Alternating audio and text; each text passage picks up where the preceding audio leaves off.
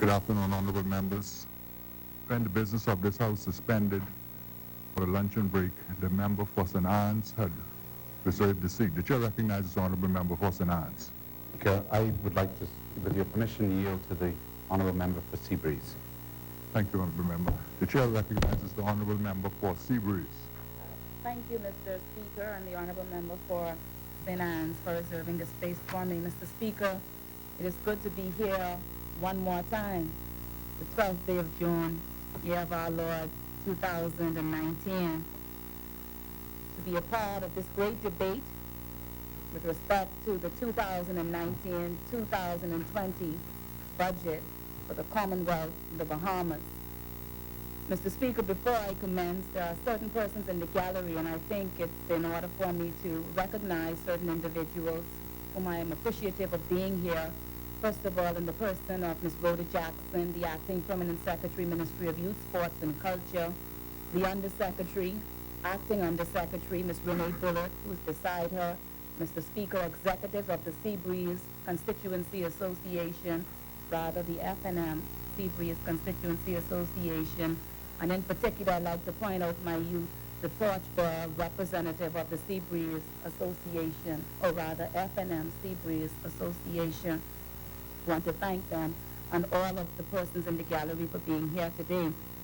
But Mr. Speaker, every 12 months, the government of the Bahamas summons the primary arms of government, that is, the executive and the legislature, to review, to revise, to reconsider, and where necessary to institute reform that would result in the proper management of the people's affairs, and as a matter of priority, its money. Mr. Speaker, I wish to advance at the offset that we are here to carry out an important function. In furtherance of its constitutional mandate, the Leader of Parliament, Speaker of the House, has convened a series of meetings of the House of Assembly, and this body elected by the people, to report on the annual review of the budgetary system and related processes of the government of the Bahamas. This is a serious exercise led by the executive arm of government. It is one that ought not be trivialized by innuendos, red herrings, smoke screens, unfounded criticisms, and sheer propaganda. Mr. Speaker, it was wise King Solomon who tells us in the book of Proverbs, there is a time and a season for everything under the sun. Ecclesiastes as well. We have 11 months of the fiscal period to pop up and say whatever comes to our head, though we should not do that. But today, and in fact during this budget period, we can all agree that this is no time for fear-mongering. This, as well declared by the Minister of Administration, is actually the people's time. A time for the public to listen, not act, but listen to hear what has been done, what is being done, and what will be done to ensure the proper management of the nation's affairs. Mr. Speaker, I dare say that budgeting is not solely an exercise about the numbers. It is about the government's use and allocation of its resources in totality. Resources include, first and foremost, the people. Secondly, the country's materials or assets. And third, but not least, finances, which informs the means by which a government secures the sustainability of operations to the end result of ensuring the preservation of our people and the development and growth of our inherited resources for the benefit of country. This is the time, Mr. Speaker, we get it right. This is the time we do it right. This is the time we make it right. That being said, Mr. Speaker, appreciating what time it is safe to conclude that this is really not the time to merely gain political points. Neither is it the time to slander or simply discredit without anything else. In other words, if one says we are not doing it, then what is your substantive counter-argument? No one wants to hear an empty barrel, because we know that in the absence of anything else, an empty barrel only makes the most noise. Mr. Speaker, we are not here to be empty barrels. The people expect that we would be parliamentary gatekeepers of substance, that we would present cogent and tenable arguments strong enough to transform our national landscape, to advance our economy, enrich our social environment, and enhance the citizen dream. Mr. Speaker, in laying my foundation, I would venture to remind all that it makes no sense crying over spilled milk. This time ought not be wasted on what is seen as useless interventions to advise of what was in the pipeline and what could have been done and what should have been done and what never happened. Mr. Speaker, the people of the Bahamas have already issued the verdict on the actions or inactions of the former government. With a resounding 4 of 39 seats, the grade of 10% or thereabout is clearly a failing grade. And if anyone or if one is going to improve on that test results in 2022, I would recommend less talk, more action. Mr. Speaker, this administration has been elected to get it right, to do it right, to make it right. On that note, Mr. Speaker, I am once again thankful to the good Lord for this opportunity to add the contribution of the constituency of Seabreeze to the people's budget. One voice is being commissioned to speak on behalf of the good people of Seabreeze, who have reposed their confidence in their Member of Parliament by virtue of the overwhelming support during the 2017 general elections. Seabreeze, Mr. Speaker, may I say, is still walking the talk and rolling the roll. Mr. Speaker, it is indeed an honor and my distinct pleasure to represent such a constituency, great constituency of wonderful people. As Member of Parliament, I take this responsibility very seriously. Seabreeze is not much for talk. The electorate of my constituency is comprised of a diverse demographic and people, of peaceful people who simply seek action. Mr. Speaker, this budget from a national perspective, or the bigger picture, is indisputably transformative, informative, and reformative. It is what we need to get it right. This is what we need to do it right. This is what we need to make it right. Mr. Speaker, for the people of the Bahamas, hence for these reasons, with the authority vested in this Member of Parliament for Seabreeze, I stand to support the People's Budget 2019-2020 of a minister-led administration. Some facts. Mr. Speaker, John Adams said, facts are stubborn things, and whatever may be our wishes, our inclinations, or the dictates of our passions, they cannot alter the state of facts and evidence. As early as 1889, one Carroll D. Wright, a prominent statistician employed by the U.S. government, was quoted as having said, figures will not lie. However, he did not claim to have coined the expression, and hence from 1913, one Mark Twain has been credited with the saying. Significantly to say that saying, though popular, has been amended to add that liars will figure. So the entire quote is now this: figures will not lie, but liars will figure. That government statistician addressing the Convention of Commissioners of Bureau on Statistics of Labor further stated, and I quote, "It is our duty to prevent the liar from figuring or perverting the truth in the interest of some theory he wishes to establish," end quote.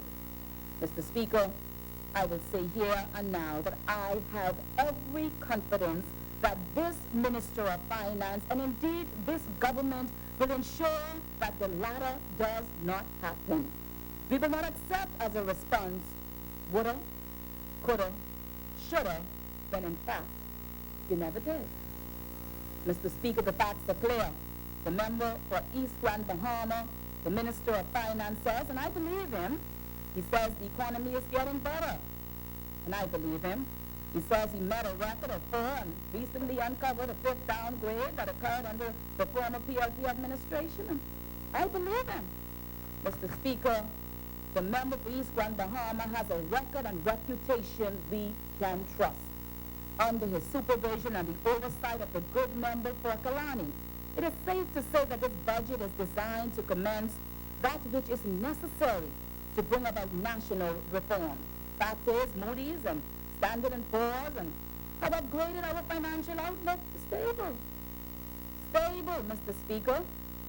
Our credit ratings have returned to stable because the country is in stable hands. If we waver on that decision, we will do our country a disservice. This country must continue to move forward under the stable hands of an F&M administration. Fact is, there has been no downgrades within the last 2 years of budget cycles. And to those stubborn facts, all honorable men and women have a duty to speak truth to power. Truth is, under this minister-led administration, the Commonwealth of the Bahamas is on an upward trajectory. The stubborn fact is we have secured positive economic growth at 1.6% by 2018. Not only are we stable under this administration, but we are growing. Mr. Speaker, the first year we had an empty cookie jar. You would recall I brought it here, and to reflect what we found in the cupboard upon our assuming office. After a short 2 years, and as a result of our improved economic outlook, we now have, Mr. Speaker, we have 2 cookies in the jar. Mr. Speaker, we're getting there. Mr. Speaker, you see, I must bring this to the attention of the Parliament because I keep seeing a corned beef someplace on the desk. And Mr. Speaker, well, I'm one of those. I really like corned beef. So, you know, we all want to get to the point where sometime we're eating a little steak and lobster. And it is only through the filling of this cookie jar, and it's locked, by the way. It is only through the filling of this cookie jar we'll be able to do more than eat corned beef, but enjoy steak and lobster like some others. Mr. Speaker, the truth be told, the stubborn fact is that we are not where we are. I told you it's only for 2 cookies. You're getting there. But we are not where we used to be. Speaking to facts now. And we are, as I said in my last communication, moving in the right direction. This cookie jar is now under lock and key. And Mr. Speaker, I have 2 keys. 2 keys, Mr. Speaker, and at the end of this presentation, I will put the 2 of these keys in stable hands. Mr. Speaker, we are getting it right, we are doing it right, and we are making it right. The administration has stated from the offset that our goal is to improve our economic outlook, to boost our economy, to restore the country's financial integrity. And to do this, we have committed ourselves to apply and comply with needed austerity measures. Mr. Speaker, this is a government that say what we mean and mean what we say. This is a government that delivers. This is a government of less talk and more action. This is a government that keeps the promises it makes. That, in a nutshell, is the difference between an F&M administration and a PLP administration. Mr. Speaker, the Deputy Prime Minister, Minister of Finance, good member for East Grand Bahama, in furtherance of this government's commitment to the Bahamian people, has begun the process of right-sizing what I call right-sizing the budget. That is the exercise of reorganizing and restructuring the way we do business to ensure that we achieve maximum results. Mr. Speaker, the model of the former government is a model that, in my view, and certainly and apparently the view of many, was a broken model. Further, it could not be trusted. And in addition to that, its administrative practices, Mr. Speaker, could not be relied upon. The evidence is there, Mr. Speaker. 4 out of 39. With the former administration, when it wasn't a teachable moment, Mr. Speaker, it was an opposite moment. When it wasn't an opposite moment, Mr. Speaker, it was a blind-sided moment. And when it wasn't a blind-sided moment, Mr. Speaker, they were walking on eggshells. Mr. Speaker, the pure and simple fact is the PLP simply did not get it right. The former administration did not get it right. They did not do it right, and they did not make it right. In fact, on the contrary, the Bahamian people voted them out because year in and year out, that administration got it wrong, did it wrong, made it wrong.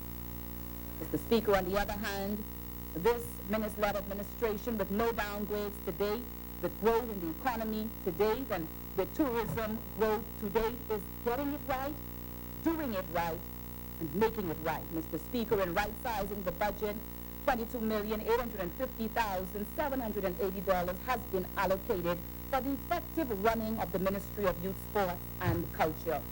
This talk from the opposition, Mr. Speaker, that the budget reduction in the Ministry of Youth, Sports, and Culture has to an effect, or in effect, neglected our youth and sports, Mr. Speaker, I find is utter nonsense.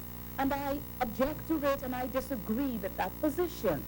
Of substance, Mr. Speaker, of substantive note, $1.9 million previously allocated to the IAAF Games was removed because we are not hosting the game at present. Mr. Speaker, the government has removed the expenses associated with the Bahamas Junkanoo Carnival because we are not hosting that event. Mr. Speaker, it would be inaccurate for us to log false estimates of proposed expenditure. Mr. Speaker, it was a reasonable adjustment.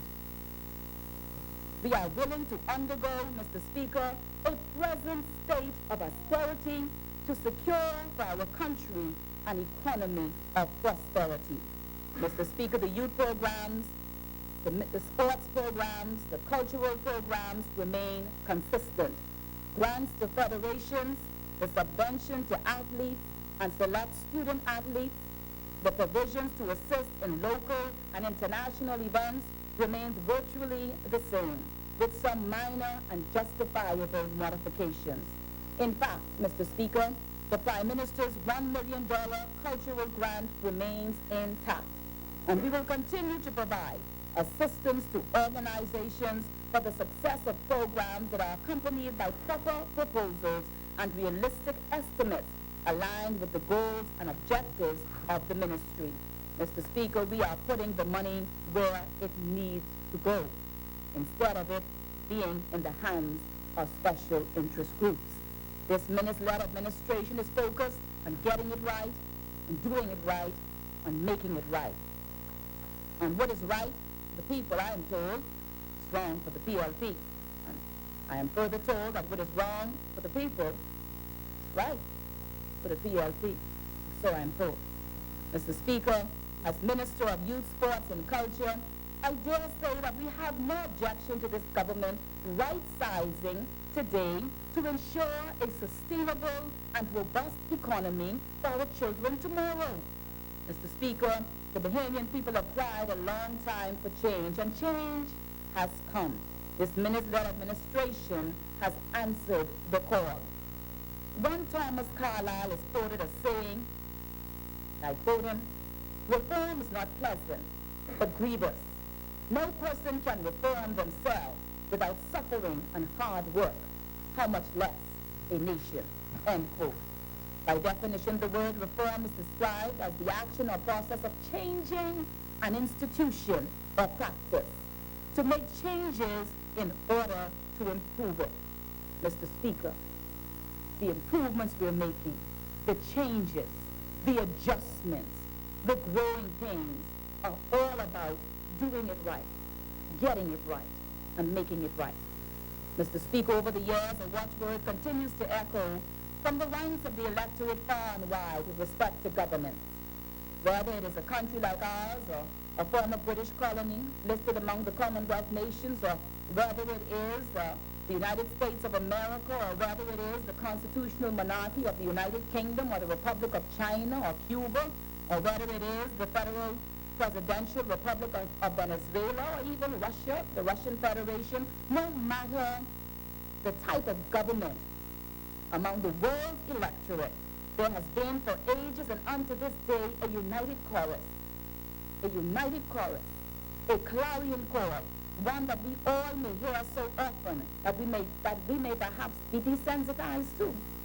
But nations have repeatedly echoed, listen, call for reform, call for law reform, call for health reform, call for land reform, call for educational reform, public service reform, social service reform, social security reform, campaign financing reform, welfare reform, immigration reform, pension reform, sentencing reform, judicial reform, police service reform, parliamentary reform, tax reform, and even a cry and a clarion call for budget reform. Mr. Speaker, it is apparent that the electorate of the world have one thing in common. They want national reform. And though a part of the process may be grievous, as rightly stated by Carlyle, I am here to report that the Ministry of Youth, Sports and Culture joins my colleagues in their respective ministries in getting it right, in doing it right, in making it right, as we journey on this road of national reformation for the sustainable growth and development of our country and indeed our people. Mr. Speaker, reform is critical to our success as a government and indeed a nation. Fact is, many of our systems have been broken. Our people have been hurt, and our nation is still in the room of recovery. And in that room, the doctor tells us, in the course of healing, pain is expected every now and then. Mr. Speaker, we appreciate that. Thank you, Doctor. We appreciate that 4.5% increase in VAT was a bitter pill to swallow. Mr. Speaker, we're not running from that. We are all a part. We are in this together. But we took the medicine. And I have the good doctor aside me. I think I'm getting this right. We took the medicine. And as a result, that is, we are getting better. The downgrade bleeding has stopped. Mr. Speaker, you got tired of it. I couldn't believe it myself. It seemed as though every time you woke up in the morning, it was another downgrade. Downgrade. I was wondering whether this was real, Mr. Speaker, but the bleeding has stopped, and Mr. Speaker, thanks to the Minister-led administration, so far, so good. Mr. Speaker, the country has retained the services of one who many have described as the best doctor in the land. One by one I speak to people, and everybody says, excellent doctor, excellent at his practice, excellent. I have no doubt. He will complete his term as an excellent Prime Minister. Mr. Speaker, and Seabury stands to support the Bahamian people in maintaining our decision and confidence in him. The good member Prokalani, to do not only what he says he came to do, but to do what he has been predestined to do. With the help of the good Lord, the people will hold up his hands as he seeks to get it right, as he seeks to do it right, as he seeks to make it right. Mr. Speaker, we are on the road, in my view, to national reformation. Turning now substantively to the Ministry of Youth, Sports and Culture, Mr. Speaker, Quotas said, the power of youth is the commonwealth for the entire world. The faces of young people are the faces of our past, our present, and our future. No segment in the society can match with the power, the idealism, the enthusiasm, and the courage of the young people. This is said by Kailash Satire. Mr. Speaker, the majority of the population of the Commonwealth of the Bahamas is said to comprise our youth. In particular, the category of persons ages 16 to 25. During the last election, it has been reported by the Parliamentary Registration Department that voters between the ages of 18 to 25 made up the largest group of registered voters. Hence, for the most part, it is safe to say that it is our youth who made the decision to change the downward course we were headed in as a result of the PLP administration. I want to pause here, if I may, Mr. Speaker, and say to the young people, thank you. Mr. Speaker, my ministry is tasked with oversight of three critical components of the governance and political landscape: youth, sports, and culture. Though interconnected, each area is distinct and diverse in terms of its operations, its clients, its skill sets, its programs, its mission, its mandate, and stakeholders. Hence, I must admit that it tends to pull me in three different directions, and it is only with the help of a most supportive and competent management and staff that I am able to accomplish the mandate of this government through that ministry. Hence, to the management and staff of youth, sports, and culture, some who are in here today, I wish to commence my report by saying thank you.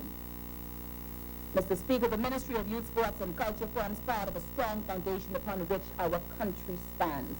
Firstly, it is the pivotal nexus bearing responsibility for overseeing the development of our most precious resource, our youth. Second, the ministry facilitates the growth and development of sports and recreation to the benefit of our people, which lends itself to magnifying the reputation of our country. And third, Mr. Speaker, but not least, we exist to facilitate the promotion and the preservation of the rich and diverse expressions of Bahamian culture. Through ongoing programs, I want to pause here, Mr. Speaker, to also thank and recognize the Director of Culture who is here today.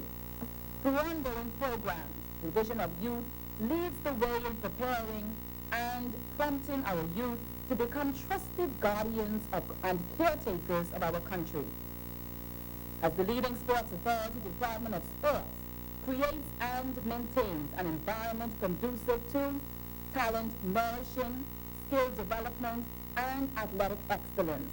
By way of the Division of Culture, the ministry provides platforms to celebrate Bahamian heritage, share and preserve our unique way of life, and to provide a platform for the exhibition of our native cultural expressions and a gateway for international cultural exchange. Mr. Speaker, I have advised ministry staff in our first staff appreciation day held recently that in order to be a part of the team of youth, sports, and culture, it is imperative that each member possess three P's, or three attributes. That is, love for people. That is, respect our purpose. That is, a natural passion to serve people and to do so with an attitude of excellence. People, purpose, passion. Mr. Speaker, many have been asking, what is my vision for the ministry? Well, Mr. Speaker, I have been in this ministry for less than a year, but nonetheless it is important to appreciate when we function as a member of a team, there is only one leader. I can't say that for every organization, political organization, but for this one leader. One leader, and nonetheless it is important to appreciate when we function as a member of a team, that one leader must be respected. And that leader for us is the most honorable, Dr. Hubert Finnis, the good member for Kalani.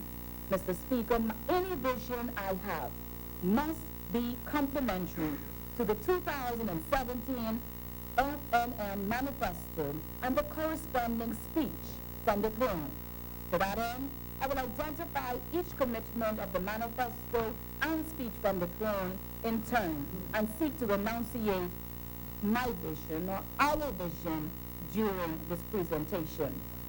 Mr. Speaker, given its enormous task that requires constant and consistent energy, ingenuity, and manpower, it is incumbent that my ministry is staffed with the competent technical personnel to effectively achieve its objectives.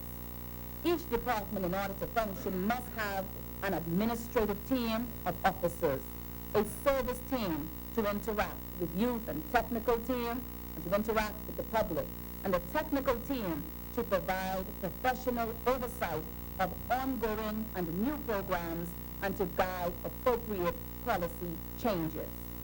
You must have administration, You must have service. You must have the technocrats. Mr. Speaker, the youth ministry must be relevant, modern, and technologically savvy. Recognizing this deficiency in each department of the ministry, I placed priority on identifying new professionals to complement the existing staff component. In the absence of this, Mr. Speaker, the work of the ministry is unable to be performed at its maximum level. Mr. Speaker, we can have all the programs in the world and even all the money in the world, but if we don't have people to run the programs and to enjoy or benefit from the initiatives, then the programs on paper can have no effect. Significantly, upon assuming office, I have found that there were virtually no ministry representatives on our family islands and insufficient officers in Grand Bahama. Hence, my ministry recognizes that there is an urgent need to identify family island program coordinators and the corresponding administrative officers to organize and lead the coordination of programs specifically for youth in our rural communities. Our newly appointed Human Resources Officer has been tasked with prioritizing this directive. Mr. Speaker, I wish now to turn my attention to the specific sections of my ministry. Firstly, the Division of Youth. Distinct from the Ministry of Education, the Division of Youth is not primarily focused on academic achievement, though it remains for us an essential component. We are focused on the overall development of each young person, really from school age and up to age 30. This means we ensure a plethora of developmental programs for the primary school category, the junior school age bracket, the high school grouping, those pursuing tertiary education, as well as new workers, young professionals, and budding entrepreneurs. Mr. Speaker, in compliance with the manifesto, the policy team has begun our meeting in earnest to finalize the National Youth Policy and the creation of a National Youth Council. It is my hope that through these mechanisms, a National Youth Community Service can be facilitated and provided accredited life learning experiences that will enhance the character, the employability, and academic standing of our young people. The ministry has implemented the Prime Minister's annual Youth Award, as stated in the manifesto. Selection is made from an established criteria and independent committee.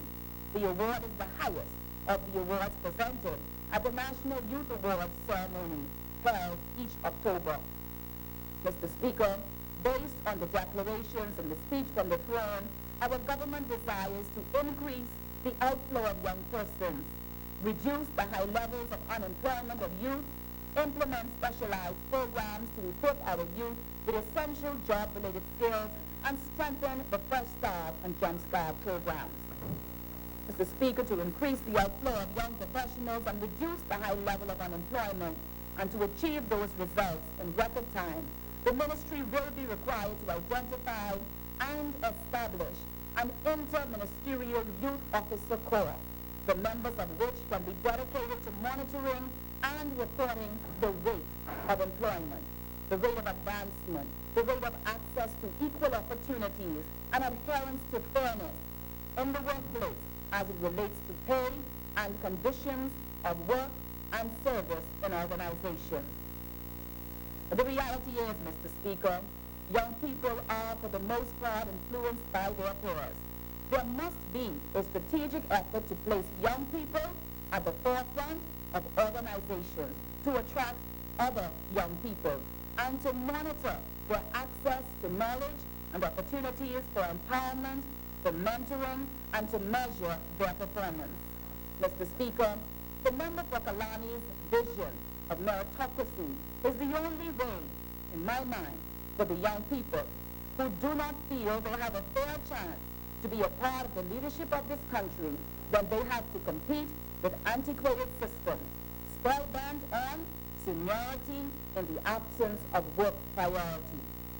Mr. Speaker, I want to pause here to say seniority has its place, but Mr. Speaker, so does meritocracy.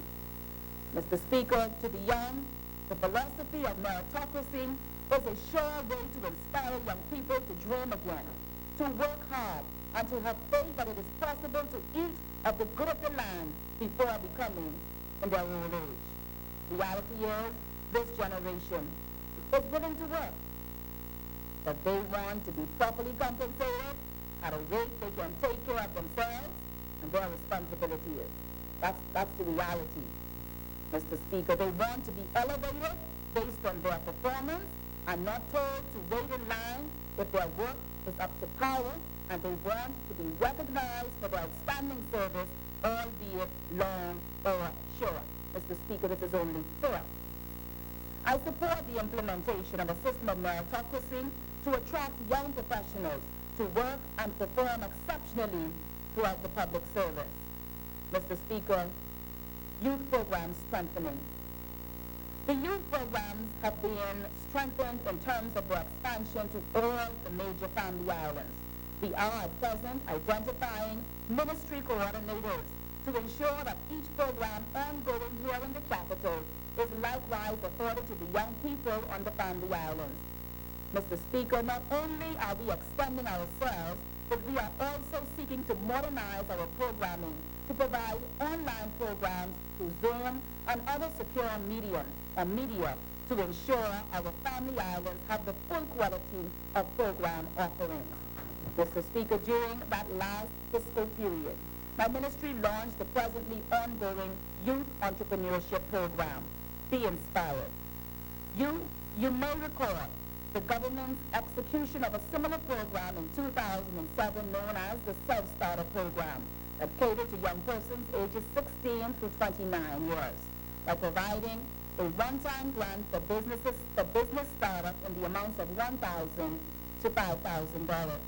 However, the redesigned Be Inspired program, although still offering these aspects of the former Self-Starter Program, incorporates greater training, monitoring, and evaluation components that will take our youth-operated micro-businesses to the next level of success. This program extended to young people not older than age 35 seeks to accomplish the following objectives. 1, to create a cohort of professional, knowledgeable, and capable entrepreneurs. 2, to decrease the number of premature closing of micro-businesses throughout the Bahamas. 3, to increase mentorship and training for new and existing grant recipients. And 4, facilitate the development of Bahamian business and products. To date, Mr. Speaker, the training session for this program has already begun and is being conducted in New Providence and Eleuthera, with training sessions in Exuma, Abaco, and Andrews forthcoming. My ministry has been successful in training 120 young entrepreneurs in these islands thus far, with a number of training sessions scheduled for the remaining programmatic year and hundreds of applications still being submitted. Mr. Speaker, you would be aware that in this current fiscal period, this program was introduced in Grand Bahama as a joint initiative of my ministry and that of the Office of the Prime Minister and the Ministry of Grand Bahama. In the first instance, my ministry proposes for the budget allocation a commitment of $840,000 in relation to this exercise for the facilitation of new and existing businesses. We are happy to report of our continued partnership with the Small Business Development Center, which proves to be a beneficial arrangement that greatly increases opportunities for our young entrepreneurs. Mr. Speaker, the Ministry of Youth, Sports and Culture realizes that we cannot do it alone. Thus, over the years, we have partnered with a number of civic organizations who register with us as a partner in providing standardized programs and practices for youth development. The partnership created between these organizations and the Division of Youth allows for the organization to access technical and financial resources, as well as identifying itself as a credible, legally compliant, and government-registered organization. We are actively engaging in relationship management with the leaders of our organizations, ensuring that constant dialogue exists, access is granted, access to grants are provided, and a level of accountability is maintained through an annual registration process managed by the ministry. Mr. Speaker, youth development work is no small feat, as it has extensive human and financial resource needs that are only partially fulfilled by the youth organizations. Philanthropists and volunteers throughout the Bahamas, in an effort to further support the collaborative efforts of the Division of Youth and the various youth organizations, my ministry proposes a financial commitment of $360,000, which also encompasses grants given to the compliant organizations. In the new fiscal year, my ministry anticipates an increase in the number of registered youth organizations by some 125 entities, and it is our intent to provide additional support to these organizations in the form of grants and other funding opportunities. Mr. Speaker, more information in this regard can be obtained from the website celebrateyouthbahamas.org. Mr. Speaker, the Division of Youth realizes that ongoing training is vital to ensure optimum performance. Carefully influencing our youth requires my ministry's facilitation of robust training programs that teach youth workers how to properly interact with youth, how to inspire youth involvement, and how to prepare young people to succeed in the workplace. Toward this end, the following programs are hosted by the division. 1. The Youth Leaders Certification Program for Youth Development Workers. 2. The Fresh Start Program, which is a 16-week employment skills training and internship program for youth ages 18 to 25 years. And 3.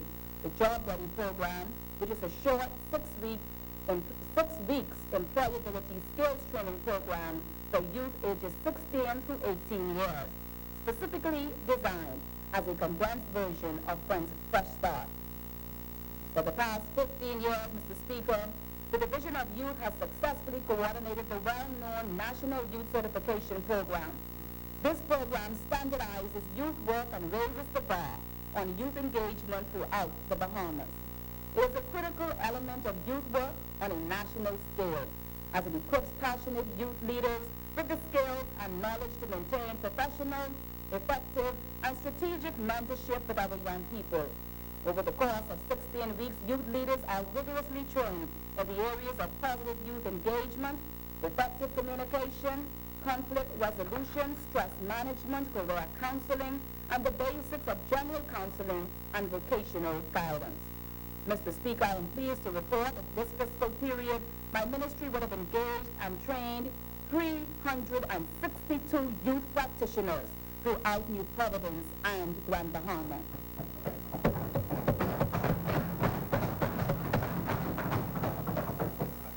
Mr. Speaker, it is our hope that as a result of ongoing talks and consequent agreements with the University of the Bahamas, a degree in youth work is launched to build capacity in the field of youth work. Mr. Speaker, the Fresh Start program, it is beloved by many. It primarily focuses on the personal development and skills training for unattached youth ages 16 to 25 years. This 16-week program comprises 3 segments: job readiness and personal development, skills development, and internship. Mr. Speaker, segment number 1, job readiness, is held over a 2-week period. Participants receive training in resume writing, interview tips, techniques, work ethics, and other requisite soft skills training to adequately prepare them for the workforce. The skills development component is conducted over a 10-week period. Participants receive training in hospitality and butler services, mixology, IT fundamentals, and computer repair, culinary arts, general maintenance, and certified office assistant work. The internship component of this program is facilitated through a long-standing partnership with Corporate Bahamas. The participants receive real-time work experience, training, and mentorship from industry professionals. Participants are also required to complete the Ministry of Tourism's Bahama Host Course, Service Course, and the Ministry of Health Food Handlers Course. Mr. Speaker, 307 youth applicants successfully completed the Fresh Start program during the fiscal year, Mr. Speaker. As is desirable for all of our graduates, approximately 90% of those individuals, Mr. Speaker, the 307 cohort, they have secured permanent employment as a result of the training and internship offered by this program. Another cycle is scheduled to commence in both New Providence and Grand Bahama this coming October 2019. Mr. Speaker, I will pause here to say I truly believe, having first-hand knowledge, information, and input, if someone, especially a young person, wants to work, jobs are available. Jobs are available. There is work to do. It is essential for us many to appreciate and understand. I don't know how statistics run, but I do know. I'm talking about what I see, feel, hear, and know. Jobs are available, and a lot of young people are working, and more can come on board. Mr. Speaker, this government is doing it right. I digress to say that for a moment. This government is getting it right. Yes. Mr. Speaker, this government is making it right. It is essential for us many to appreciate and understand that programs overseen and run by the Ministry of Youth and Sports is distinct in that it is designed for that specific age demographic and strategically to meet the needs of that confined category of persons. Programs for young people are not to be intermingled with general schemes of programming, for in that way they run the risk of becoming contaminated or the program itself loses its potency. Youth programs are to be carefully monitored by trained and or professional youth workers to ensure compliance with Commonwealth, United Nations, and other international standards and best practices. Mr. Speaker, reality is one has to be ready, willing, and able to work. Having a degree, reaching the age of majority, and having a desire to have the best in life is not sufficient to keep you on the job. One must be able to do the job for which they are hired. For that purpose, the Job Ready program is a 6-week work readiness program aimed at increasing the employability skills among youth, 16 to 18 years. Participants engage in workshops, training, and group activities. The course seeks to create an easily digestible curriculum which prepares young people for the working world. The long-standing partnership between the Division of Youth and Corporate Bahamas continuously allows for increased mentorship and training opportunities for these young people, which is manifested during the 4 weeks following the course, where the participants gain on-the-job experience at one of the partnering businesses. Skills development by participants gives them a competitive advantage in the job market by making them more marketable and attractive to the prospective employer. During the last fiscal year, 167 applicants from New Providence have graduated in January 2019, and the pending schedule encompasses opportunities in other islands, including Grand Bahama, Abaco, Exuma, and Bimini. Nationwide, the Job Ready program proposes to impact an estimated 250 young people over the next fiscal period, with a proposed budget commitment of $100,000. Mr. Speaker, as alluded to earlier, youth influence youth. Hence, my ministry understands the importance of having youth at the forefront of all of our initiatives, as well as maintain an international presence and platform upon which they can showcase their brilliance. My ministry is committed to supporting the work of the National Youth Ambassadors Program, in respect of which a budgetary commitment of $50,000 is allocated to ensure our presence at plenary meetings of the United Nations, Commonwealth Secretariat, CARICOM Youth Forum, and the international organizations designed for the engagement of youth dialogue. Mr. Speaker, a national standard of operations within a regulated framework is essential if we are going to meet the needs of a growing population, the majority of which are youth. Mr. Speaker, the National Youth Advisory Council and the National Youth Policy are two primary elements that govern youth development work for the Bahamas.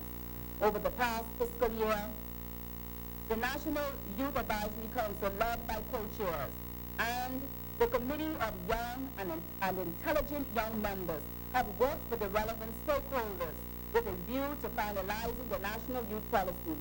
Fundamentally, this policy seeks to create a national standard by which the economic, social, political, developmental, and cultural affairs of youth throughout the Bahamas can be regulated, and in particular to achieve three primary objectives. One, professionalization of youth work in the Bahamas. Two, protection of youth and their growth as citizens of the Bahamas. And three, educate our young people on their rights to enjoy equal opportunity, treatment, and access to participating in the development of the nation. Mr. Speaker, during the month of July each year, my ministry executes the largest summer program initiative in the nation. We coordinate a series of summer activities designed to ensure that our energetic young people are consistently and positively engaged during their off period. Mr. Speaker, the Youth Summer Program has 5 components: the youth employment through the public and private sector, general camps, apprenticeship camps, Mr. Speaker, talent identification, corporate work, internship, placements, Mr. Speaker, private camp partnerships to maximize the summer camp experience and build program capacity. Mr. Speaker, the High School Leaders Program is another program of the ministry, as well as the Youth Band and the National Youth Month, Mr. Speaker. I wish here to say during the last Youth Month, Mr. Speaker, we saw coming together a total of at minimum 5,000 youth who marched together throughout the streets of the Bahamas, declaring that they will stand in the forefront of change. Mr. Speaker, for that act of unity, I commend the young people of the Bahamas. Mr. Speaker, through this government, the Ministry of Youth, Sports and Culture affirms that we are getting it right, we are doing it right, and we are making it right. The Department of Sports, Mr. Speaker, is another important remit of the ministry. In an article written by one Morgan Rush, it is stated that sports can positively impact both children and adults, providing opportunities to get exercise and spend time with their peers in a healthy environment. According to the U.S. Department of Health and Human Services, playing sports can make you stronger and healthier, contributing to lower obesity rates. The report went on to say that children who play sports are less likely to use drugs and smoke, and female athletes might be less likely to become pregnant in high school. For children, playing sports can help develop friendships.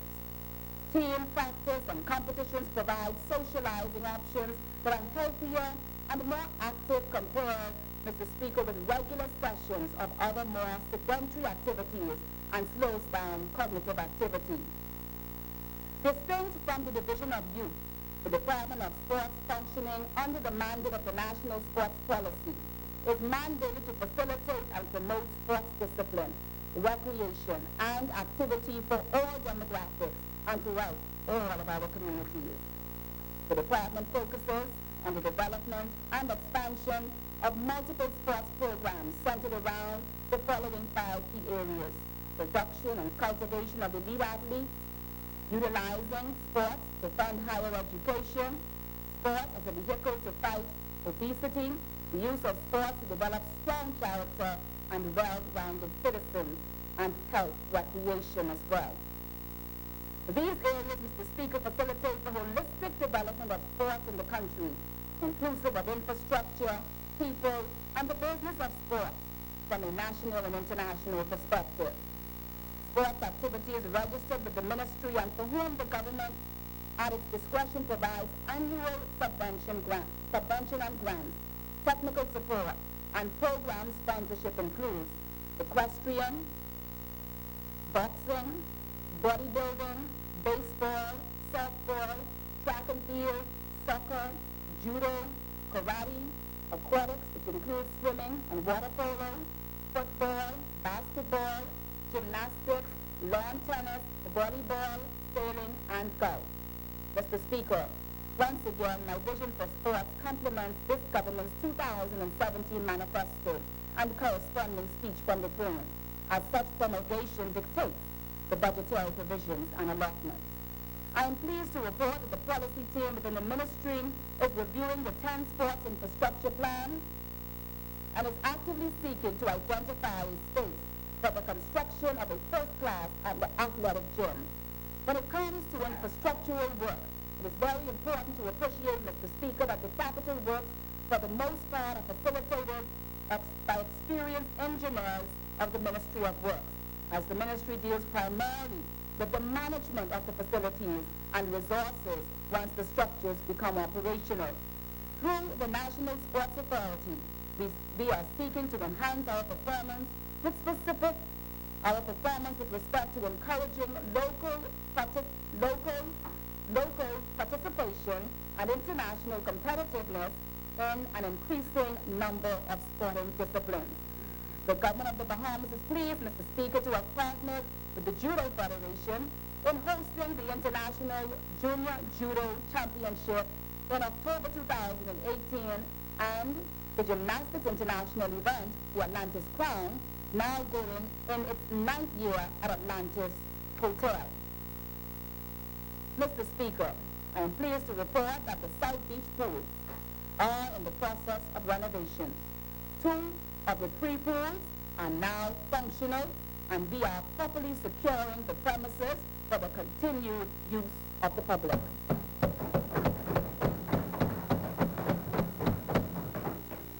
Mr. Speaker, this is no woulda, coulda, shoulda, never did government. This is a government that is doing it right, that is making it right, that is getting it right. Mr. Speaker, I am pleased to report that we are assessing the needs of the Kendall Geologics Gymnasium and pursuing the necessary repairs to the Thomas A. Robinson Stadium through the National Sports Authority. We advise, Mr. Speaker, that the Ministry of Works has made provisions for the renovations and development of the Queen Elizabeth Sports Center in accordance with the master plan within this fiscal period. The National Sports Authority has prioritized its work to focus on encouraging an increased number of local and international events, particularly as it relates to sports. Mr. Speaker, we intend to execute repairs necessary for the proper use of the Grand Bahama Sporting Complex, and we have earmarked, Mr. Speaker, this government has earmarked, somebody says putting your money where your mouth is, $300,000. It's in the budget. I bet every budget book is in the budget. To ensure, and I want to thank the Ministry of Finance and certainly the Prime Minister, good member for Polani, $300,000 to ensure upgrades, thank you, Luther and all of those that love this, and the repairs to as many family island recreation sporting facilities. Mr. Speaker, family island. Somebody said all of we are one family. All of we are one. Mr. Speaker, remember I'm coming on. Prime Minister already told me now it's not only Nassau. You have all of the family islands. I know that's how he does his fingers. You have all of the family islands, Mr. Speaker, and so we are endeavoring to ensure that we are all included in the growth and development of this country. Pursuant to the speech from the throne, we intend further to review and make necessary upgrades or recommend the development of facilities in Grand Bahama to attract world-class tournaments and competitions to the island of Grand Bahama. Mr. Speaker, amidst doing all of the above, I've advised our partners, in particular federations and associations, that my watchword is discipline. Accountability, discipline. This means the ministry expects our partners receiving grants to comply with requirements of reporting of operations and accounts of major government funding, and for increased cooperation, local presence and communication with the athletes on subvention. Mr. Speaker, I believe it is reasonable for the ministry to request an accounting of the expenditure of government funds before dispersing more. I believe it is reasonable, Mr. Speaker, for the ministry to be properly informed of how it can participate in an event for which it is funding, partially, Mr. Speaker, rather, or otherwise. I believe, Mr. Speaker, it is reasonable for our partners to have approval from the government before suggesting that the government can make any financial commitment to an event, whether it be national or international. Mr. Speaker, I believe that position is simply reasonable. I say that to say, Mr. Speaker, that no organization is authorized to commit the government of the Bahamas to the hosting or sponsoring of any event, and indeed, where this is done or supposed to be done, and a conversation has to be had to clarify the position of the country as the chief officer of sports and with the blessings of the cabinet. I want to say that again. Where any organization proposes for the government of the Bahamas to partner with or host any event, we must, in all reasonableness and fairness, obtain permission from the government of the Bahamas in order to do so. Mr. Speaker, this government is about doing it right. I said at the outset, this government is about getting it right. This government is about making it right. I am pleased to report that along with the Director of Sports and the country's representative, Pauline Davis Thompson, to the representative of the country for the IAAF, a very productive meeting was held to the extent of maintaining an open door and amicable relationship with the government of the Bahamas and that international sporting agency. Mr. Speaker, only the government's messenger can deliver such message. Mr. Speaker, it's only reasonable. And Mr. Speaker, as it relates to sports, it is my honor and it is my privilege to serve as that messenger. Notwithstanding this, the ministry intends to continue our relationship with all sports stakeholders and will close the door to none, albeit federations, athletes, associations, and parents of student athletes, in addition to those attempting to form sporting clubs, organizations, associations, or federations. Mr. Speaker, the Ministry of Sports is beholden to none save people of the Bahamas. And I believe an open door policy and a listening ear is important for the proper and constant development of sports in our country and for the protection of our reputation with the international sporting community. I wish to pause here to thank the Ministry of Tourism, led by the good member for Freetown, for the relationship we have forged with respect to advertising our local sporting facilities and having the necessary conversations with private international sporting agencies with a view to bringing business to the Bahamas through sports. Mr. Speaker, sports programs fall under a direct and indirect facility. Direct facility speaks to programs hosted by the government or coordinated by the department and includes offshore, regional, and international programs. The indirect facility includes approved subventions to elite and student athletes and approved annual grants to federations and or associations, in addition to local program sponsorship. Mr. Speaker, I've come to learn that there is a great expense associated with the life of an athlete. He or she requires adequate professional support, ongoing access to proper training facilities, provisions for attending professional competitions, constant upkeep of gear and personal diet, and provision of personal equipment, among other associated expenses. Our elite athletes have, through their tireless discipline and sacrifices, brought much glory and prestige to our nation. So much so that our country has been placed on the world map through sports like sloop sailing and the names of the late Sir David Knowles, through boxing, through track and field, the Golden Girls, our Knights, and of late, we are proud of the aquatics. Assisting with meeting the financial needs of our athletes, then, Mr. Speaker, is a priority of this government. And through our elite athlete subvention program, the Department of Sports will continue to to focus on the production and cultivation of elite athletes and support services. Subventions are approved based on a set criteria and compliance requirements. We look forward to enhancing the image and participation of our athletes on the local and international sports scene, as each athlete is naturally considered an ambassador of sports in the highest order. During this fiscal period, the Elite Athlete Subvention Program Fund exhausted its full prescribed funding of $1.4 million. This fund contributed to the training and competition expenses of some 100 athletes across 10 different sports: track and field, swimming, tennis, boxing, cycling, judo, volleyball, basketball, bodybuilding, golf, and gymnastics. Due diligence exercises over the years, Mr. Speaker, have since reduced the number of participants to 75 athletes. Mr. Speaker, the financial assistance program has proven to be of vital importance to our elite and developing athletes.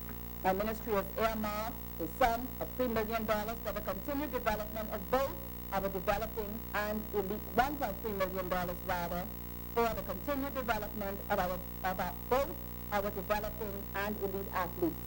Participating athletes in the subvention program continue to produce results which attract international attention. Mr. Speaker, those persons, boxer Sherman Tank Williams, Mr. Speaker, our swimmer and track and field athletes, Stephen Gardner and Sinead Miller-Ibu, are among some of the recent high-profile beneficiaries of the program.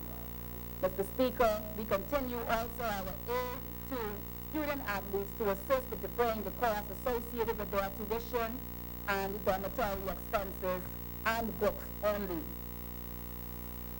Mr. Speaker, my ministry endeavors to utilize sports as a tool to fight obesity and non-communicable diseases.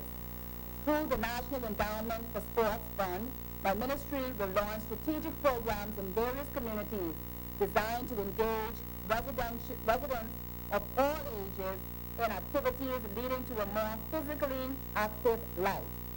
Stagnation statistics from the Ministry of Health indicate that 45% of children in the Bahamas are considered overweight. Studies show that prolonged obesity in children and adults leads to a variety of medical complications and devastating impact on the health of the individual. Through partnerships with our sports federations, associations, and other reputable sports organizations, we will embark on a healthy lifestyle through sports campaign. Mr. Speaker, subventions. Before I go to subventions, I want to highlight, Mr. Speaker, the value of a robust community sports program builds character. It builds peaceful communities. It builds teamwork. It builds patriotism, self-pride, discipline. Mr. Speaker, we have persons here today that reflect these attributes. Sporting athletes or former sporting athletes, the person of MP Ian Lewis, MP Chanel Ferguson, MP Renwood Wells, MP Desmond Bannister, and Senator Jennifer Braxton Isaacs. Just to name a few, Mr. Speaker. I want to add, Mr. Speaker, here that sports federations, to speak on subventions to federations. Sports Federation, Mr. Speaker, is a non-governmental governing body for a given sport and administers in sports at a world level most often creating rules, promoting the sport, developing prospective players, and organizing world championships. The Ministry of Sports, Mr. Speaker, will continue to work with the federation to make their task easier. But I hasten to add, the government is unable to provide total or the majority of financing for the operations of any particular federation, which all have access to private funding. I reiterate and maintain, and without the permission of the Ministry of Sports and by extension the government of the Bahamas, no organization is authorized to commit the government or its resources to any activity. My message on all ministry partners is again discipline and accountability.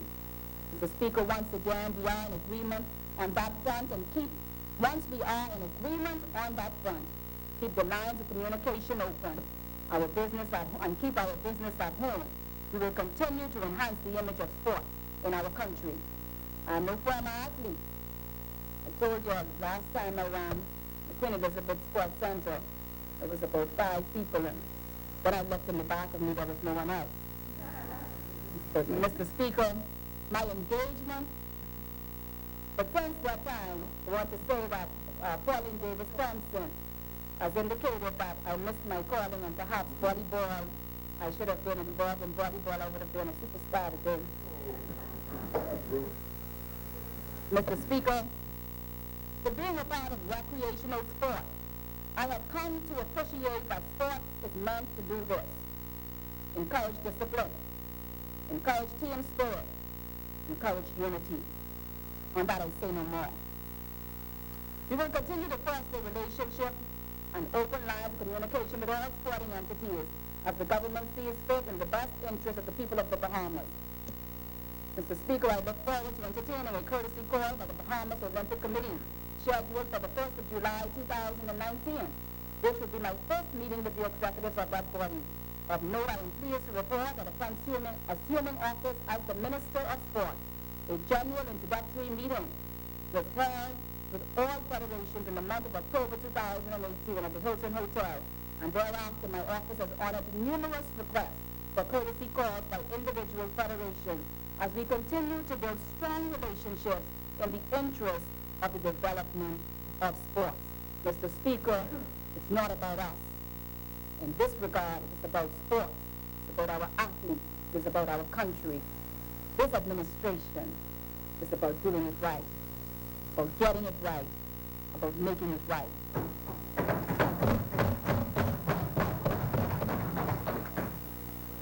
Mr. Speaker,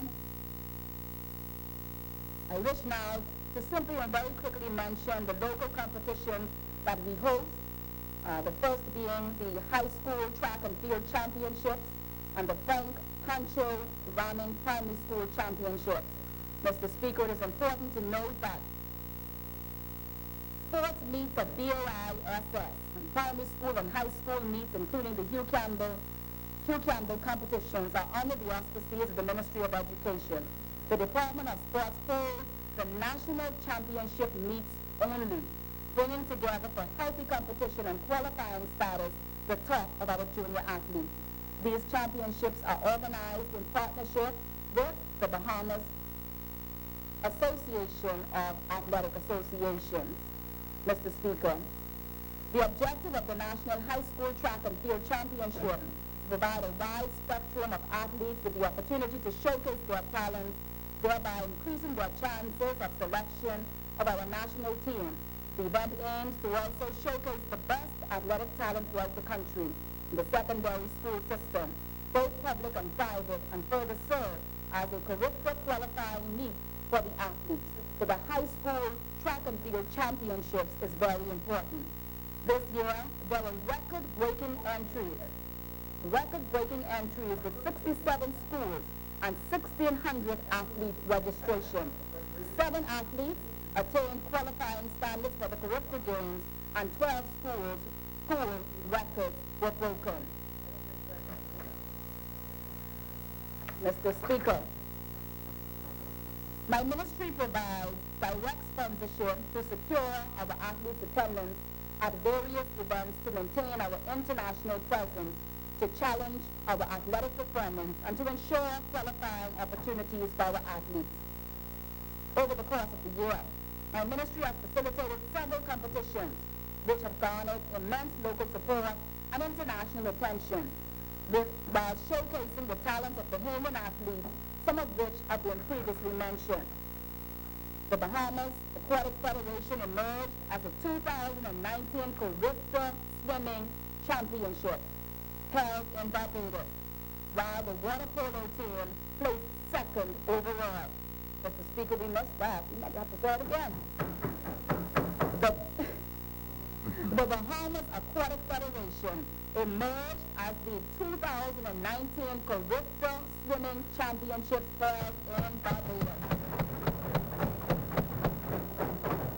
while the water polo placed second overall. Mr. Speaker, the swimming team captured 73 medals on its way to victory of the event with 35 gold, 18 silver, 20 bronze. Mr. Speaker, my ministry contributed $130,000 to the Bahamas Aquatic Federation to defray costs for air transportation and team levy expenses for Team Bahamas. An additional $28,000 was earmarked to defray air transportation costs of the water polo teams. The track and field Caribbean team traveled to Cayman Islands with a smaller delegation and won 9 gold medals, the most gold medals in a number of years. Mr. Speaker, that is noteworthy. Mr. Speaker, in 2019, we partnered with the Bahamas Judo Federation to bring the World Junior Judo Championship here. We brought countries, or they brought countries from Japan and athletes from Russia, USA, and the UK, and we are pleased to be informed that once again the Judo Federation is planning on hosting the event again, and certainly the ministry will support them. This year, and I won't belabor this point because I already mentioned before about the IAAF World Relays, but I do want to say, Mr. Speaker, that I stand behind my commendation of the valiant efforts of Team Bahamas and remind them that win, lose, or draw, the Bahamian people will remain their #1 fans. It is an experience I am sure the teams have learned from and will grow as a result.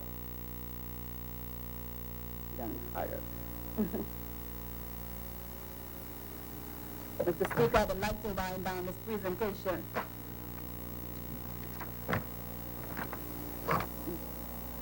Mr. Speaker, the Division of Sports is another area under the remit of my ministry, serving to preserve sports in our country. I think I'm getting a little worried, Mr. Speaker. I told you the ministry is big. Yeah, I need some water. I need to sit. Can I sit? Can I sit? Thank you. No, I want to pause. Honorable member, Thank you. you are permitted to sit and speak. Thank you, Mr. Speaker. The Division of Culture.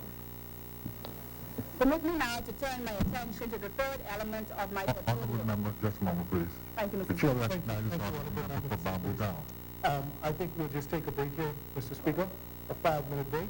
So I'd like to move for the House suspends for about 5 minutes. Honorable members, it has been moved and seconded that the business of this House will suspend for 5 minutes. As many as are in favor will remain seated. Those who oppose will stand. Order that the business of this House stand suspended for 5 minutes.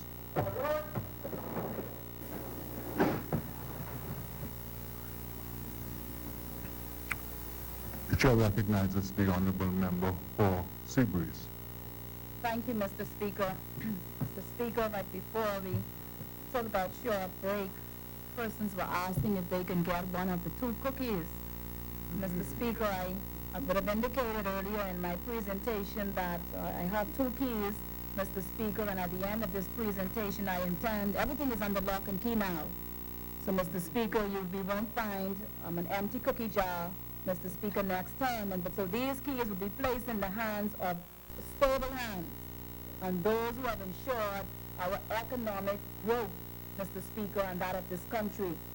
Finally, Mr. Speaker, I now turn to the Division of Culture. Mahatma Gandhi is well known for his inspirational quotes, and he had this to say about culture. A nation's culture resides in the heart and in the soul of its people.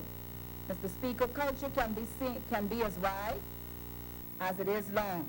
In essence, it refers to who we are, refers to where we came from, what we do, how we do it, why we do it, when we do it, and when we do it, and what we intend to do as a people. Significantly, culture comprises the tangibles and the intangibles. It speaks to what identifies us, the things that unites us, those traits that distinguishes us, and the heritage that enriches us. The Division of Culture has the mammoth task of formalizing and regularizing the operations of culture at a national level. But believe it or not, Mr. Speaker, when culture touches and concerns every individual, every group, every organization, every section, the list seems never-ending of customers one has to please. Unlike youth, which has an age category, or sports, which has a defined or definitive sector and activity, the goalpost for culture keeps moving. As the country evolves, so does culture. As human beings evolve, so does culture. This means that the operations of the division cannot be stagnant. The technical staff in particular must be passionate, self-motivated, culturally inclined, and flexible. On that note, I wish to commend the team in the Division of Culture who meets this challenge year in and year out. Notwithstanding, they travel a road that seems to have no end.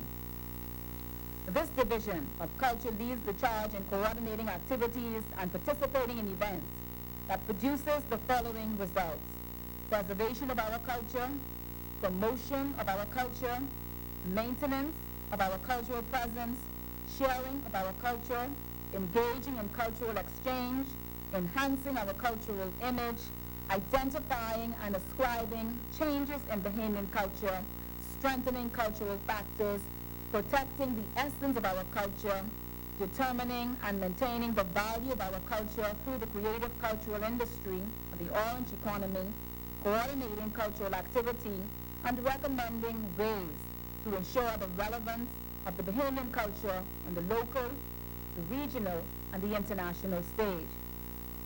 Scope of activities range anywhere from performing arts to visual arts to literature, publications, film, cinematography, audio, digital arts, craft work, architecture, history and heritage, culinary arts, exhibitions, fashion, music, cultural exchange. Mr. Speaker, as I've said, the post continues to move. The range of cultural activities are facilitated through the following programs. And these are the essential programs that are run by the ministry, in particular the Division of Culture. The E. Clement National Arts Festival, the National Junkanoo Development Program, the Cultural Grant Program, the National Art Gallery Partnership, the National Dance School, Performing Arts Center, the Cultural Summer Performing Arts Program, the National Heritage Month. My vision for the Ministry of Culture is along the lines of formalizing the system of educating our children, communities, residents, and visitors to our shores of the rich and unique culture of the Bahamas. It is my view that a state-of-the-art Bahamas Cultural Museum and Education Center can be a good starting point. This is, in fact, in alignment with the manifesto's recommendation for the construction of a national museum of Bahamian history and culture. Our manifesto further speaks to our government's interest in the creation of a Ministry of Culture, and the division and the technocrats of the division have been directed to provide a draft framework for the consideration of the cabinet. Mr. Speaker, my ministry is actively seeking to identify the appropriate location for the creation of the cultural village, which is said to be made possible through a Crown grant, and we invite from the public suggestions with respect to locations for this specific project. The ministry has increased its resources to the senior parades by operation of the double prize money paid to Junkanoo groups. Mr. Speaker, there is a cry, a great cry, from the cultural community to get the National Center for the Performing Arts up and running. Indeed, the ministry is in the process of doing just that, and in getting it right, in doing it right, and in making it right. I will now turn my attention to the programs in the division. The E. Clement Bethel Festival, Mr. Speaker, it is designed to nurture and grow what is inarguably one of the most important national programs in our country. educating and cultivating well-rounded citizens. The festival spearheaded by the division is unique in that it is the only festival of its kind in the Bahamas. It provides arts education and performance opportunities for Bahamians ages 4 through 104 years. Arts industry professionals serving as adjudicators, along with members of the Division of Culture staff and members of the Broadcasting Corporation of the Bahamas, travel each year to numerous islands non-stop for about 3 months to ensure the entire citizenry has the opportunity to be involved in and to showcase their talent. Mr. Speaker, I was trying to keep up. One moment you came off the plane from Junior Junkanoo, and the next minute you have to go on another plane to E. Clement Bethel. Mr. Speaker, I really say hats off to the Division of Culture and the work that they do.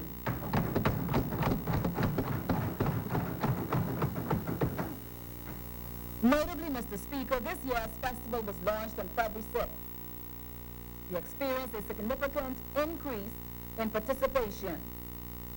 In New Providence alone, entries increased from 767 to 1,300 in 2019. Mr. Speaker, we are very proud of the results of the E. Clement Bethel Festival.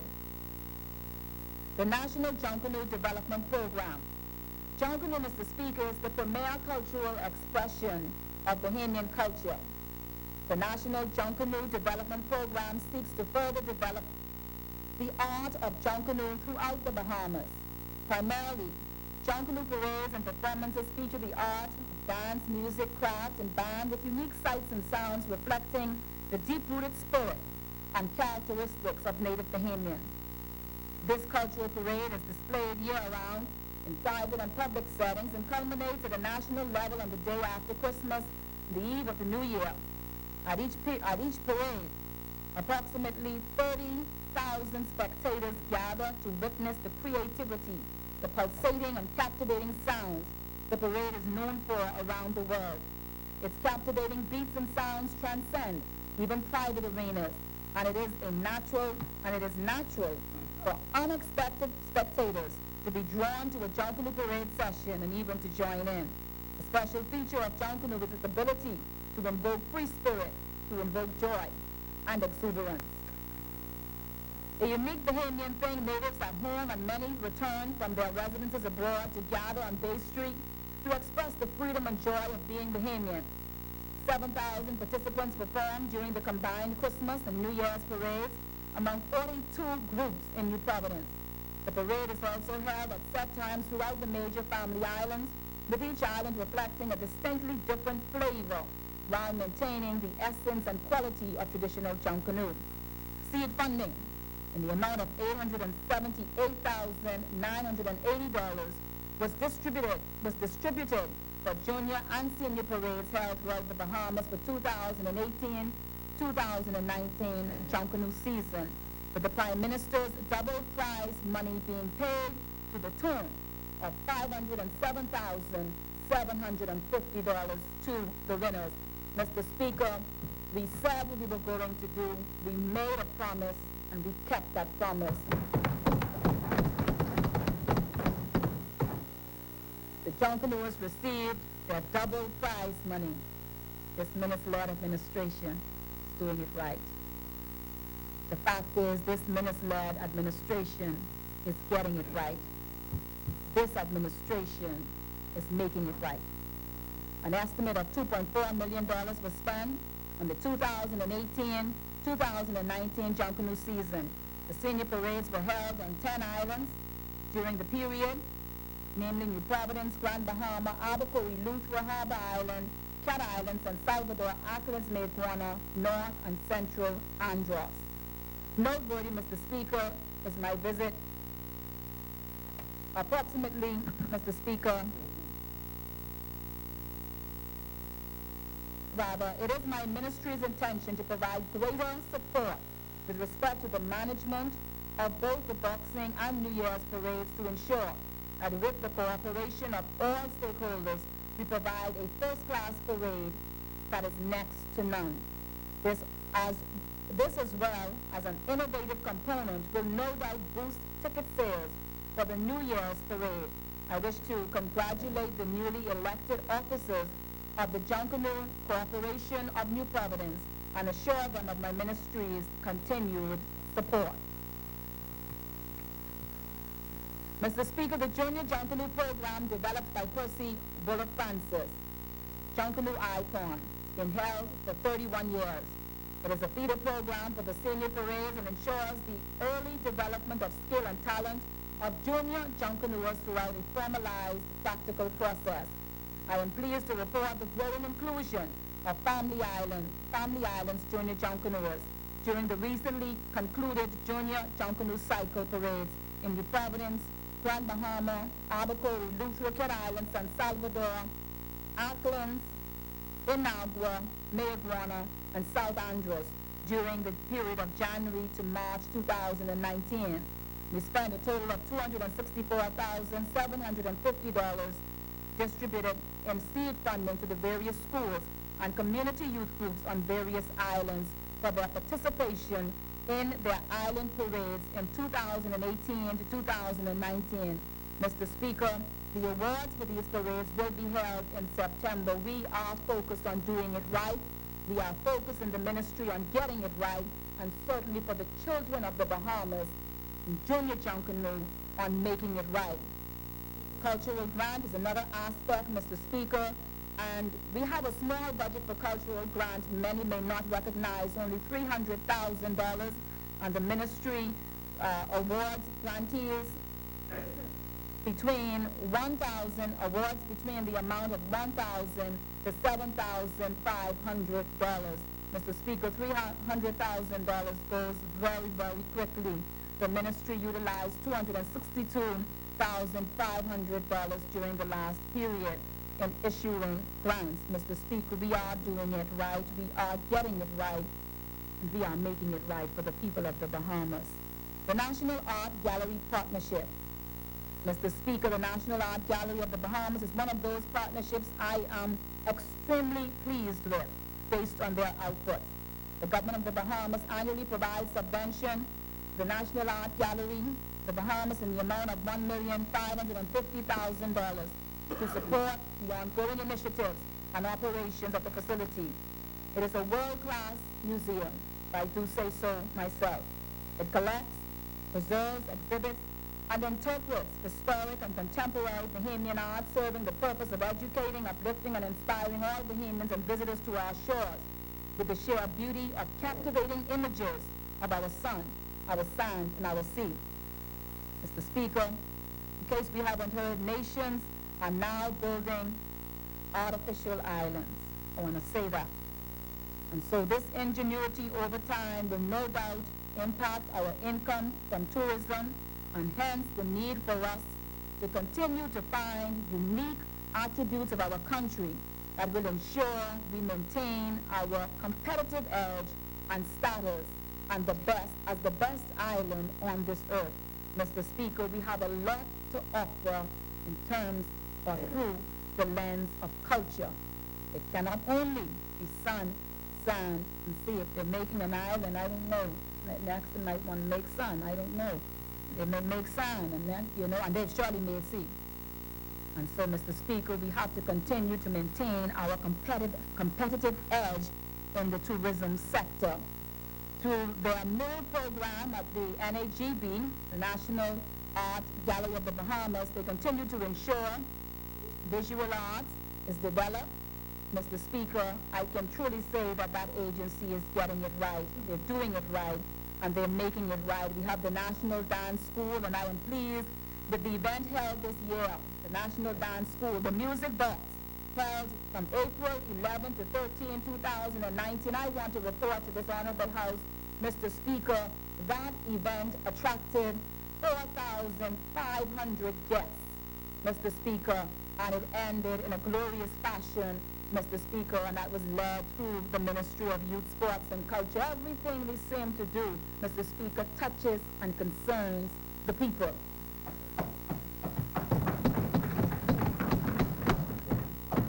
Mr. Mr. Speaker, the National Performing Arts Center is a symbol of the government's commitment to a national theater to develop performing arts, and by extension, the creative cultural industry. This very popular venue on Shirley Street has been closed since September 2017. Persons would have asked me to speak to this, and it is closed due to, among other factors, a cave-in of the southwest corner of the ceiling of the facility. I have visited the facility myself to see the state that it is in. Many schools, Mr. Speaker, community groups, Junkanoo, organizations, government agencies, and ministries and fundraising individuals used the facility to host their events. Significant renovations are needed in order to make the facility a better environment for renters and audience members. The ministry is currently in the process of settling on the scope of works to effect the necessary repairs to the facility so that it can once again serve its purpose for the Bahamian people. We are doing it right.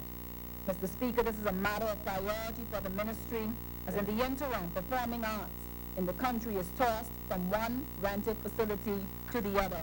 This makes it difficult to build performing arts and boost the confidence of actors who require a stable environment to produce local, I would say Broadway shows to entertain the Bahamian public. Such a center also serves to relieve stress brought on by the everyday hustle and bustle of city life. The Speaker, the renovation and restoration of the Performing Arts Center is just as important as any other capital project, in my view, this one for the people. And in furtherance of my ministry's objective, it is a matter of priority that we do it right, we make it right, that we get it right. Culture also, as with youth and as with sports, facilitates summer programs, and we culminate our activities at the end of year in December with our Cultural Heritage Month, National Cultural Heritage Month, where we showcase a number of Bahamians throughout the month and their talent. Mr. Speaker, some policy developments I will now turn to include the establishment of a National Cultural Council, a National Art Council, and a National Junkanoo Council to enhance the operations of general cultural activities, distinct, Mr. Speaker, to visual arts and activities specifically designed to promote, to develop, and to refine our native Junkanoo product. I think, Mr. Speaker, it is important to note here that all bills and position papers require research and much needed input from the technocrats and legal experts. In other words, the Ministry of Youth, Sports, and Culture requires strategic professional support in order to fulfill its role, to get it right, to do it right, and to make it right for the good and development of culture in the Bahamas. Mr. Speaker, I will now end where I began, to remind all of the instructive quote attributed to one Mark Twain. Figures will not lie, but liars will figure. This administration will not sit idly by and do nothing. We will sound the alarm of those who are strangers to the truth, those who engage in selective recall, those who seek to fabricate stories and mislead the public, and those who without shame advance fictitious and untenable arguments. The fact is, Mr. Speaker, in the 2019-2020 budget, it's transformative. There's no increase in value-added tax. There's no new tax categories. The government has provided for tax relief to the tune of $28 million through duty reduction. Mr. Speaker, I am one of, I don't want to say the woman down, but Mr. Speaker, I'm a mother, I'm a woman, and I want to say I'm happy that we can do some renovations to our home, to know that their home refrigerators and stoves are duty-free. Mr. Speaker, the women understand this, and many essential school supplies for children are free. Mr. Speaker, BTVI, the qualified individuals, is also free. Mr. Speaker, it's qualified because it encourages our young people to work hard, Mr. Speaker. And I think it's important for us And like I said from the beginning, not to in any way trivialize this debate and the good things and the transformative things that has come out as a result of this budget. Mr. Speaker, you know, it's not trivial when a fridge goes bad and we need to replace our fridges. It's not trivial. It's not trivial when we want our children to have pencils and access to pens and rulers and all the various supplies that they can do well. This is the foundation. Mr. Speaker, this budget is really all about the people. This budget is transformative. It's about doing it right. It's about making it right. It's about getting it right. And I trust that no one will trivialize or undermine the good work of this good administration. BTBI, and say it again. I already told all of my constituents, I'm knocking on their door every day. We had a youth seminar just the other day. Go to BTBI. It's free again. Go join the police cadets. It's up and running again. Go now and Family Islanders come. You have some subvention for your dormitory expenses. It's happening, Mr. Speaker. It's happening, and it's happening for the people. They told me earlier, Mr. Speaker, that what is good for the people, not good for the PLC. And they said, it's good for the PLC. That's what they said. It's not good for the people. Mr. Speaker, the budget is reflective of the fact that we have begun our work to national reparation. Our government is stable and our economy is growing. These are the facts. And I encourage people not to be driven by innuendos, not to be driven by sheer propaganda. The fact is, the economy is growing. The fact is, there are no downgrades to date. And the fact is, our economic outlook is stable. Mr. Speaker, I am sure that under the leadership of the Most Honorable Dr. Hubert Minnis, more cookies will be added to the cookie jar. And on behalf of the Bahamian people, the keys will be safe in his hands and the good member for East Grand Bahama. Can you please pass these keys down? We've locked up everything. It's unlocked. It's unlocked.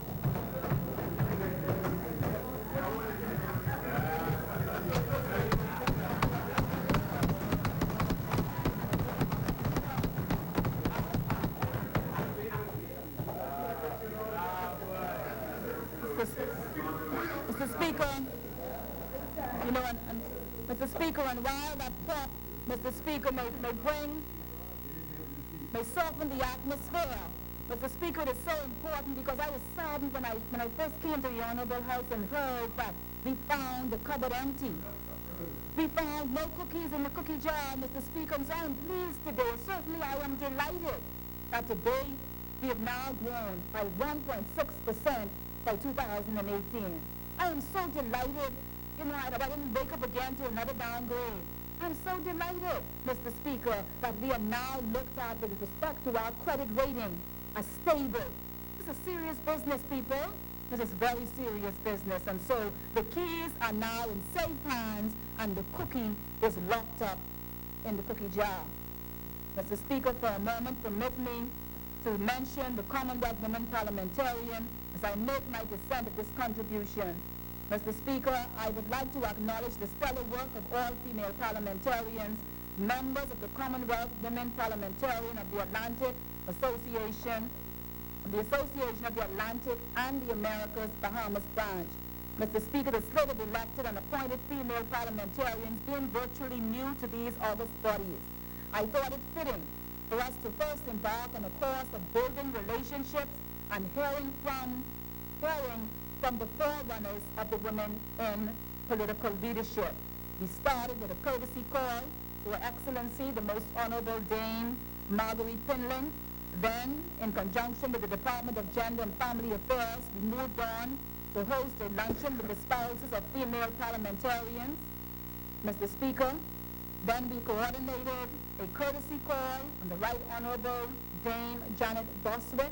And next, we traveled to the office of the spouse and recently held And then we recently held a mentorship forum this year, March of this year, where we engaged over 100 ladies, young ladies, in conjunction with the Division of Youth in celebration of International Women's Day 2019. Mr. Speaker, the women in Parliament, though our numbers are few, are doing it right. We're getting it right. We're making it right. Mr. Speaker, we intend to seek a courtesy call, finally, with Dame Ivy Dumont, first female Governor General, and to continue building relationships and gaining knowledge from those who have traveled this road before. Over the next year, Mr. Speaker, substantively we intend to focus on community building initiatives. With your leave, Mr. Speaker, I wish to take this opportunity to thank the women of Parliament for their continued contributions on behalf of the women and of the girls of this country, and to say that we are proud of each of you and we look forward to your contributions inspiring more females to unite with us. I'm proud of my listening to you know. To unite with us, your family, and even more so, very proud of her, to unite with us as we partner with our male counterparts in leading this country forward, upward, onward, together.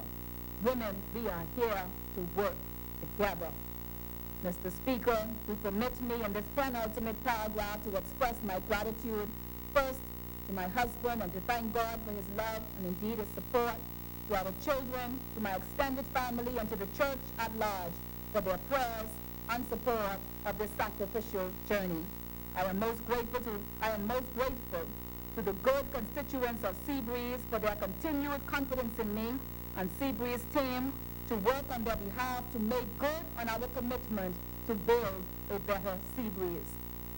I said our commitment. I cannot do it alone, Mr. Speaker, and I have not been doing it alone. Together we are building a cleaner, safer, united, and stronger constituency. I'm delighted to advise that we provide a report of the work of the constituency each year and monthly newsletters that are also published on our Facebook page. Constituents are seen during our office hours each week, and publications may be received from that office. Notably, Mr. Speaker, this Saturday the entire Seabreeze community is coming together to host our first annual community patio sale at the Edward Charles Carter Park from 9 a.m. to 3 p.m. All are invited. In Seabreeze, we are getting it right. In Seabreeze, we are doing it right. In Seabreeze, we are making it right. Mr. Speaker, finally, I wish to take this opportunity to extend a happy Father's Day to the fathers of Seabreeze, the great fathers of our country, and the honorable men of this House of Assembly. I wish to thank this government for having the will and tenacity to begin the journey of what I call national reformation, a journey to get it right, a journey to do it right, and a journey to make it right. Another year to the good member of Kalani, my most honorable Prime Minister, I say thank you. And Mr. Speaker, I thank you for your stable leadership of this Parliament and certainly your indulgence today. I often conclude, Mr. Speaker, if you would permit me 30 seconds. I often conclude with commendation of the inspiring words of Reverend Timothy Wright, who says, and I quote, "Nobody told us that the road would be easy, but I don't believe he brought us this far to leave us. May the good Lord bless the constituency of Seabreeze. May he continue to bless this government, and may he forever bless the people of the Commonwealth of the Bahamas." Seabreeze supports the 2019-2020 People's Budget, a road to national reformation, getting it right, doing it right, making it right. Mr. Speaker, I thank you.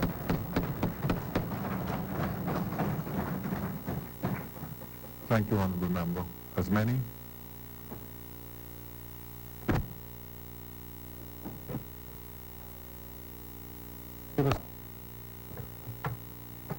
Honourable Member, just a moment.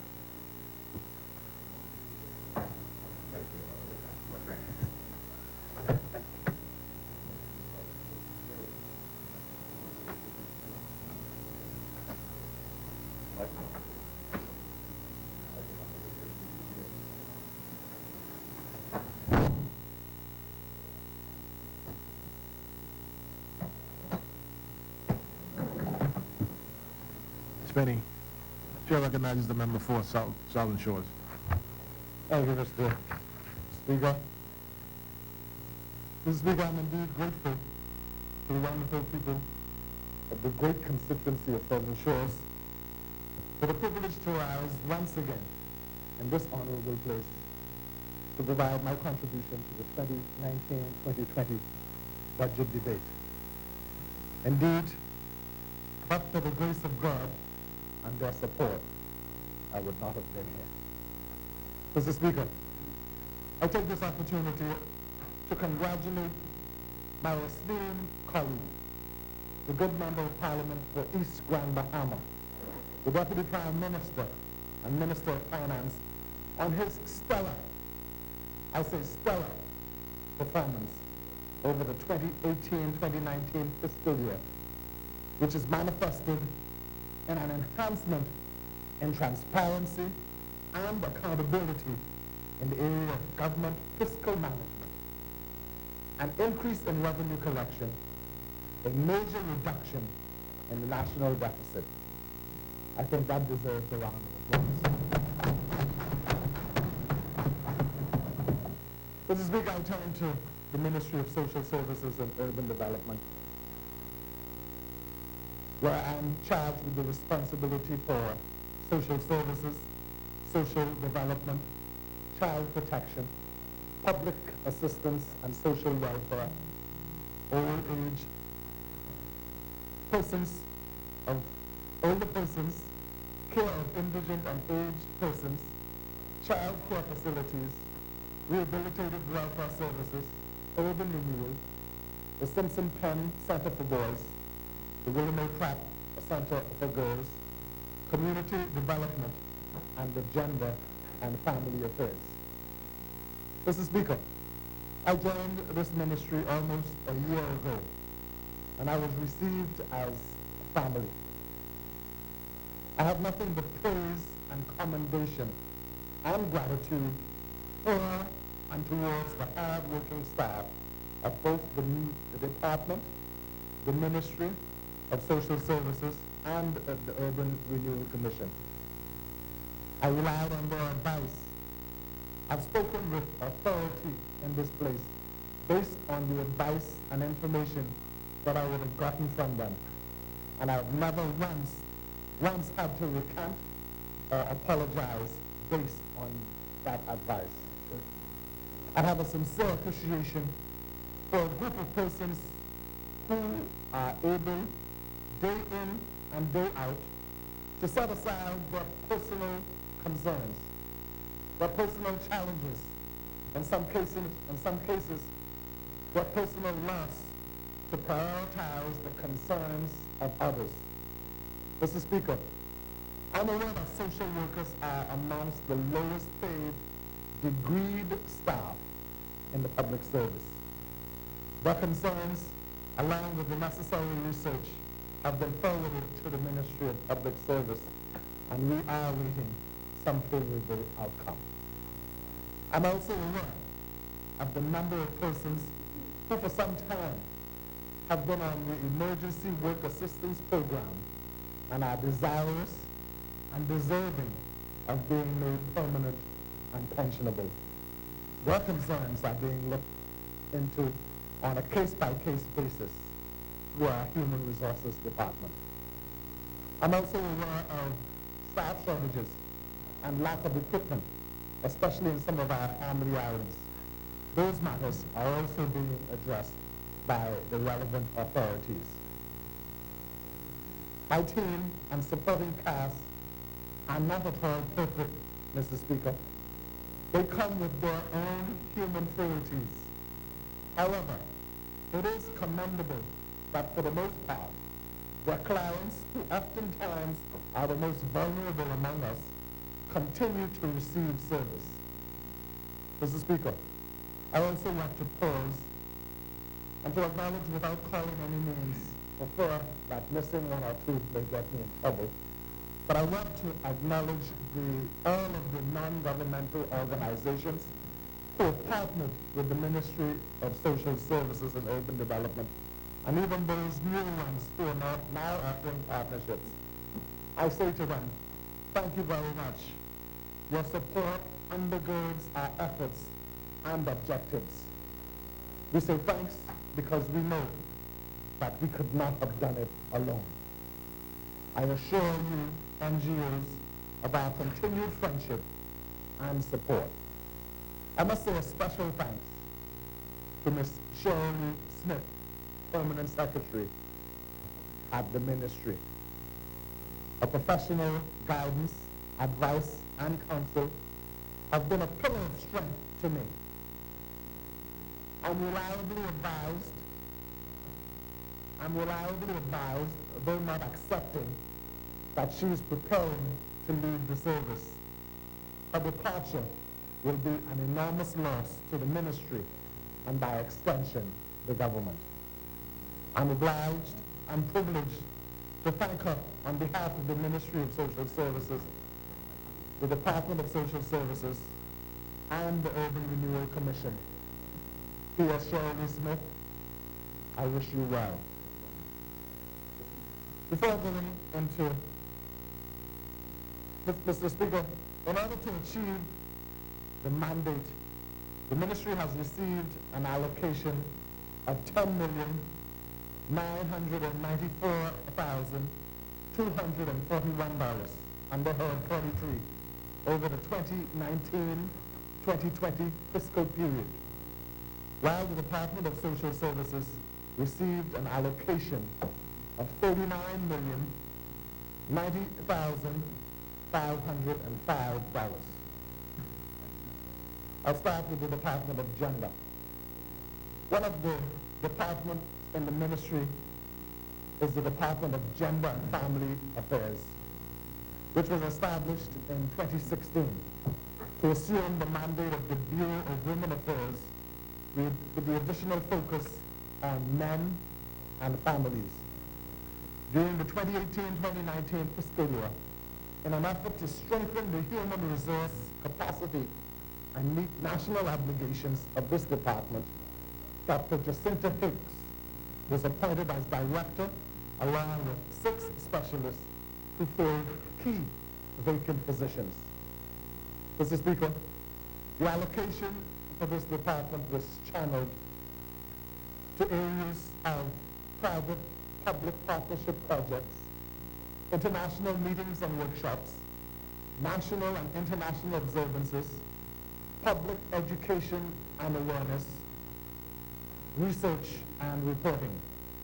Mr. Speaker, during the month of September 2018, the department partnered with the South Andros Handicraft Manufacturers Association and the Bahamas Network of Rural Women Producers to conduct several fruit preservative and straw plaiting workshops in Acklands, Crooked Island, and South Andros.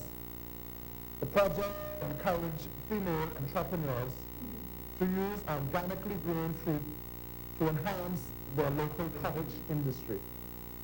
Mr. Speaker, in October 2018, I led a delegation from the Department of Gender and Family Affairs, which partnered with the Cat Island Farmers Association. During a beautiful ceremony, we provided generators and water tanks to 8 female farmers in Cat Island.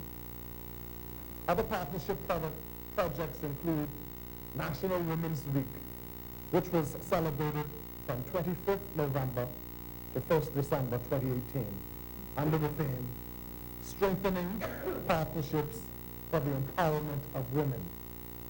Activities in the Providence and Family Islands included a church service, a prayer breakfast, a luncheon meeting. The Women in Politics Symposium was a humbling experience as more than 200 women filled the venue to listen to honorable former and current female parliamentarians and the political leaders, including Minister Lanisha Rowe, Dean Janet Boswick, the Honorable Cynthia Mother Pratt, Natalia Johnson, Melanie Griffin, Cheryl Bazard, Ali McIntosh, and the now leader of the DNA, Orinthia Komalafi. I was very pleased to to see how women's organizations and civil society rallied in support of the activities in observance of National Women's Week 2018. Mr. Speaker, the Women's Empowerment Summit Expo was celebrated as the culminating event. The second area of responsibility for the Department of Gender and Family Affairs stems from the need for the Bahamas to engage in constructive dialogue and reporting at regional and international levels. I'm pleased to report that within this budget year, the Bahamas made its second appearance before CEDAW in October 2018 in Geneva, Switzerland. I extend my appreciation to representatives from the various ministries and departments who spent countless hours providing technical guidance and reports that greatly assisted the delegation to present an outstanding report during the constructive dialogue. I also thank Dr. Rodney Smith, Dr. Nicolette Bethel, and Dr. Chris Curry, and the University of the Bahamas for hosting the NOC-CEDAW, which was attended by more than 200 private and public school students and government officials. Mr. Speaker, with the support of a few of our partners, the staff of the Department of Gender and Family Affairs has made a determined effort to embrace training and workshop opportunities in the Caribbean and Latin America and the United States. In March 2019, the Department of Gender and Family Affairs made history as it organized the largest Bahamian delegation of government, civil society, non-governmental organizations to attend the meetings at the United Nations in New York. This was a very significant feat, Mr. Speaker, as the 63rd Commission on the Status of Women is the principal global intergovernmental body exclusively dedicated to the promotion of gender equality and the empowerment of women. I was privileged to give the Bahamas a statement on the progress of gender equality and the empowerment of women and girls at the General Assembly during the first week of meetings. I was also pleased, Mr. Speaker, to present CARICOM's statement on behalf of our Caribbean countries. International observances. A third priority of the role of the Department of Gender and Family Affairs is to promote the awareness of the United Nations international observances throughout the year.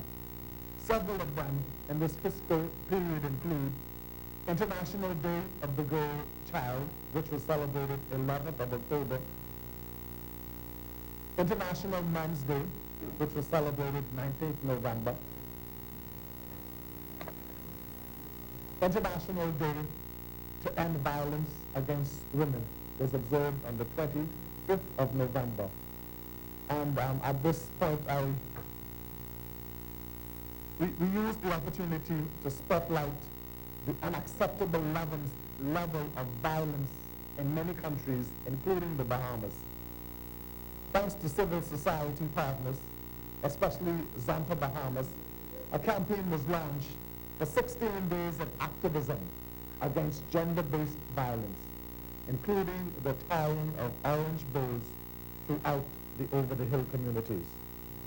Mr. Speaker, once again, I extend thanks to you for granting permission for the staff of the Ministry of Social Services and all civil society organizations dedicated to decorate these honorable chambers with orange ribbons each year. To my fellow honorable members, I extend thanks to you for being gracious participants in the ribbon pinning ceremonies. International Day of Women and Girls in Science was held 11th February, and an invitation was sent to girls and young women to produce a video explaining why women and girls should pursue careers in science, technology, engineering, and mathematics. I wish to announce that the quality of all the videos was very impressive. I use this opportunity, Mr. Speaker, to announce and congratulate the winners and runners-up, who are all tertiary level students and their monetary scholarships.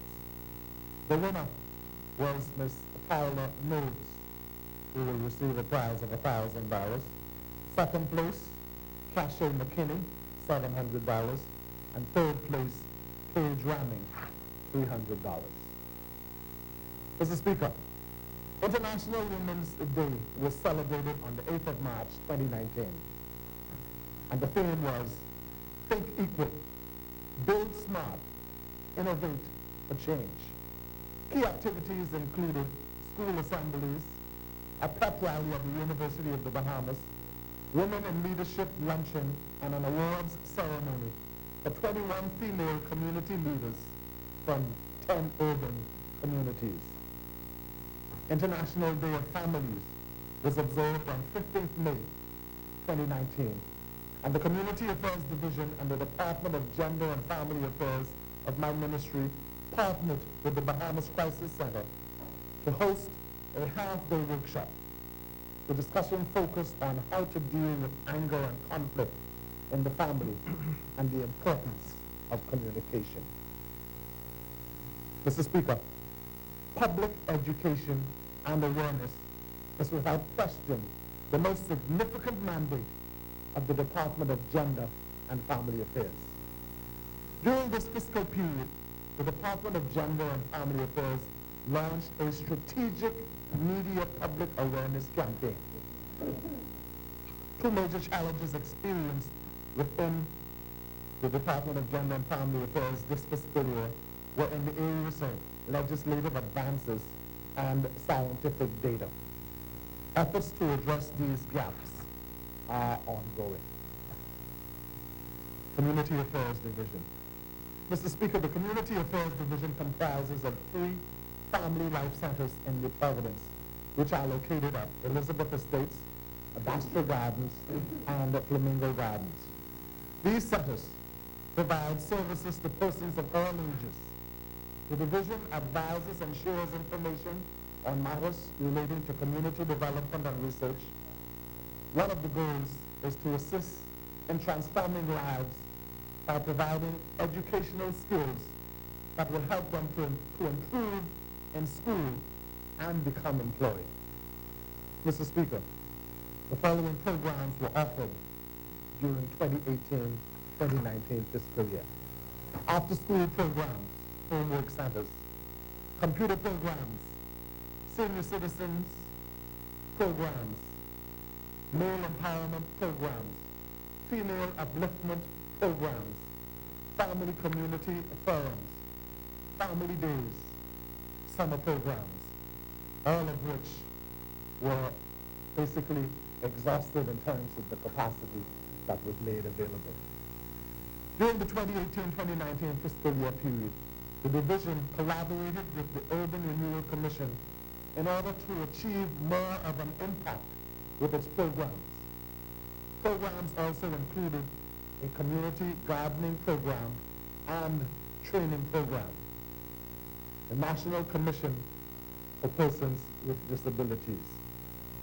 Mr. Speaker, during the year 2018-2019, the National Commission for Persons with Disabilities Secretariat has been engaged in carrying out their mandate, stipulated in the Persons with Disabilities Equal Opportunities Act.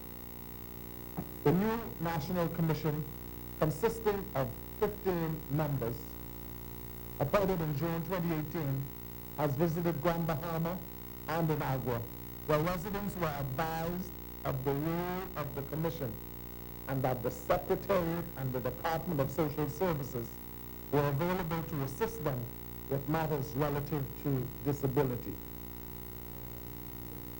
Other Family Island visits are being planned to bring awareness to disability through means of public education and advocating for inclusiveness.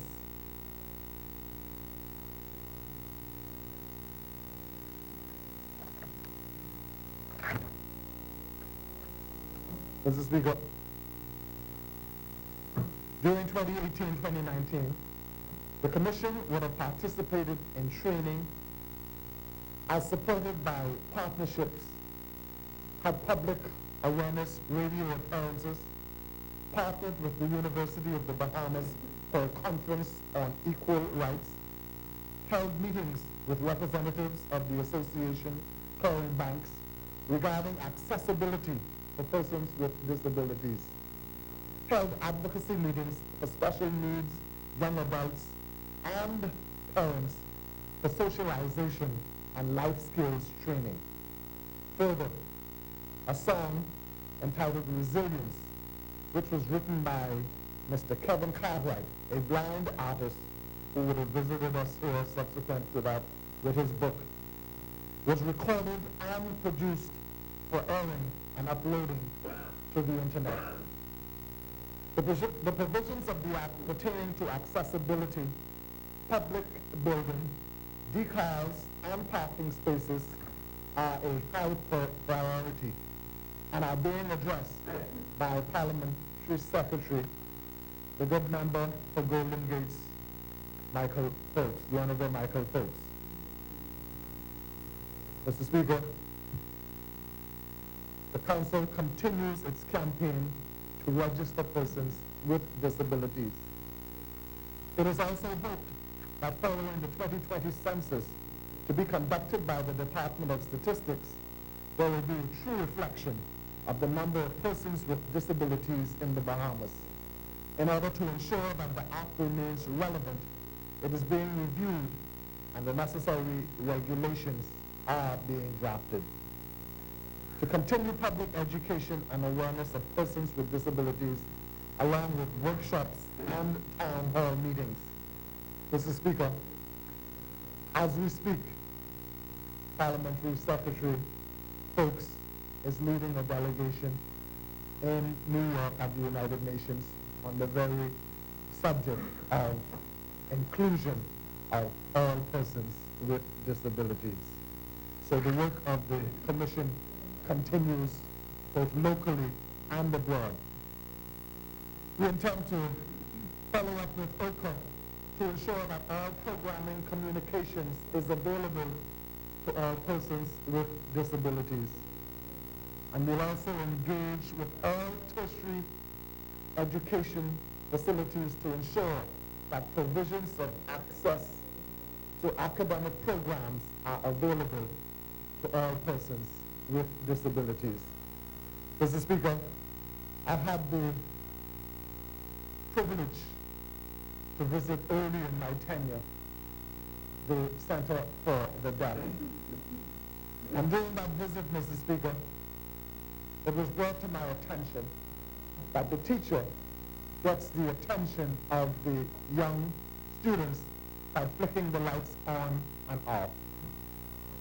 But on leaving, I realized that they didn't have a generator. And it dawned on me, Mrs. Speaker, if current is off, how will the teacher get their attention? Without any prompting, I'm pleased to say that in September of this year, we commissioned and handed the keys of a brand new spanking generator to the Center for the Deaf.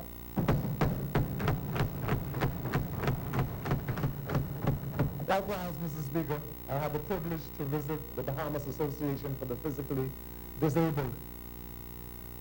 And again, I realized that they had no generator. And again, in September of this month, we commissioned a brand new spanking Caterpillar generator for the Bahamas Association for the Physically Disabled. But we didn't stop there, Mr. Speaker. We didn't stop there. Realizing that the clients there are all wheelchair bound and take some time getting in and out of their vehicle and into the building, there was no shade to prevent them from being victims of the weather. And so we commissioned a contractor to build a nice overhang at the front and a beautiful pavilion which will allow them to be able to get in and out of the building free from the elements and be able to have outdoor activities in their wheelchair. We have been graced with the permission of the Governor General, who will cut the ribbon for us on Wednesday morning at 9 a.m. on the 19th. The Urban Renewal Commission.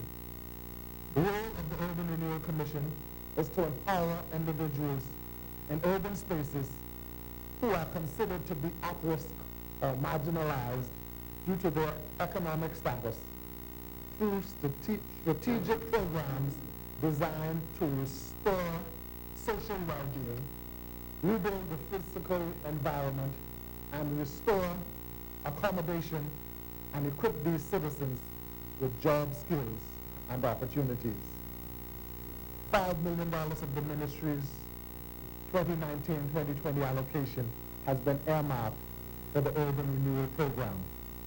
Mr. Speaker, the Urban Renewal Commission comprises of 163 members of staff and operates 10 urban renewal centers in New Providence, which includes the one that is soon to be opened in Flamingo Gardens, 5 in Grand Bahama, and 8 in the other Family Islands.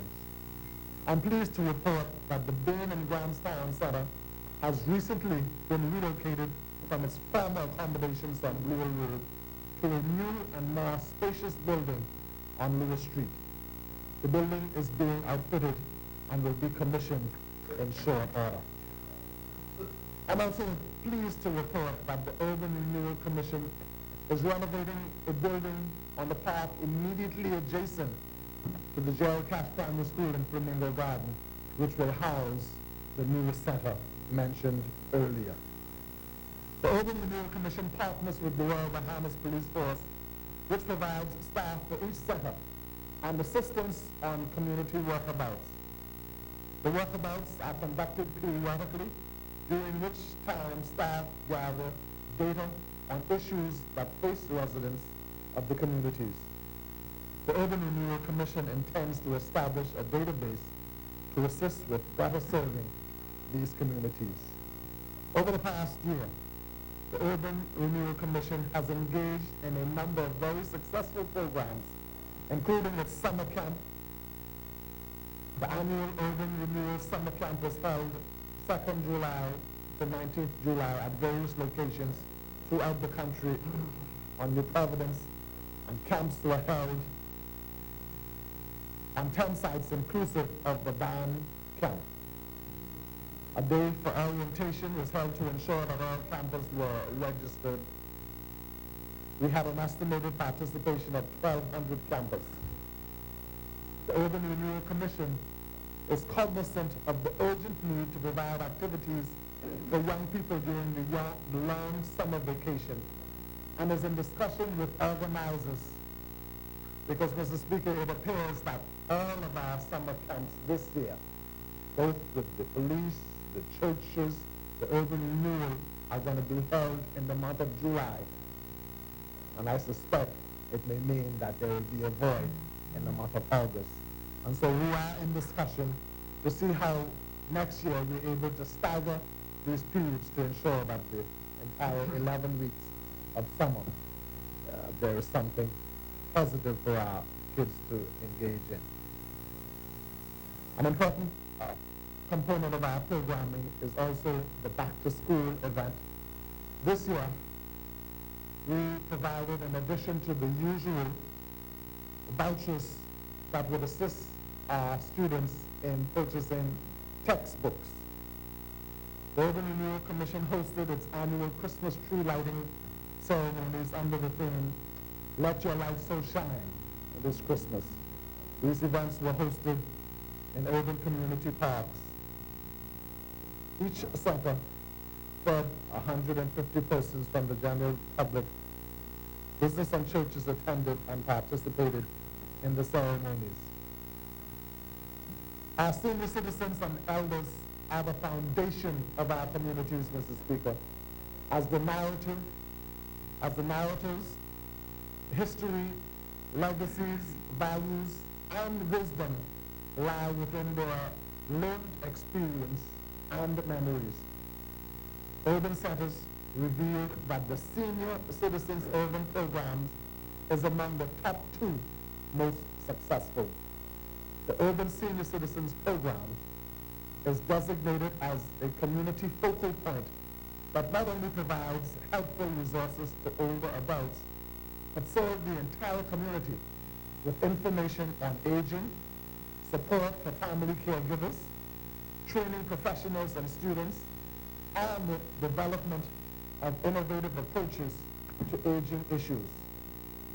Mr. Speaker, our seniors program include nutrition programs, wellness programs, exercise classes, health services, blood pressure checks, flu shots, hearing assessments, diabetes management, education and guidance, and understanding national health care and insurance, referral and connection to appropriate community support services, education classes and computer and social media classes, financial literacy, pension money strategies, avoiding identity theft, assistance and guidance on preparation of will through seminars, safety money topics for elderly, basic financial planning, social events and programs, and monthly entertainment, birthday parties, chess, and bridge clubs. The annual Thanksgiving luncheon for seniors was also well attended and highly successful. This event and the annual Valentine's Day event are important outreach programs. For Valentine's Day, we arrange for a group of seniors to see a movie. The Urban Renewal Easter Egg Hunt is another important program aimed to boost community spirit and provide enjoyment for our children. The event was held on 13th April by every center on the neighboring community parks. It is an afternoon of fun and games for young and not so young people of the communities.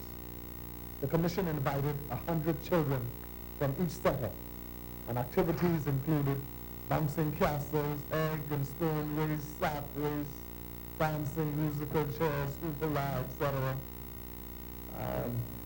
I did win the musical chairs, Mr. Speaker. Mr. Speaker, Mother's Day is a celebration and provides an opportunity to honor mothers who have made a contribution to their community.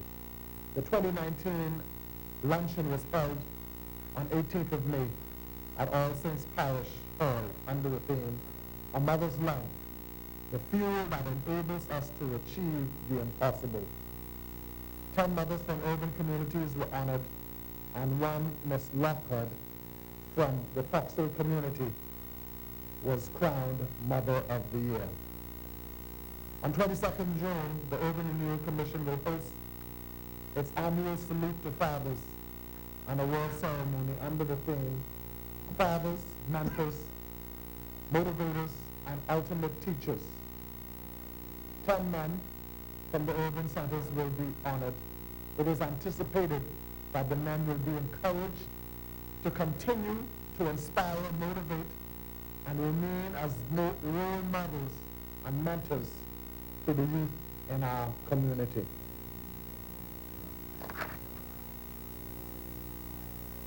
Mr. Speaker, the Urban Renewal Commission, in an effort to improve educational outcomes for children from the urban communities, hosted an urban tech computer program, highly structured curriculum based after-school academic program. It is intended that the program will be expanded to all, and tutoring classes to be held in all centers. Trained teachers will be posted to each center equipped with workbooks, textbooks, mini libraries, computers, and teaching and learning supplies. Those centers will also be furnished with Farmer GLAP, BJC, and BGCSE coursework projects to enable the children to familiarize themselves with the style of questions and be better prepared for these exams. these projects being mentioned are being done in every center, every family island where there is a center. On 30, Mr. Speaker, on 30th October 2018, the Urban Renewal Commission hosted a one-day seminar which targeted at-risk students for junior and senior high school in New Providence. The event was attended by approximately 100 students. Speakers included persons who told of their personal experiences with crime and drugs and brushes with the law, also teenage pregnancy and other life experiences. Included in the program is a segment for after-school mentoring and assistance with homework. The Urban Renewal Program also runs a very successful conflict resolution and anger management program, which is led by Mr. Eric Phelps. It's a 6-month program, and I'm pleased to say that this year, 75 men and 5 women graduated from the program. It is anticipated that another 63 persons will graduate from the course that is now ongoing. The Urban Renewal Band, Mrs. Speaker, is a signature achievement of the Urban Renewal Commission. Current membership stands at 110, and it continues to grow. The band holds practices at the Columbus Primary School on Collins Avenue. During this year, 86 persons, including chaperones, participated in the annual Children's Health Care of the Americas Christmas Parade in Atlanta. The Urban Renewal Band was the first international band to participate in this event, and they were well received.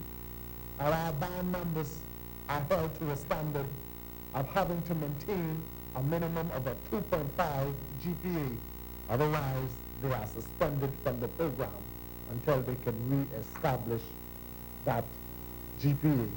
And so, Mr. Speaker, it's not just about playing the music, it's about instilling the discipline and the importance of education. I anticipate and look forward to there being a community band at each one of the centers in due time to avoid our young persons having to travel any significant distance to have to be a member of the band. During 2018-2019 fiscal year, the small home repair unit repaired roofs for 175 houses in New Providence and 31 in Grand Bahama. At this time, 43 houses are being repaired in Abaco, and a cluster of 42 houses on New Providence is being prepared for execution. Houses in Eleuthera, Andros, and one other island have been assessed, and they will be brought for approval to the Commission. Approximately $1,845,000 was $1,845,000 was spent for the repairs of these houses, and this will continue in the upcoming budget. $49,090,505 was allocated under Head 44 in the 2019-2020 budget to accommodate the work of the Department of Social Services. The Department of Social Services and its various components and divisions and community support outreach centers in New Providence and the Family Islands, St. Andrews, come under the umbrella of the Ministry of Social Services and Urban Development. Each division is mandated to address the specific needs of the Bahamians through the services they offer. The Department of Rehabilitative Welfare Services is responsible for the supervision and the operation of the National Parenting Program, the Simpson Center for the Boys, and the William A. Pratt Center for Girls. The department is mandated to provide programs and counseling services to address the juvenile and adult offenders, inappropriate behavior, and assist them in functioning as law-abiding citizens, thus contributing to their effective reintegration and restoration to civil society. It is this body that works with the judicial system via the juvenile courts, the magistrates' courts, the Supreme Court, and the Court of Appeal. Mr. Speaker, you will be aware of the attempts of abscondments from the Simpson, Penn, and Willie Mae Pratt centers, which were attributed mainly to staff shortages and some physical deficiencies in the building structure itself. We have met with the union leaders. We've completed a manpower audit and are considering ways to improve the conditions at both schools.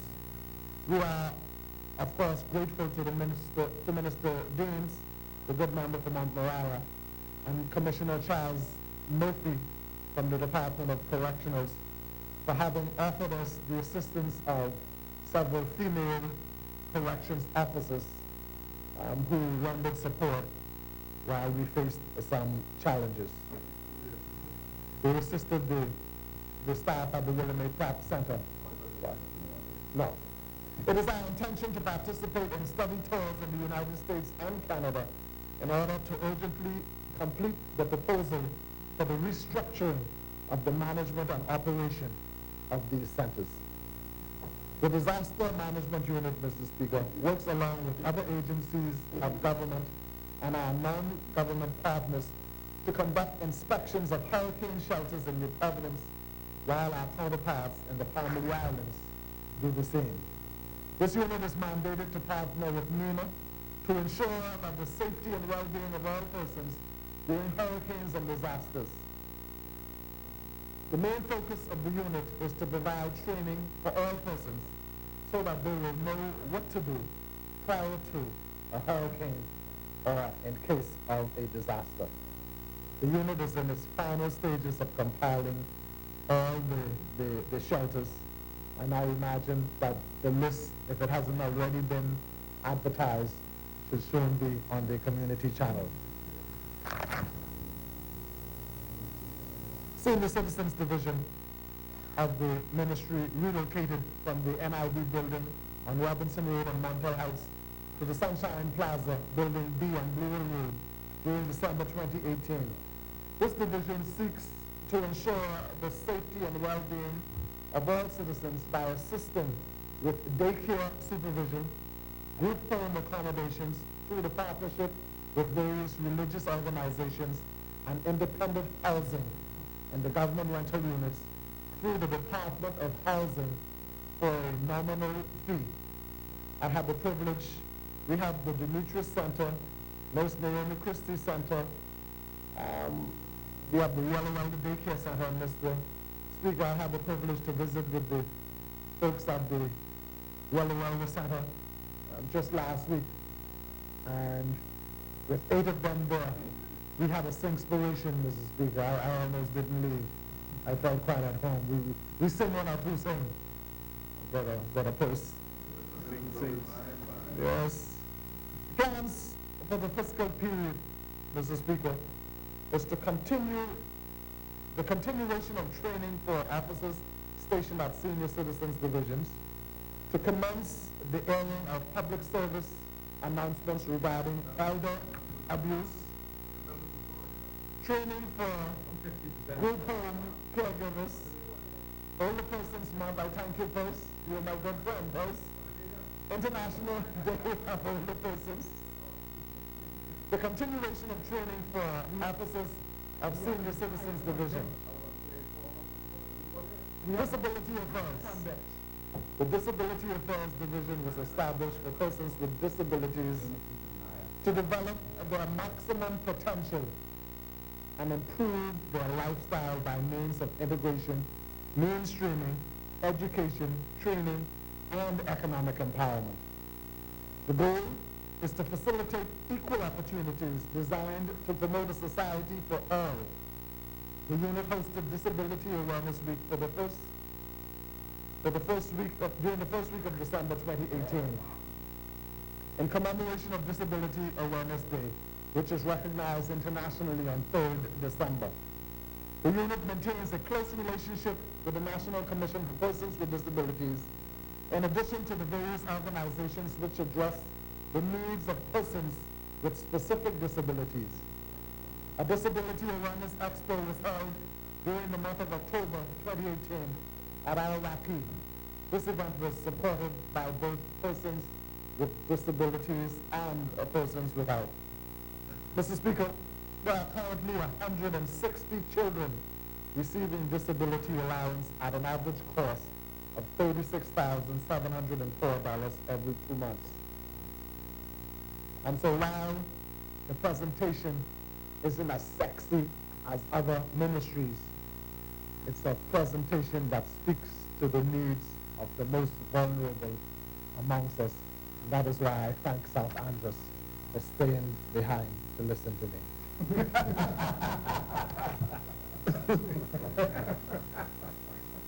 As a senior member. As a senior member. You must act Mr. Duke. I'm just sitting with them stay. That's in my view. Can't go to church if you don't stay.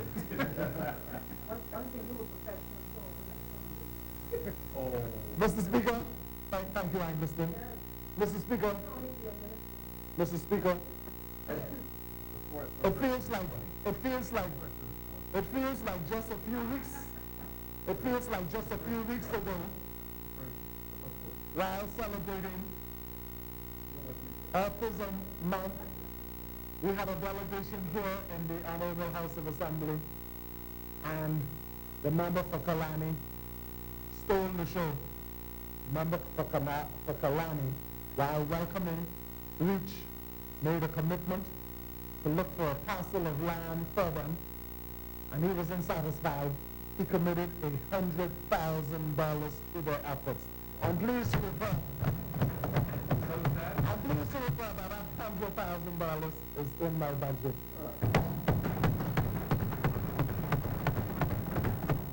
Health Social Services works in collaboration with the medical institutions to provide a comprehensive physical, physiological, and social health care for the recovery and rehabilitation of clients and their families through education, intervention, and advocacy, among other activities. The department oversees the operation of health social services at the Princess Margaret Hospital and the Sandilands Rehabilitation Center.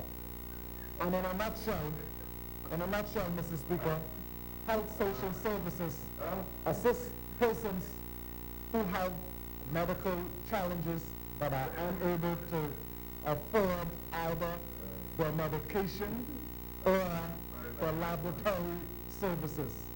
And so they are assisted on a case-to-case basis for short, medium, or long-term based on their assessed needs.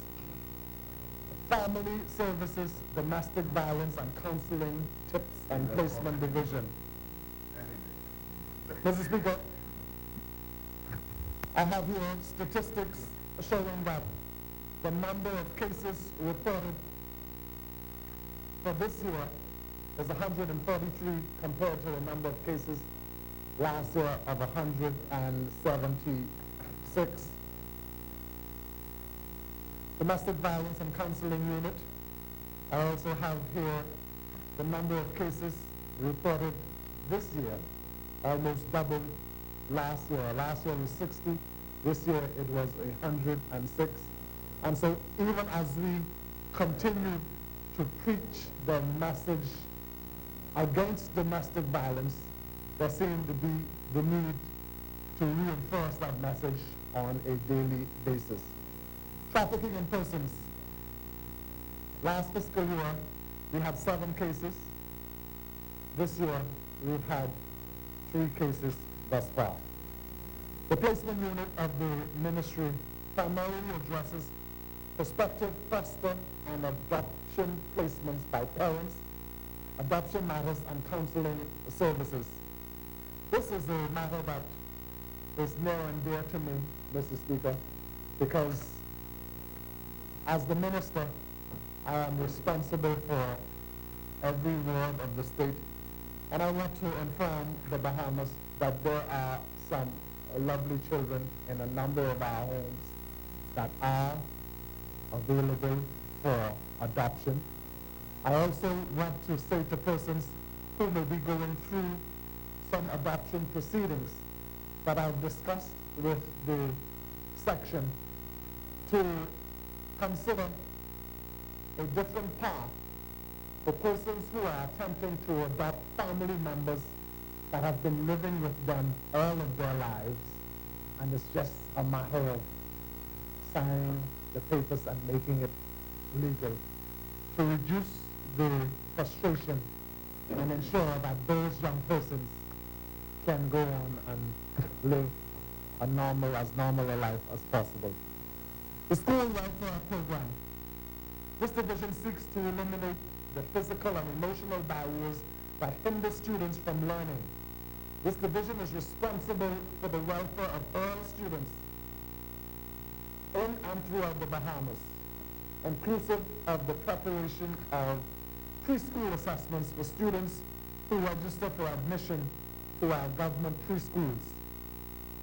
The division is also responsible for the Early Childhood Development Center that provides care for infants and children from 6 weeks to 5 years. And this is important, Mr. Speaker. We would have heard the Minister of Education speak to their intent to have universal preschool. This is most important because it affords single mothers the opportunity to have a safe place to leave their children while they seek employment. But also, it ensures that these children start the process of learning at a very early age when it is best and easiest for them to lay that much needed strong foundation. The PACE program provides an opportunity for young students, female students who become pregnant while still in school, the opportunity to continue their education and return to mainstream schooling after they would have given birth.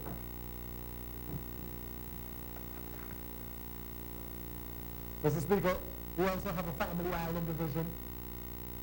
This division coordinates services on behalf of those in need throughout the 19 family islands, South Andros, from Grand Bahama in the north to Inagua in the south. The department offers the same type of assistance to persons on the various islands as is offered to New Providence. Many of the officers are challenged with the lack of transportation. However, this matter is being addressed by the Ministry of Finance, who is committed to providing 5 vehicles to help mitigate this situation.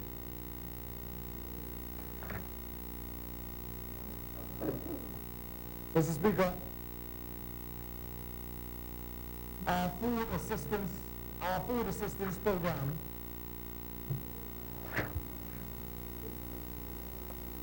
we had an allocation in this fiscal year of $12,819,150 for the food assistance program.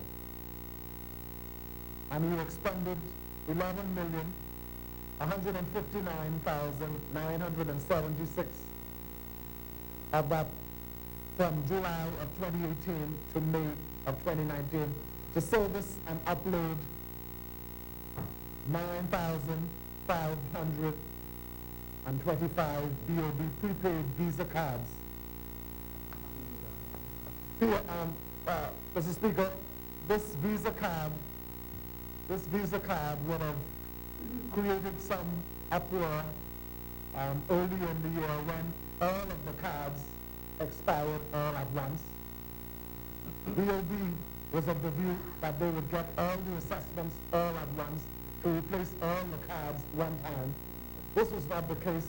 So we have situations where persons were having to wait And this put an additional burden both on the clients who before had the autonomy of the card and didn't have to go to a social services center, and also an increased burden on the centers who before didn't have to see those individuals, but because of the expiration, had to see them to issue monthly vouchers.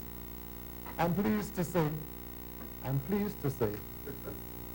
yes, I'm just in some fix it.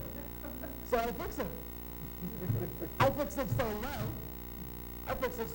that we have renewed over 3,000 of those cards, and only 1,000 some have been collected.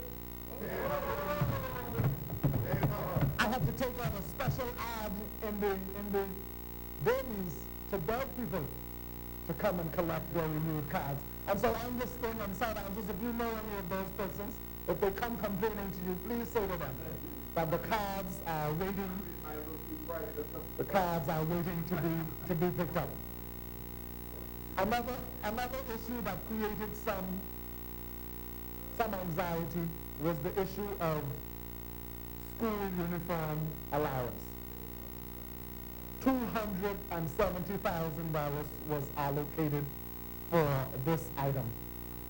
I can report that $255,781.62 was spent to provide uniform for an overall total of 1,038 clients throughout the Bahamas. As anticipated, New Providence would have had the most clients, and then Grand Bahama, and then the total. Everyone who qualified got uniforms, and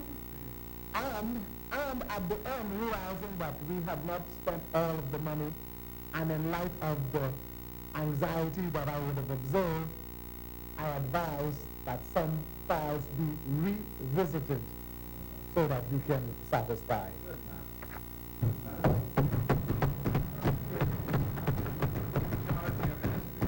Foster care allowance, we have approximately 170 children in various homes throughout communities, and we spent about $310,000. We spent $210,000 from July of 2018 to May of 2019 from that item. Disability allowance, I mentioned 163 persons. We spent $520 from July to December of 2018 in this item. Financial assistance in the various other categories during the fiscal period 2018-2019.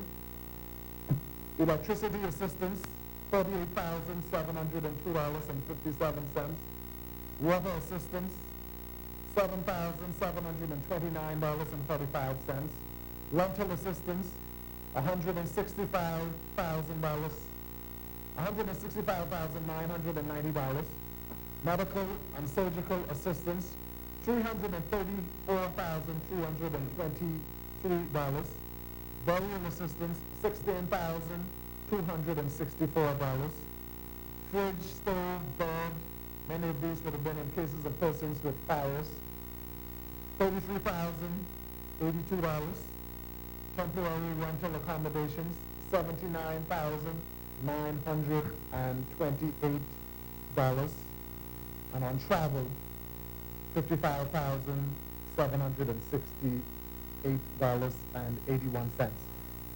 Proposed initiatives for the upcoming budget year. We look forward to the parents of the residents of the Simpson Penn Center for Boys and the Willamette Pratt Center for Girls to attend sessions at the National Parenting School. There is a concern that if a child is rendered uncontrollable, there may be some parenting issues. And so before the child is returned to that environment, we want to ensure as much as possible that the parents have gotten some assistance in that area. Parenting classes for pre-adoptive and foster parents, flowers distribution for World Anti-Trafficking Day. The Minister and delegation will visit various family islands, including South Andros, to ensure that the social workers are properly equipped and informed of all of our various offerings.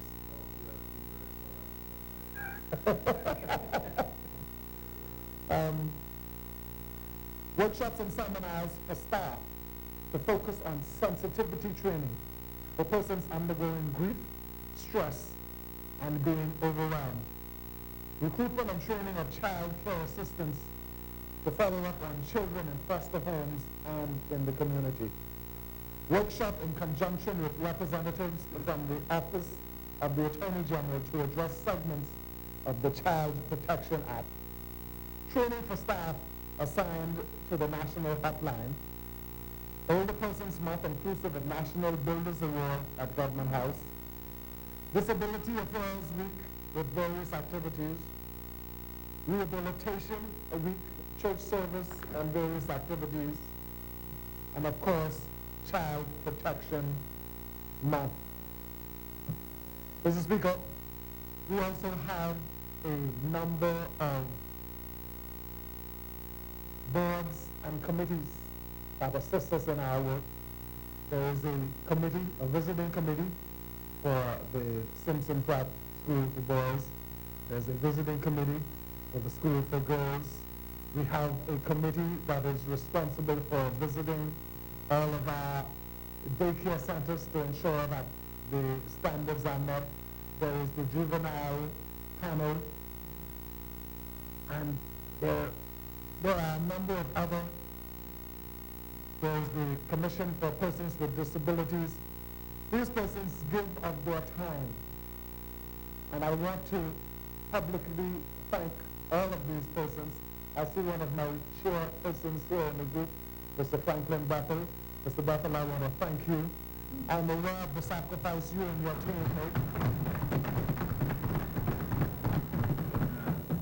I am in receipt of your communication, and various discussions have been held.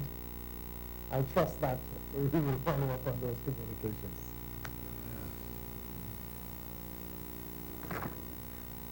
Mr. Speaker, I'm pleased to report that we have been good stewards of the funds that have been allocated to the Ministry of Social Services, the Department of Social Services, and Urban Development. And I am satisfied that with what we have now been allocated, we will continue to be good stewards.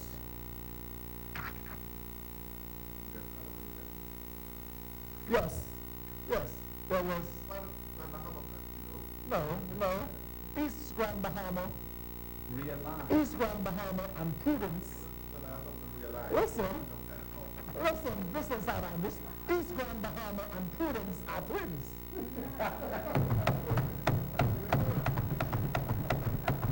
East Grand Bahama took a look, a holistic look, and he saw where there are persons who would have retired, there are persons who would have passed on, and for whatever reason left the service, and there was no need to continue paying those persons.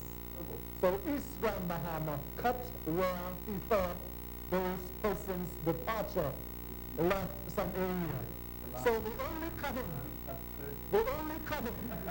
was in the area of personal emoluments.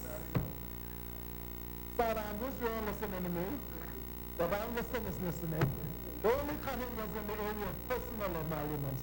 Those other areas of assistance, for example, uniform allowance went from 270 to 400 and something. Oh, repeat that. Food allowance went from 12 million to everything else in regards to personal assistance went up. And so I'm pleased that the ministry will be able to service its clients as it did last year. Mr. Speaker,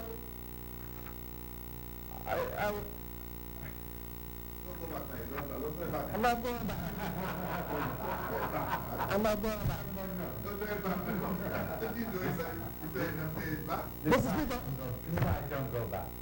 Mr. Speaker, predominantly two groups of persons end up in this parliament.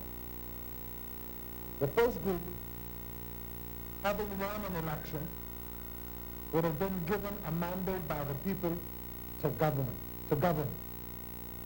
Theirs is the responsibility to articulate a vision for the management of the people's affairs and resources that will result in uplifting and adding quality to their lives, that will result in the creation of an environment which is conducive for empowerment, which is conducive for personal growth and development, which is conducive for entrepreneurship, an environment which is conducive for every man, every woman, every boy and girl to have the possibility to realize his or her potential and dream.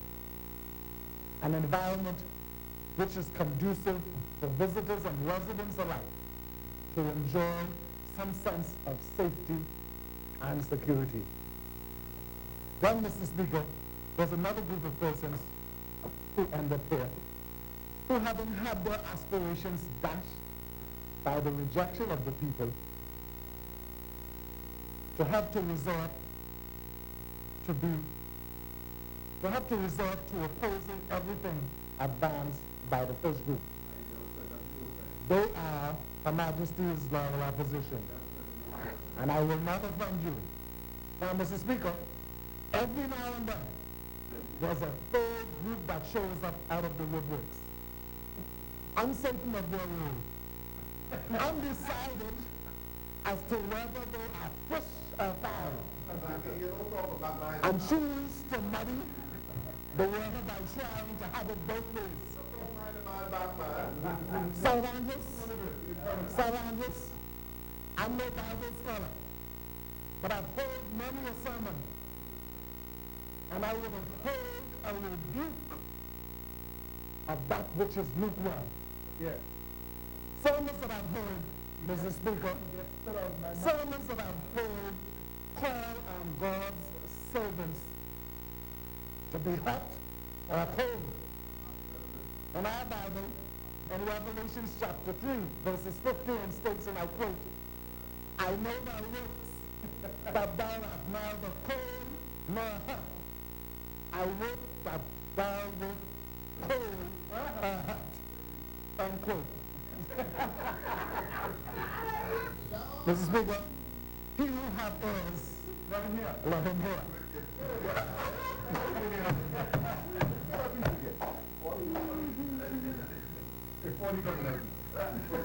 Mrs. Speaker, I turn to the good people of Southern Shores, to whom I will be forever grateful for the opportunity to stand here. I'm committed to being their voice in this place.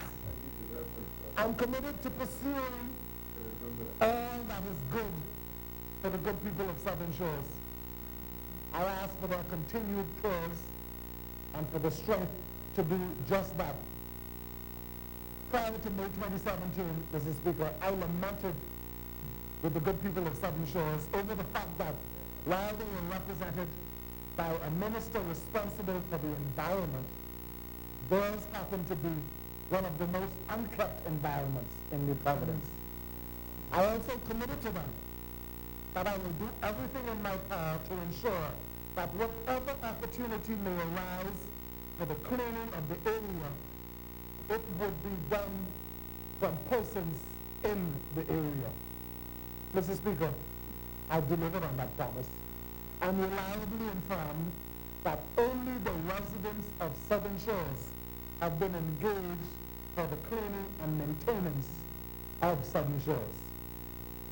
For those areas where persons have not been engaged, I've used the constituency allowance grant to maintain a level of cleanliness. I've launched a Love Your Yard campaign, Mr. Speaker, which is intended to heighten the awareness and sensitize both residents and passers-by of the need and importance to keep Southern Shores clean. We've removed derelict vehicles, Mr. Speaker. We've installed benches on some of our paths. We've planted fruit-bearing trees that will provide shade and someday fruit for the youngsters to pick and enjoy. We've enlisted the support of the Ministry of Works. And I want to pause here, Mr. Speaker, to thank Mr. Francis Clark of the Ministry of Works and his team for responding to our call. Mr. Speaker, his team has erected street signs, stop signs, painted speed bumps, painted lines in the streets throughout Sunset Park, and now they are engaged in Millis House, where they are about 60% complete with their work. Mr. Speaker, there was a period when there was an accident almost every week on High Tree and East Avenue at that intersection because there were no stop signs. You're familiar with that. Well done from your mommy. And now I can report that I haven't heard any reports of any accidents in the past 3 weeks. Our constituency office, Mr. Speaker, in Southern Shores continues to welcome and assist constituents. We've been able to help persons who are job seeking. Some of them have been fortunate to get jobs in the private and the public sector. We've been able to assist persons in preparing resumes. Mr. Speaker, I'm fully aware that there are still a number of persons seeking assistance. I just want them to know that our efforts for and on their behalf continue. I urge the constituents of Southern Shores to not be detracted or distracted by the naysayers, and to prepare themselves to take advantage of all that is coming in this budget. All the benefits that is being offered in advance by this caring minister-led administration. Prepare to take advantage of jobs that will be offered in the police force and the defense force. If qualified, please apply to be one of the 200 degree persons that are being sought by the public service. Young persons, prepare yourselves and take advantage of the free tuition at BTVI and the University of the Bahamas. Prepare to take advantage and enjoy the green space that the good Minister of Works has assured me will replace the former car dump site in Misty Gardens. I call on the good people of Southern Shores to prepare to take advantage of all the services that will be provided by the Urban Renewal Center and the newly renovated Homework Center that is just east of the Gerald Cash Primary School. You see, I'm satisfied that Her Majesty's Royal Opposition is doing its job. And its job is to detract and distract from whatever we are doing. But I say to the good people of Southern Shores, do not allow yourself to be distracted. Go ahead and take advantage of the reduced duty on an apartment-sized fridge or stove. The loyal opposition don't want you to know that pots and pans and other home furnitures have been reduced in duty. But position yourself to take advantage of them. Position yourself, young people in Southern Shores, to take advantage of the monies that are available for you to exploit your entrepreneurial ideas. Some persons have gotten up to $200,000. Prepare yourselves for that, Southern Shores. I call on the young residents of Southern Shores to prepare yourselves to become property owners and homeowners.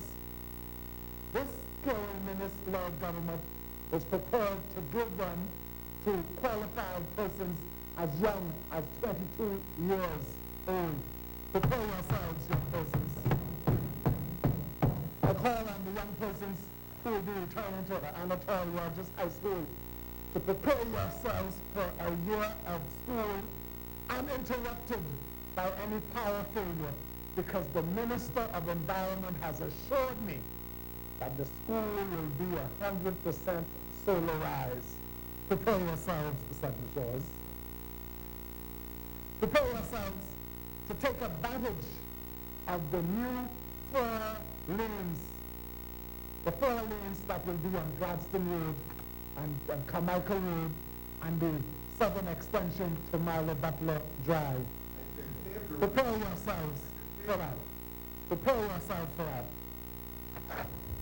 Prepare yourselves to ensure that it's coming, it's coming, it's coming. It's coming. Mr. Speaker, you know, stay tuned. Stay tuned. I could spend some of the time highlighting failures of the past. But Mr. Speaker, I'm satisfied that the good people of Southern Shores have not yet forgotten what they had prior to 2017. And they know what they got. So I say to you, Southern Shores, I thank you for your continued support. I assure you of my continued support and love. And with that, Mr. Speaker, Southern Shores supports this budget. Thank you, Member for Southern Shores. As many.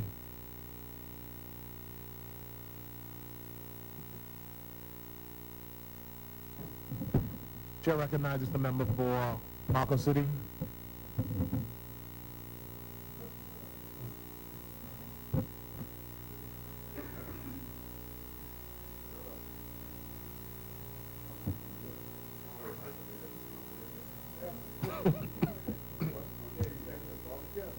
Bring it on. Mr. Speaker, it is an honor to have this opportunity to speak to our people by way of you on this 2019-2020 national budget. Mr. Speaker, I am largely here due to the various interventions by a number of people prior to the last general election. Mr. Deputy Speaker, I am principally here in large measure due to the tremendous support of the residents of Marco City, who gave me a mandate to raise their concerns and use the national platform to help them and their children fulfill their dreams and aspirations. I want to say thank you to every resident in Marco City. Thank you for your trust and your confidence. Daily, I, along with the Marco City team and friends of Marco City, will continue to work tirelessly on your behalf and with you. In Marco City, our team is made up, Mr. Deputy Speaker, of persons who support all three of the political parties, the wholly committed to a better Bahamas and the restoration of not only Marco City, but Grand Bahama in general. Mr. Speaker, when you come into my office, whether it was during the election and since the election, you would see the pictures of former members of Parliament. Among the pictures are pictures of persons who represented the Free National Movement as well as who represented the Progressive Liberal Party. We wanted to engender in our campaign this notion that we ought not dismiss any Bahamian, but to underscore the point that governments are continuous.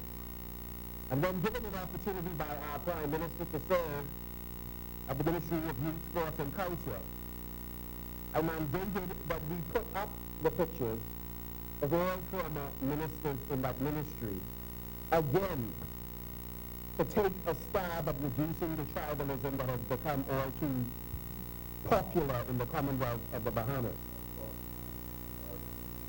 Mr. Speaker, we believe that at the end of the day, if the Bahamas is to be transformed, it is absolutely necessary for Bahamians from all walks of life, all political organizations, to find a way to collaborate in what is an arguably difficult task of building an archipelagic nation stretching 100,000 square miles with more airports and points of entry in the Commonwealth of the Bahamas than all of the Caribbean. It is a difficult country to govern. And if our people are to fulfill their dreams, not just for them, but for their children unborn, it is necessary to have the collective effort and wisdom of the Bahamians working in tandem with each other.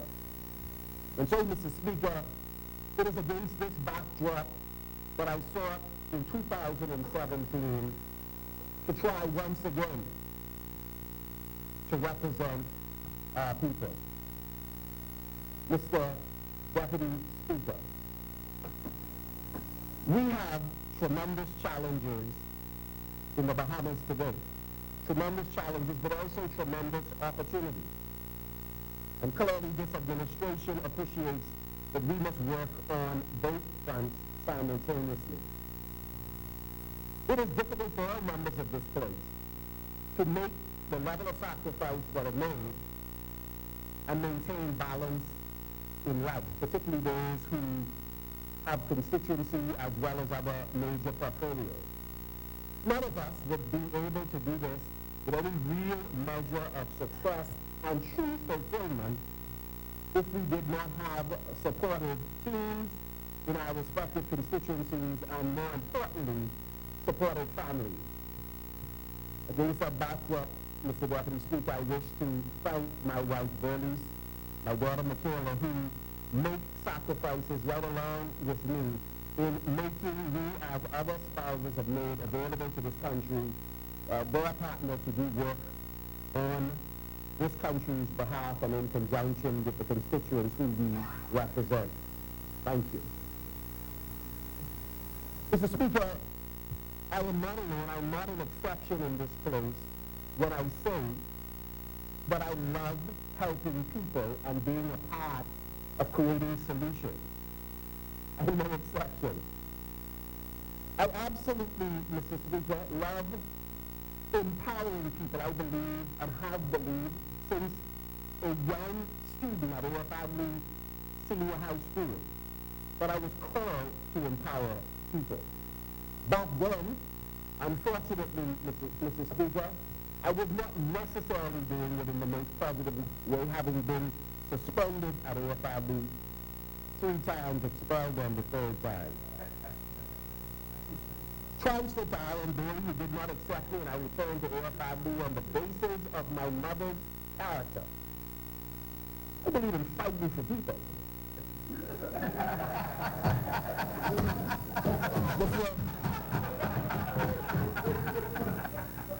Mr. Speaker,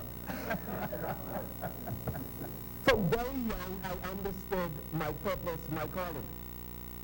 When I lived in Mount Pleasant Village, I was a part of a youth association.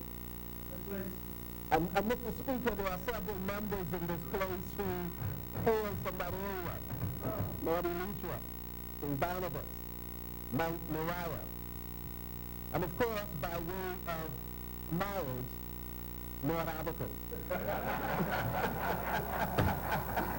Mr. Speaker, while in Mount Pleasant, two of the executives, Minister Burns and myself, we wanted light on the path in Mount Pleasant, and we couldn't get a reasonable explanation or suitable action from the then Member of Parliament. And as young people unable to vote, we decided who we were going to support. From then, Mr. Speaker,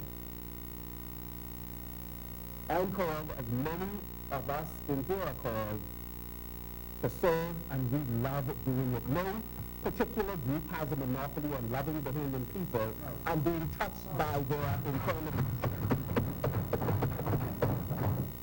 I was a graduate to many means. In large measure, I believe, my mother, Sister Laura Blackburn Benson, from Dowd's New Bank.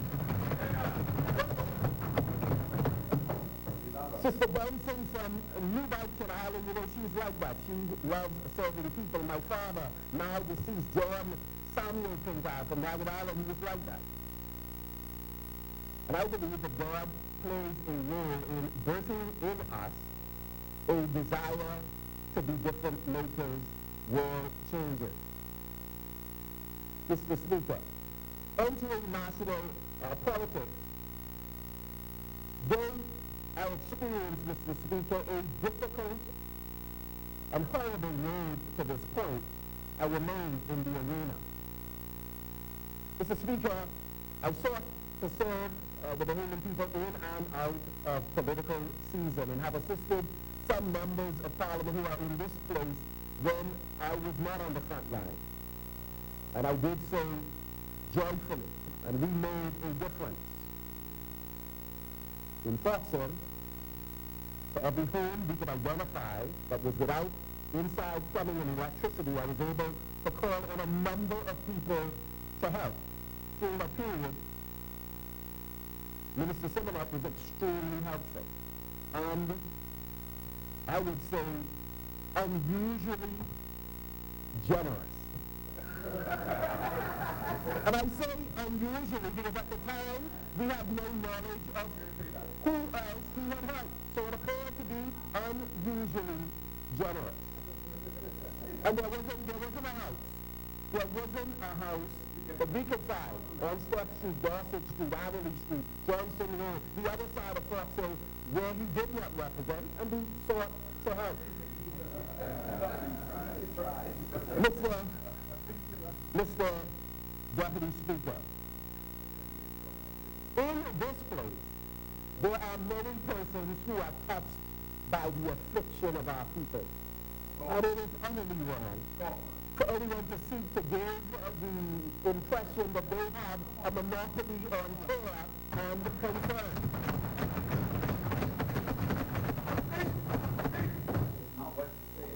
It is utterly, Mr. Speaker, utterly untrue.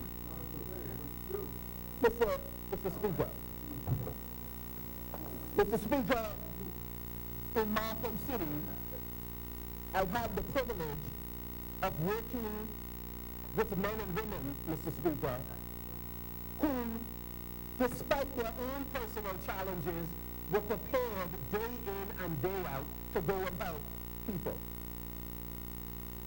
We did it, Mr. Speaker, with no reference to color.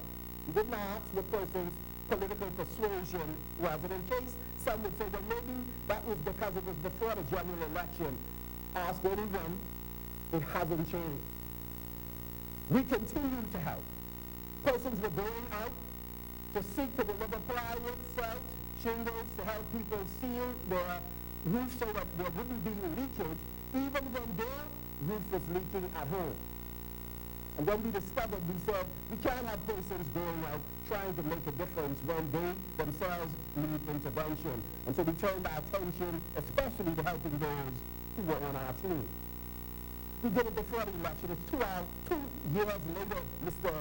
Speaker, and we're still doing it in Markham City, the most comprehensive hurricane relief program on the island of Grand Bahama, possibly in the country. But, Mr. Speaker, in helping, we don't need cameras to always be there to make a difference.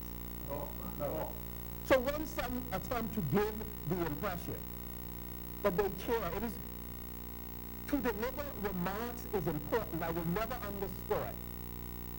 To verbally stand in defense of the people is absolutely necessary, and I applaud it. But not to acknowledge that there are others who not only speak, but are consistently, like Central Grand Bahama, day in and day out, like West Grand Bahama, who's spending personal money to help people. It is utterly unfair and intellectually dishonest. And only those who don't know, and that's not many in Grand Bahama, Grand Bahamians know what time it is. Others from other islands may not know. But daily we are working not for accolades, not because we have any expectation or some hope that it will be rewarded in the next general election.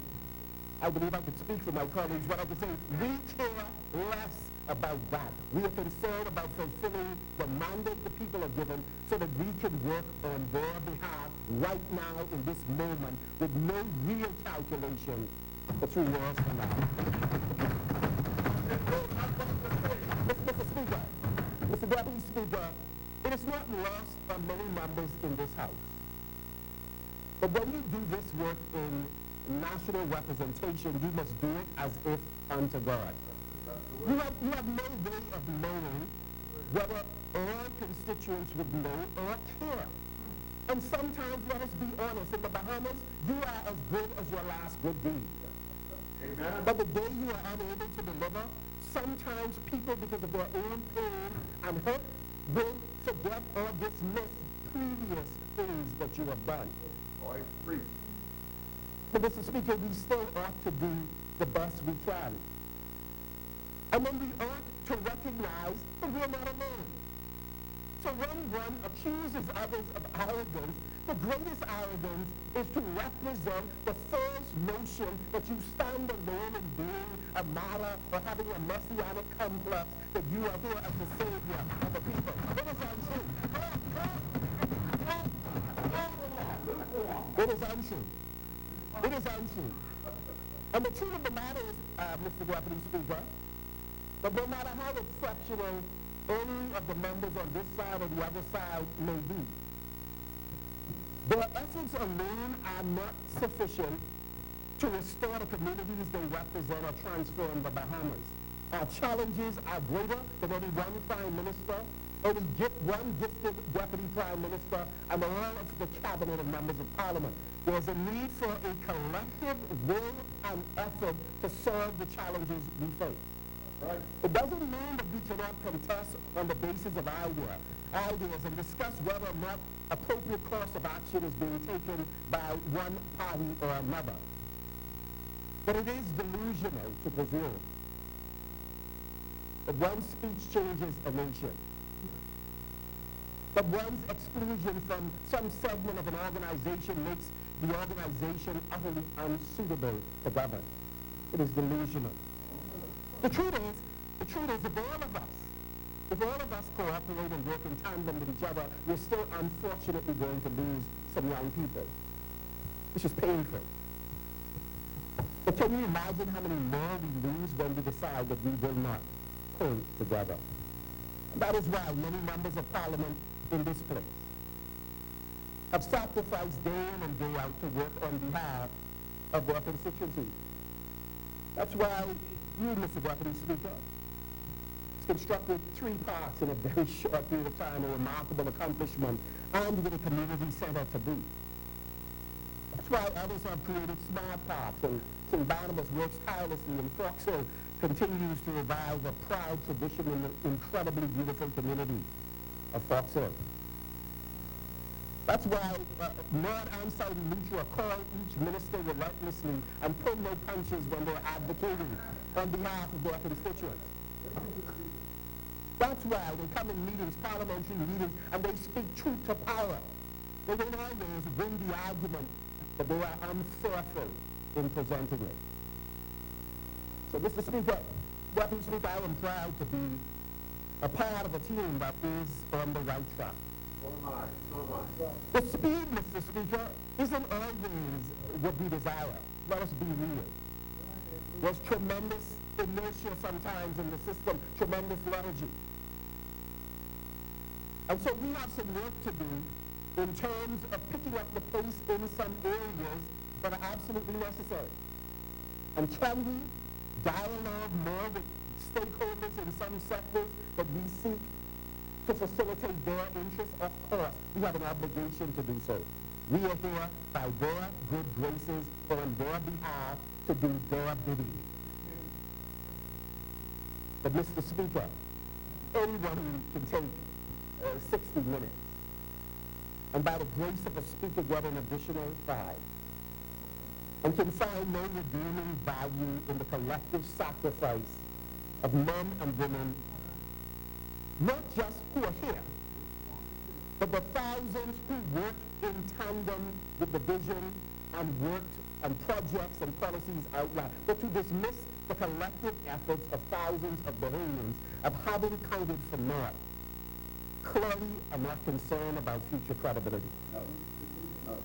Mr. Speaker, in Marco City, we run what we believe to be, in constituencies, the most comprehensive food program. And it's not lost on us. It's not lost on us. People would rather feed themselves. So that is not heavy lifting. Heavy lifting is facilitating persons' own empowerment so they never need the social assistance, either by the ministry or by us. So it's not lost on us. But we don't dismiss it and we don't turn away people who need help. We don't talk it, we deliver it.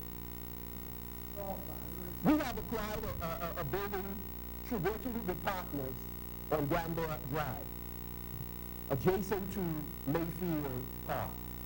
We intend, Mr. Speaker, to put together a comprehensive tech hub.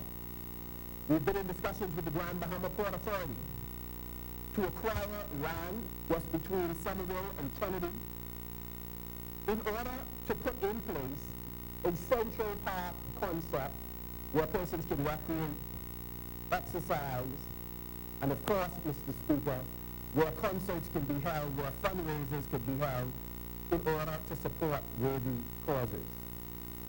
We're happy to be working with the Grand Bahama Port Authority. We express concern that we need greater urgency in us facilitating the acquisition of the land. We need to get this done so we can move on to a lot of other significant projects.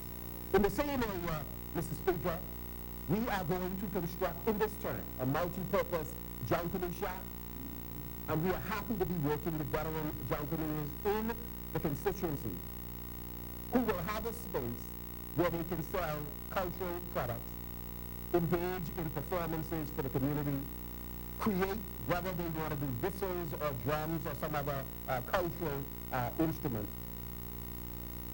We intend to provide a space where artists can record in a small studio the music of John Canoe or any other creation in order to sustain their operation. Adjacent to it, we intend to build a multicultural center that would allow persons who are in the theater community to perform, to allow persons who are interested in engaging in dance and music to rent the studios from entrepreneurs who will own these spaces. We're also, Mr. Speaker, embarking on a project to create a food court and kids pavilion. Mr. Speaker, rather than talk about it, I thought it would make sense just to invest the money, and so the architectural drawings are well on their way, Mr. Speaker. And so this is drawing Nico Grant Jr. We are grateful to him, to Burton Miller, to all of the artists and architects who are helping us to help create this architectural wonder, this amphitheater. The only reason we haven't used Ian Lewis is, of course, he's in frontline politics at the moment. We are grateful to designer Delicia Smith, who is also a part of the professional team that's assisting us. We want a kids' pavilion, Mr. Speaker, that will include not only the traditional games for children, but also modern games as well. Mr. Speaker, we are anxious to get this going. And we want to do it in a creative way. We believe that residents of Marco City and others should invest in this and run this as income-generating opportunities. In that regard, I sought advice from at least 3 former members of Parliament who are very much engaged in community building in this country, and notwithstanding what some of their politics are, when I called and asked their opinion on the construction of a park in Mayfield Park, they've all been generous in the advice that they have given, and I want to thank them. Thank them for the times I've been able to reach out to them, and they've been helpful. And just to make the point, to the Honorable Chivago Lang, former Member of Parliament, Marco City, the Honorable Greg Becker, Morris, who I believe, again, was correct about the need for us to have legislation that save people's homes, because it is unacceptable that too many of our constituents are battling issues, some of them despite their best efforts to save their homes. And of course, to the Honorable President Bridgewater. And so this, Mr. Speaker, is the ground floor plan as well as the upstairs for the tech center, the building that we already have carriage of, and after the rezoning exercise will immediately commence construction. We're collecting the computers already and have a number of them in our possession, as well as iPads. And so we wish to move in a timely manner because we don't want to violate building control regulations, but I must confess, I have been known to be impatient. And so we're praying that, Mr. Speaker, that things can move rather quickly. This is, of course, the food court. And so we want persons to get ready. Incidentally, Marco City has some of the best chefs and cooks I was going to say in the Bahamas, but that would really be an understatement. I was thinking the Western Hemisphere. And so, Mr.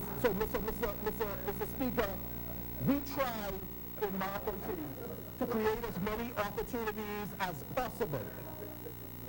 Not just as lunch vendors, which is important, but to create, as we did, the cultural fest so that vendors could make money. We paid for the entire infrastructure, the entertainers, the advertisement, the tents, etc., to give them an opportunity. So we believe the food court is going to do, Mr. Speaker, exceptionally well. We believe that along the East Sunrise corridor, bordering, well, I've had discussions with Mumpy Aaron Lewis, we can create a cultural mecca, including Juice and Banji Outreach Place, a social affair, including the Center Bimbo Lab, including BAIC, including the Tomlinson Theater, and including what we're developing there. We can transform the area, and this we can add to the offering yet another performance area in the area for residents who want to learn music, who want to cut music in studios, etc. And so we believe that there are many opportunities for our residents. We've continued to invite ministers into Grand Bahama who have conducted town meetings to address a wide range of issues. So it's not just about social assistance, it's about empowerment, which is why we were committed to empowering contractors by putting them in contact with the regulators of Grand Bahama Port Authority who provided them with valuable information to make sure that they can run successful businesses. This is precisely why we brought in persons like Minister Brenzel Wood and representatives from NID and the public service to answer critical questions to resolve issues that have long been unresolved. And we will continue, as we have done.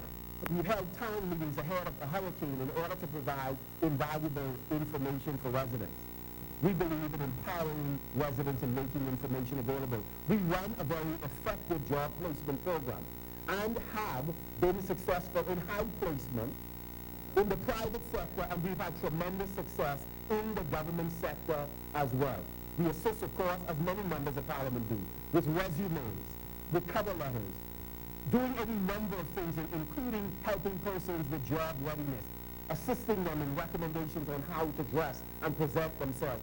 Why it is necessary to keep a directory of every company you have applied to the names and numbers in order to be thorough. We've assisted with school fees, medical bills on a regular basis, plane tickets for persons to go and seek treatment. We've had the Minister of Health on speed dial, and he has consistently responded. And many of our ministers have done the same thing, calling the Deputy Prime Minister, who has made himself available to offer guidance, particularly since many of the entrepreneurs who we wish to help require the insight and the guidance of finance. And he has been there over and over again. Mr. Deputy Speaker, during last summer, we placed well over 150 young people in Grand Bahama on summer jobs, and we are on track to eclipse those numbers this year. Government, private sector, we have no difficulty petitioning, some in Bahamian parlance to call it begging, companies to employ our young people. And they have been responsive in the community of Grand Bahama, giving our young people an opportunity to be employed. We've prepared a report, which we will gladly take to every door once they arrive, and we've done the traditional things, catered to well over 1,200 young people with back-to-school giveaways of school supplies. Mother's and Father's Day, we try to knock on as many doors, leaving a momentum, letting parents know that we absolutely appreciate them. Thanksgiving, we don't forget our seniors. We continue to work on behalf of our people because we love them, we care about them. Mr. Speaker, we had an interesting experience after the general election, and forgive me for not telling the whole story. This is only the first part, and we may need to give greater details if there's a chapter 2. But Mr. Speaker, some of us, Mr. Speaker, when we ran, I ran to become the Member of Parliament for Marco City. Marco City residents were never designed to be the stepping stone to some other personal ambition that I had. When I came into public life, I came fully defined as a human being, known by this community, for better or for worse, but known. And I came, Mr. Speaker, I came on my own terms, Mr. Deputy Speaker. And so, whatever the Prime Minister of the Commonwealth of the Bahamas decided to do 2 years ago was irrelevant to me. I wanted to represent the people of Marco City. Whatever the Prime Minister of the Commonwealth of the Bahamas decides to do as early as tomorrow is equally irrelevant to me. I ran to be the Member of Parliament for Marco City. I am honored that the Prime Minister reposed confidence in me and appointed me to the Ministry of Youth, Sports and Culture, and then later to the Ministry of Agriculture and Marine Resources. But my first obligation and my objective in participating in the election was to receive and then deliver a mandate of the people of Marco City. So I could never be upset with a decision made by a constitutional position but have the ability to make that decision for whatever reason. And so, Mr. Speaker, I want to say to the residents of Marco City, I love you. I'm prepared to work on your behalf tirelessly and continue to not just be your voice, but practical help. Before the general election, and all of you, I believe, know, but this was certainly the last shot. Despite the fact that I was anxious to be in this role, I was not prepared to be dishonest in the course of doing it. So I didn't sell people dreams. I didn't tell them I am your salvation. I didn't tell them that all the problems you have, when the effort I'm getting and I get in, oh, life is going to be completely different. I told them it was about partnership. Go back and check the tapes. It was about partnership. I said, if your roof is damaged, count on Marco City. We are your partners. If you need 25 sheets of plywood, we may not be able to give you all, but we guarantee you to get less than 5. We can do better than that.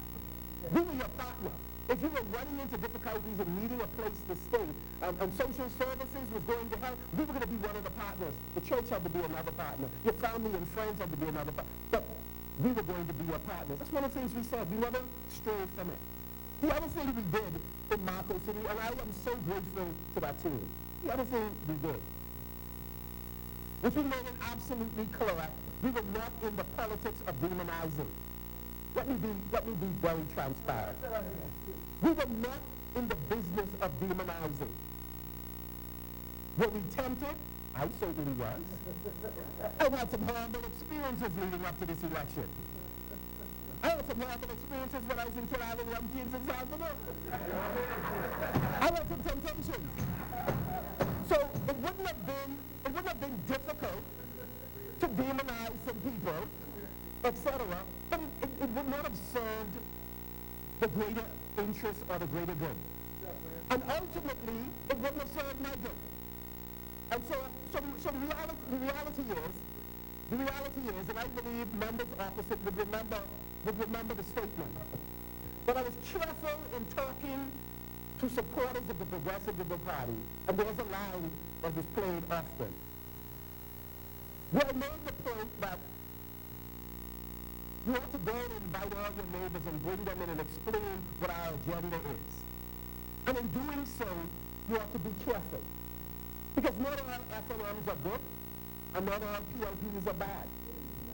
The statement went on to say that both FNMs, PLPs, and DNAs were afflicted by the same common challenge, bad leadership by the former Prime Minister and Deputy Prime Minister. That was a statement. So I was very careful not to demonize persons who supported the Progressive Liberal Party and who supported the DNA. Because all of us who have lived long enough have had some friendly fire at one point or another.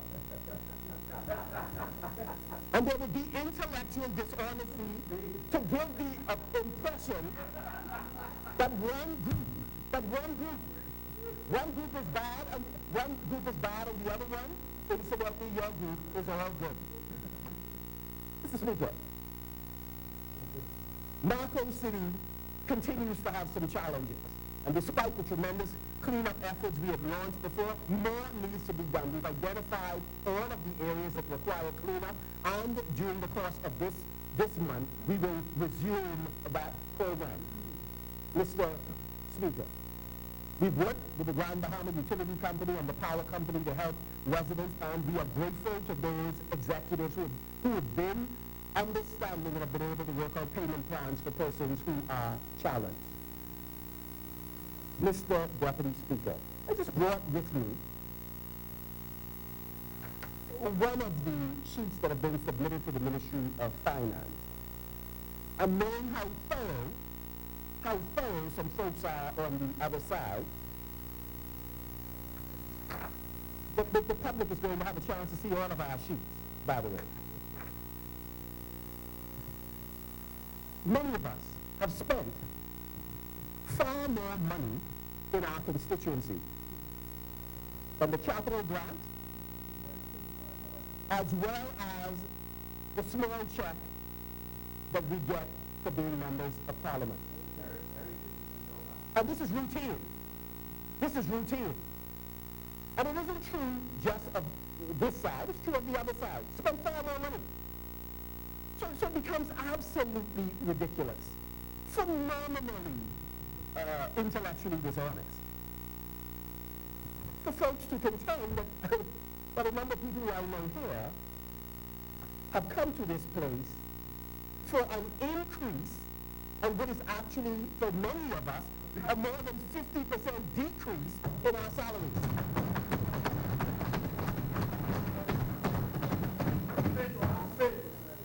Now, if persons wish to tell the story about making more money than has ever been made, if they wish to tell a personal story, they should do so. But don't include me in that. Don't include me in that. And we do so because we have made a commitment.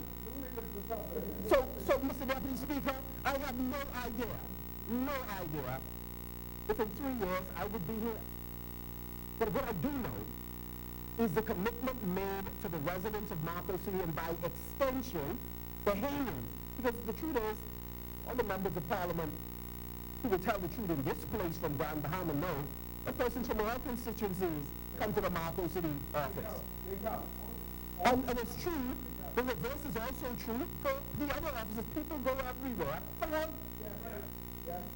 And so whether I'm here or not, I want to know that the commitment made I honor to people, and sometimes it means making additional sacrifice of personal resources to help, because the struggle is real for many families. And even when they run into you, I do the shopping in my family, so when they run into me in Solomon, and I have no difficulty paying for other people's groceries many times.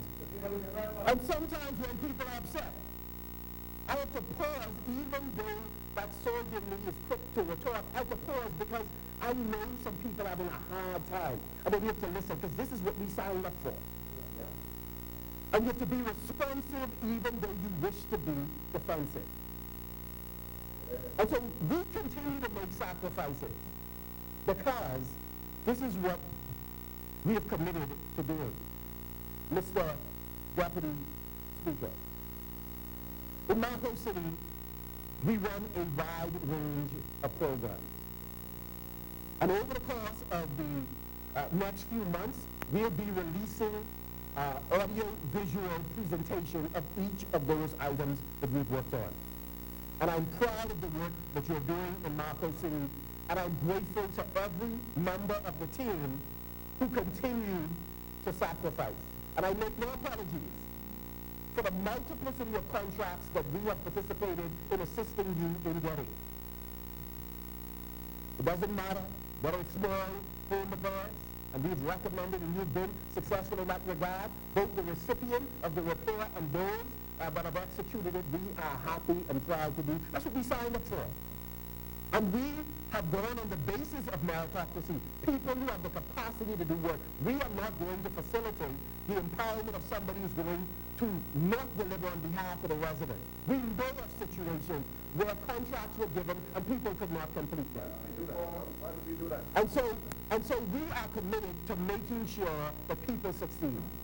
And we'll continue.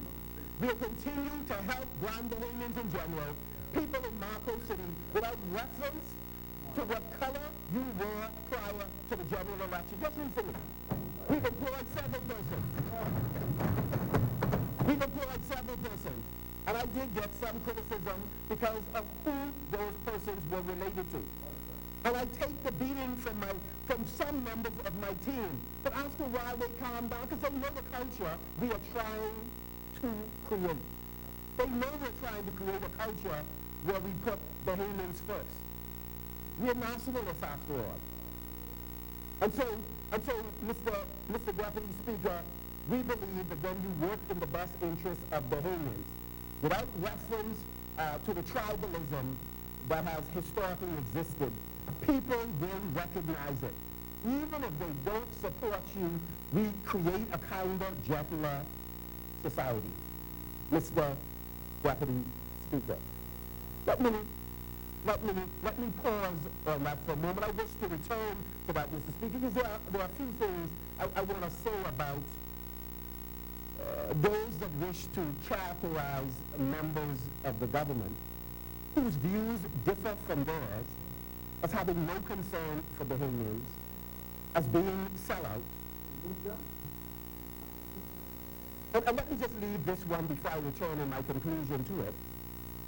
Or who characterize some of us as doing the bidding of foreigners and white Bahamians. Mr. Please permit me to do this right here, just for a moment.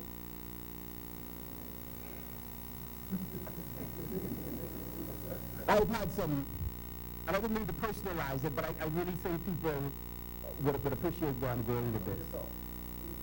I've had some very bad experiences in the Free National Movement. Some other people who have had some bad experiences too.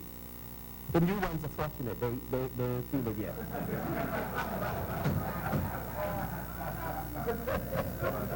Some members opposite Mr. Deputy Speaker have had some bad experiences in their organization. Some of them have been in ministries in charge and couldn't sign nothing.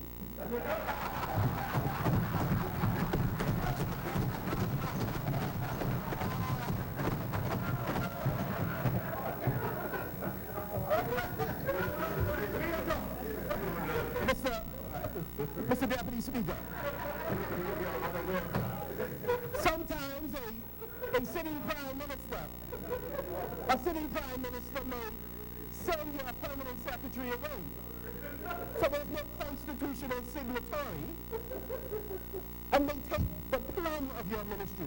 Let's just be hypothetical. Let's just say beaches and park, and put it over the bureau, and put it somewhere else.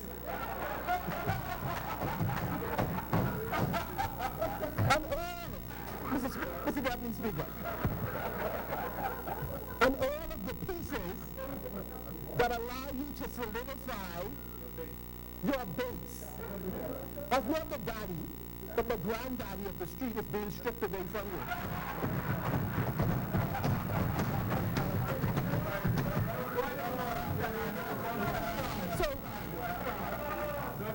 So, Mr. Deputy, I'm only using it as an example to make the point that on both sides of the aisle, we have had some grimy experiences. I don't wish to get into the details of it, but I remember a time in an association, Mr. Deputy Speaker. I was selected not once, but twice by the association to be their standard bearer. And despite being selected at least twice, I ended up, I won't even tell you the short version. So here among the family, I can tell you the long version. But I ended up in a seat that I absolutely loved, but it wasn't at that time my first choice. I don't really need to tell you what the outcome of that election was.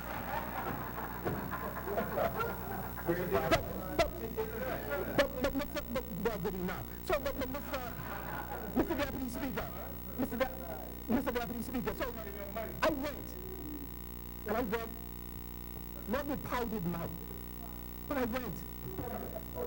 And I went as a man. Nobody just sent me. I had the option not to go. But I love my people. I love Dodge, where my mother's from. I love it from the north to the south. I love being in Ewing and Coburn Town, and I absolutely love them too. And still do. And so I went. But the question is, I want my brothers and sisters to get this. These are imperfect organizations. And nobody knows that better than men and women of God. These are people with feet of clay. But I stayed in this organization, and I'm still in this organization. That's one of several experiences. I stayed. Let me give you 3 reasons why. One, I believed at that time, and still do in hindsight, that the person who was in charge of the Free National Movement was the best option as Prime Minister of the Commonwealth of the Bahamas. Now, he may not have been the best option for me, for my career, but he was the best option for the country. And I never confused my personal situation with what was in the best interest of the country. I believe he was the best man. And secondly, I believe that I was in the best choice, the best vehicle to deliver the aspirations of the Bahamian people. So I stayed. A great leader, great organization. Infallible, yes. Do some things that are disgusting, you feel? Yes. Best leader, best organization. The third reason I was willing to stay, and I'm still here today, is this is a party that's made up of the true mix of this society. Men and women from different social classes, from those who, like myself, grew up in Angleston, lived through no less than 7 corners in Angleston, lived in Yellow, Mount Pleasant Village, lived in St. Barnabas, lived in Foxhill. I've lived in so many communities. We simply did not own the homes, so we moved a lot. So ranging from persons like me to Minister Simonet.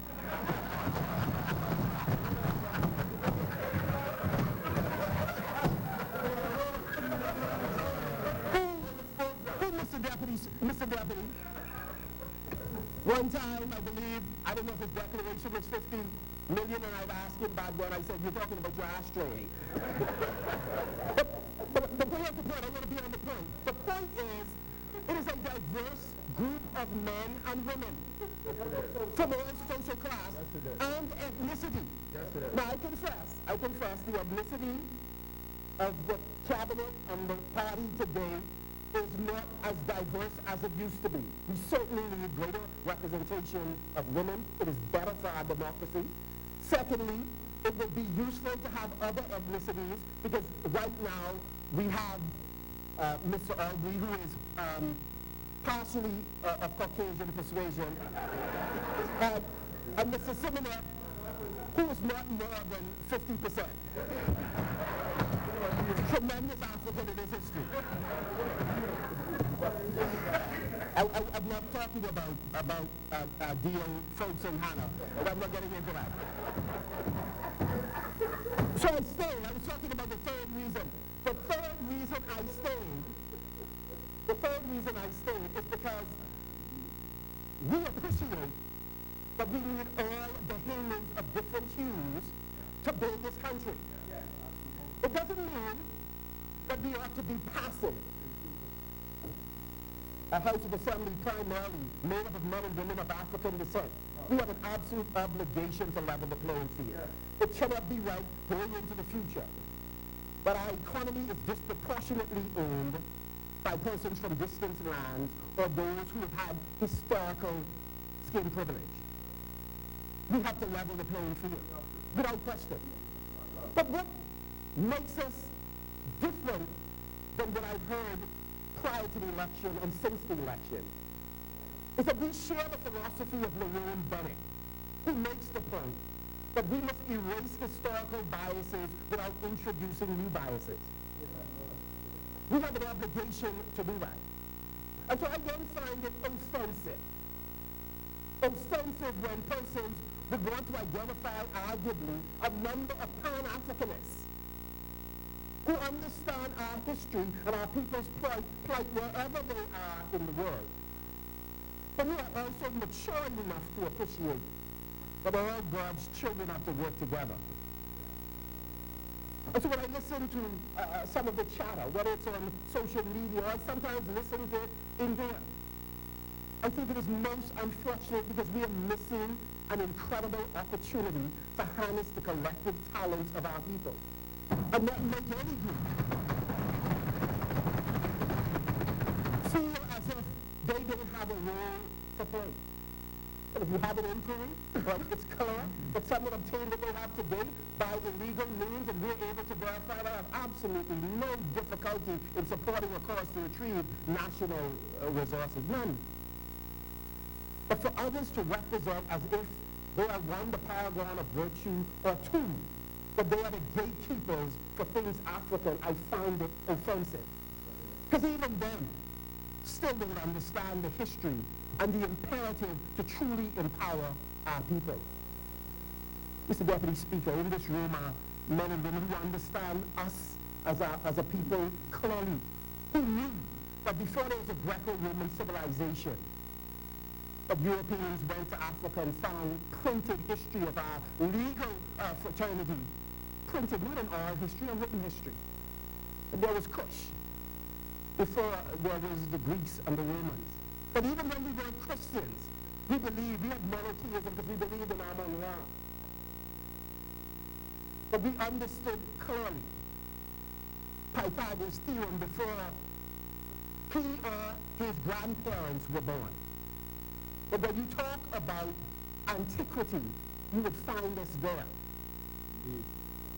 And so it is offensive to have one group of Africans calling another group of Africans the names that we now do, and not fully appreciating that the greatest traitors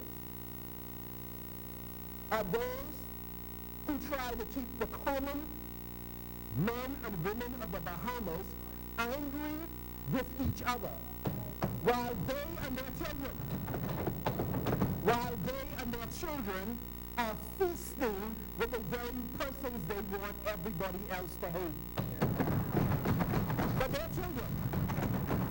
their children are in boarding schools, right, with very few persons who look like them.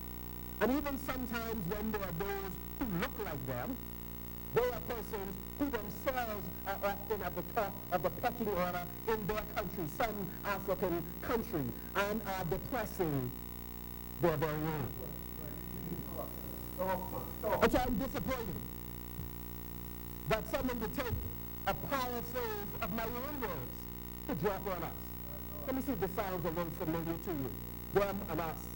They look like us, sound like us, talk like us, sometimes dress like us, cuss like us, fuss like us, suffer like us, cry like us, walk with us, protested along with us. They were the majority with us, but this was back then. We were sure they were friends. We, the many controlled by the few, feverishly, we searched for what to do. Our young school rowers saw our disgust so quickly. For the day of victory, they came to us. Starved for freedom, we would gather and pray. Yes, they were with us all the way. They still look like us, sound like us, talk like us, somebody dress like us, cuss like us, fuss like us. But now they live far from us. Now they victimize us, heavily tax us, ridicule us, they betray us. Our trust now is them and us. Oh, sorry, let me, still standing.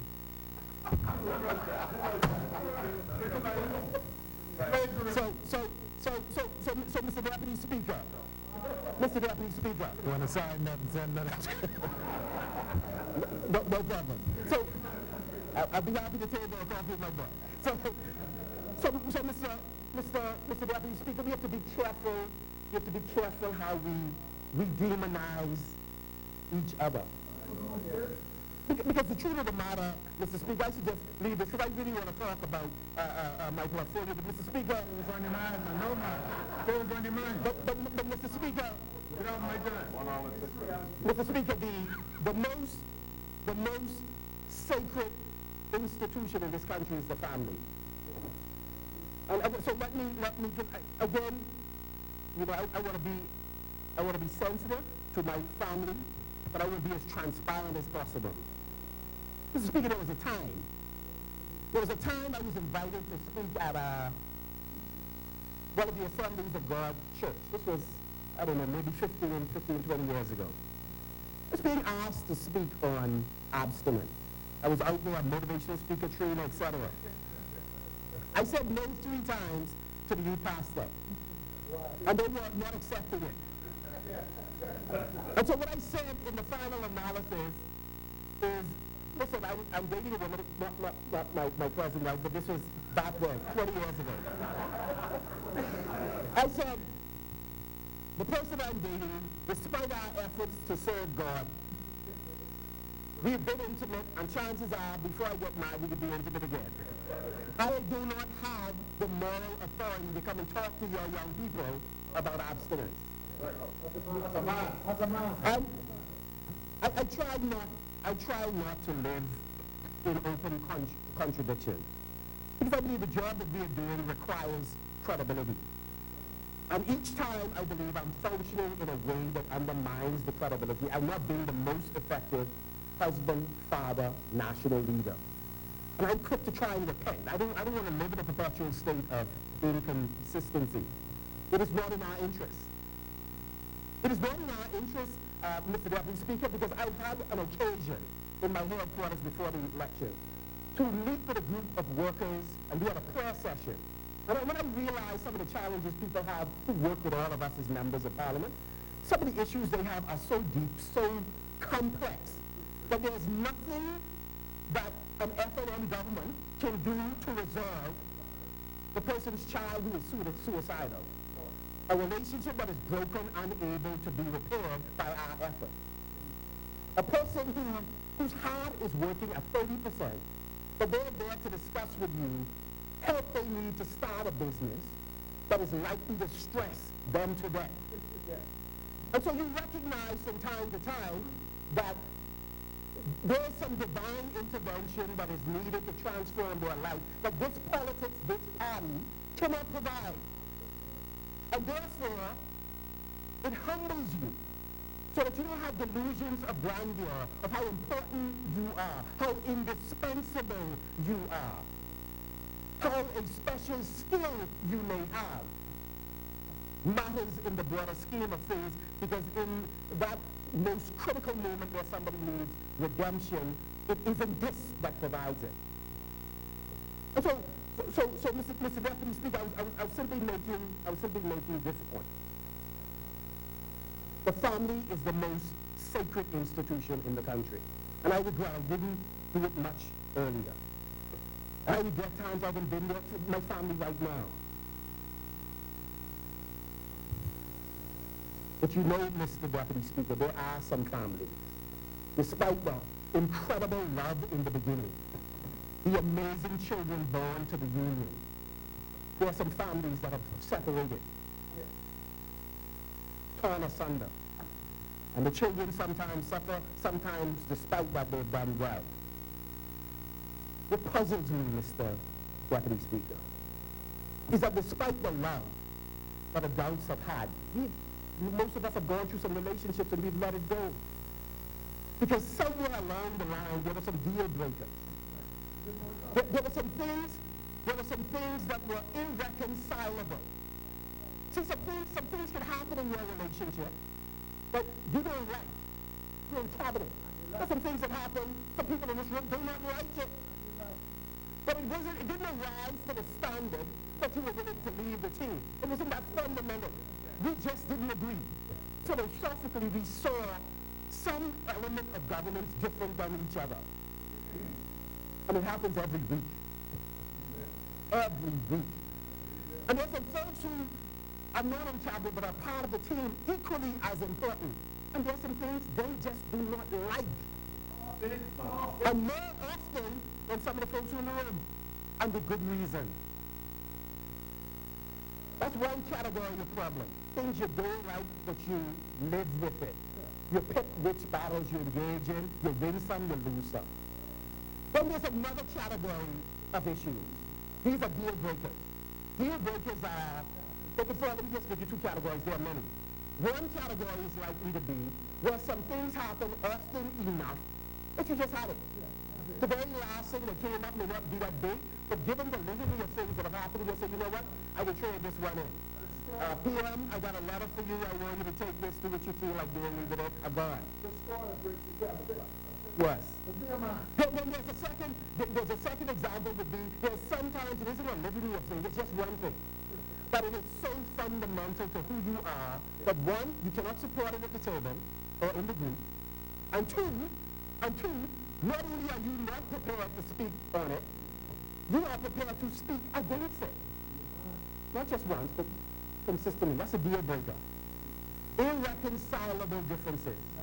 Remember I said, Mr. Deputy, that sometimes this happens in families and we walk away from somebody we love more than cook food. Because we can see life without them.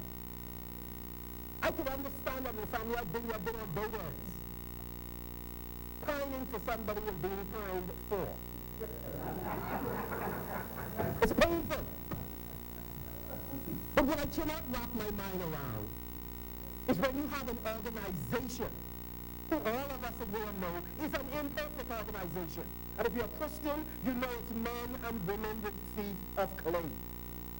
They are given to being fallible. Some unnecessarily and consistently fallible. What I cannot understand is why, if you have irreconcilable differences with an organization not nearly as important as a family, where there appears to be no redeeming value, they're not getting anything right. Give them 60 minutes plus 5. I cannot find one thing to comment about them that is good. Why? Why would I maintain that relationship, subject myself, my family, to the constant abuse, to my incredible views, which are not shared, by the way, inside? Why would I subject myself to maintaining the relationship? Why? Is it that there is a strategic? Is it that there is a strategic move? That I saw counsel. And counsel has whispered to me that this is not the time to make a move. But your message has greater currency inside. Because after all, you posture yourself, I am one of you. And so when I speak, it's the same traditional Bahamian refrain that pretext to a very bad situation. That's my friend. And if I tell you this about my friend, it's got to be true. So it's either that counsel has been taken, or endorsements are motivating certain statements. I cannot speak, and I don't speak for I don't speak for the government of the Bahamas. I know my pecking order in the scheme of things. No, we have a real talk today. We have a real talk. And so, I would only say, I live in Grand Bahama. Absolutely love it. I know the people in Grand Bahama. See, the deputy, we have some interesting exchanges. And I can tell you, but we learn, despite whatever our exchanges are, we have a greater mission. We're like Nelson Mandela, who came out of prison in 1991, having lost his spouse before he exited, having been deprived of freedom for 27 years. Nelson Mandela was asked a question by a reporter, are you angry? And I said, what a stupid question. I was in Montreal on my couch and I was angry. Nelson Mandela said, I do not have the luxury of being angry. I've been given a mandate by the South African people to create a non-racial society, and that's the mission he was on. And so I would only say, but when the relationship has become irreconcilable, if somebody, I want to say, living in Grand Bahama, it is untrue. Every meeting that is held in Grand Bahama that this organization has, there isn't a single member of parliament that cannot attend. Now let's be real. I'm speaking for me. I myself, however, am not going into a private caucus meeting talking about strategy for the transformation of people's lives with someone who is not committed to the same mission. That is fundamentally different. So I want persons to be straight up. I like where this going. And the truth is, let me tell you, I feel qualified to say what I'm saying because I have been the friend in the organization who fought some folks in this room on their behalf. And who have sought to broker arrangements that were made. And nevertheless, the seduction of the attention of the crowd that is so fleeting. For all of us have experienced the glow of the cameras but for a moment, but in the fullness of time, I only want to say for my part, because I can't speak for everybody. If papers are filed, I will not contest. No.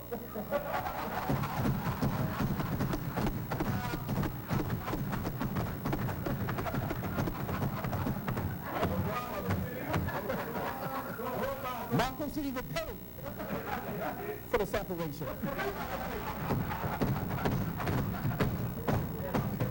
I'm not advocating expulsion. I think it would be strategically an error. Let him go be free. But I know one thing. I've been upfront in saying what my deal is, what my issues are. But let me say this as I leave this.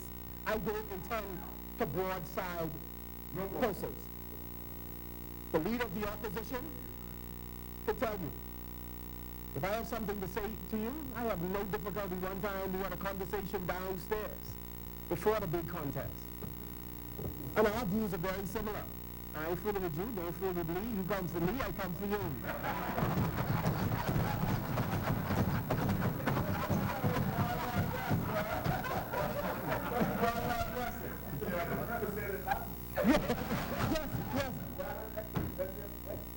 Yes, sir. So all I'm saying is that at some point you have to follow the courage of your conviction. In this room, we know when some things are problematic, when there isn't a particular thing we necessarily like. We fight it in those private rooms. Sometimes some of our colleagues even say it open. If somebody's a backbencher, they have more latitude to say exactly what they want to say on that particular subject. But invariably, they've said it in the room, so you know where they are coming from. And I will fight for their right to continue to do so.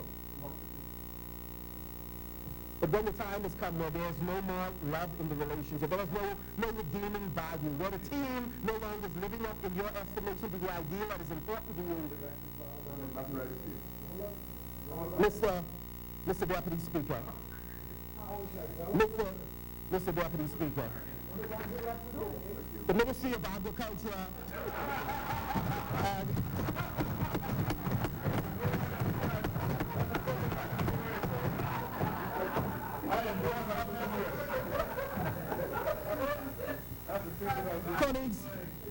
colleagues, we all know,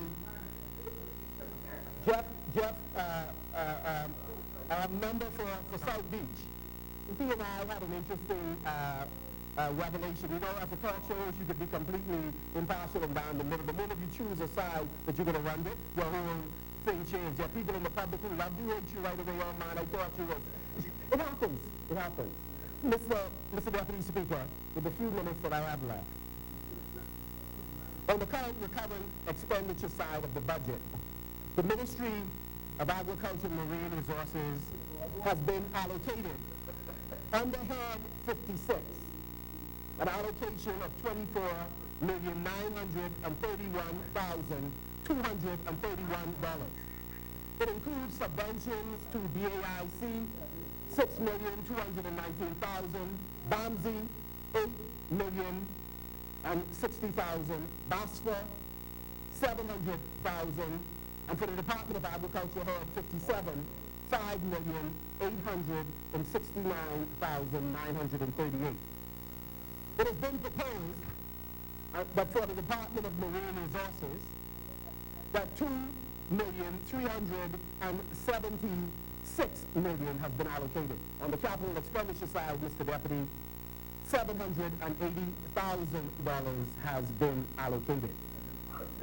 This, Mr. Deputy, is for repairs of parking houses in Long Island, Eleuthera, and Andros. Mr. Deputy, this is a very diverse ministry. We have responsibility for all of the agencies that I mentioned, inclusive, Mr.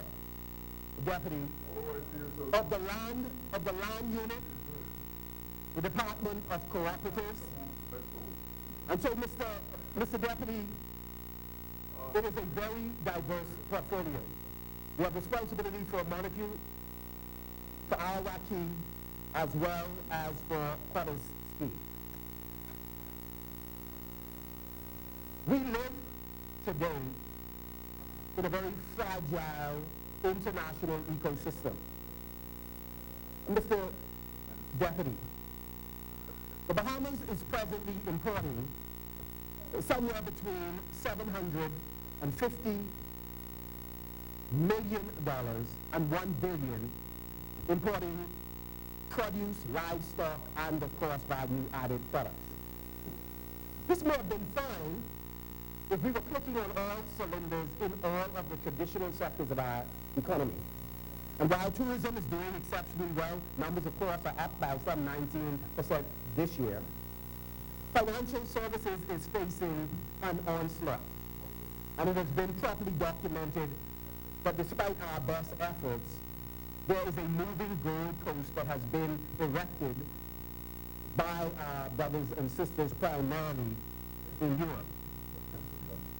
So the Bahamas has to have a real talk, a real national conversation with all sides of the political divide as to what is our level of commitment to the diversification of the economy in general, and in this case, what is our commitment to agriculture and marine resources that has the potential to grow its contribution to the GDP of the Bahamas. Because there are some who will pay lip service to it, but to borrow a spiritual, religious term, in the depths of their soul, they really believe that you just earn as much money from other sectors to buy whatever you wish to consume. Mr. Deputy, that is not a view that I share.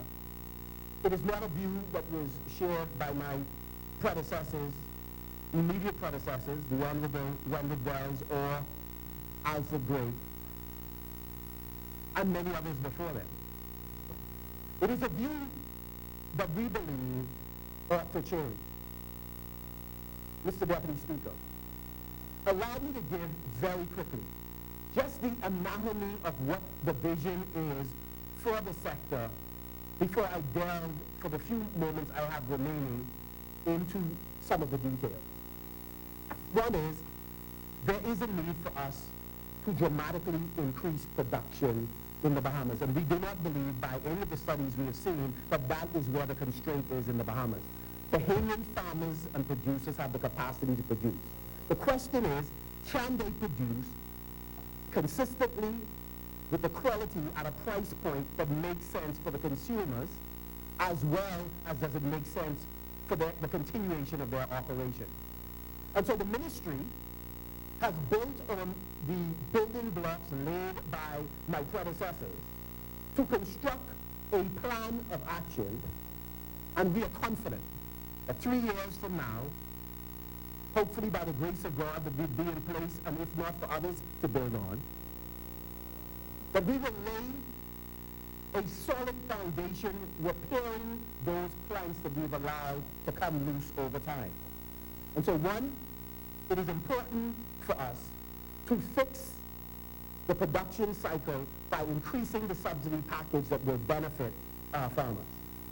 Two, it is absolutely necessary to address the distribution of those goods so that they're able to move in a timely fashion from the various centers of production to the markets that they need to go to, and not necessarily through an antiquated, outdated government packing house system, which we believe ought to be privatized or through a public-private partnership arrangement.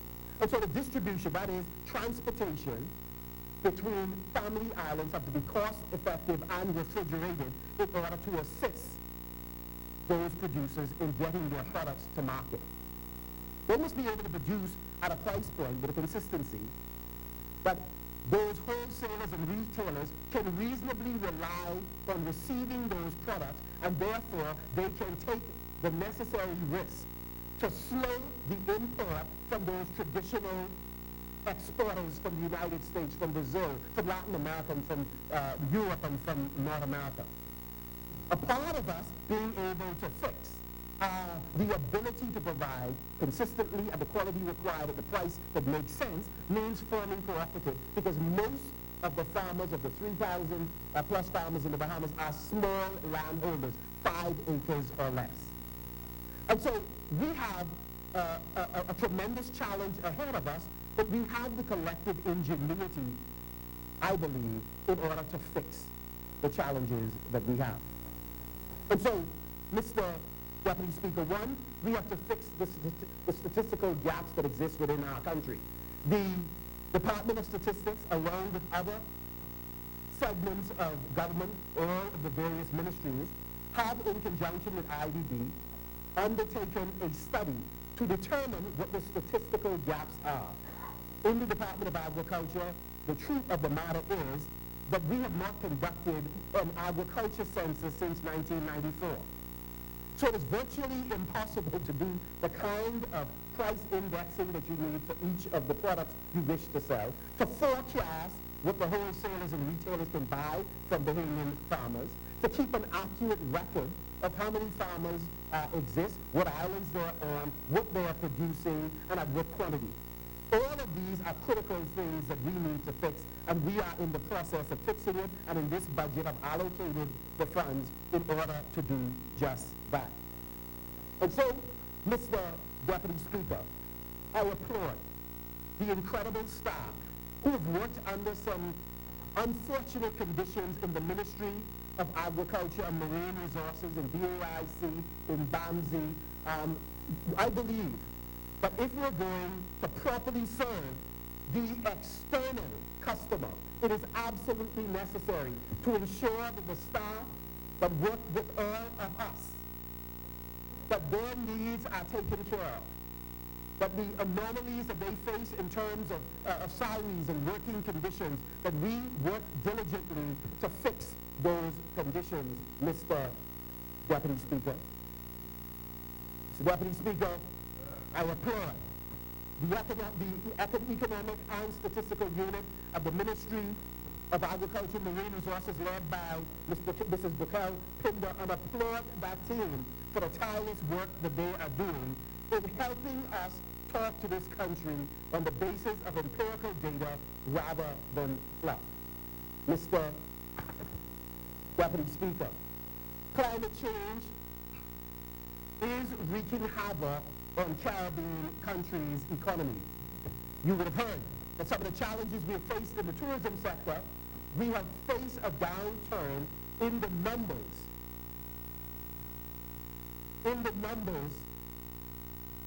of tourist visits to this region in large measure because of the impact of climate change resulting in stronger hurricanes and weather conditions in the region.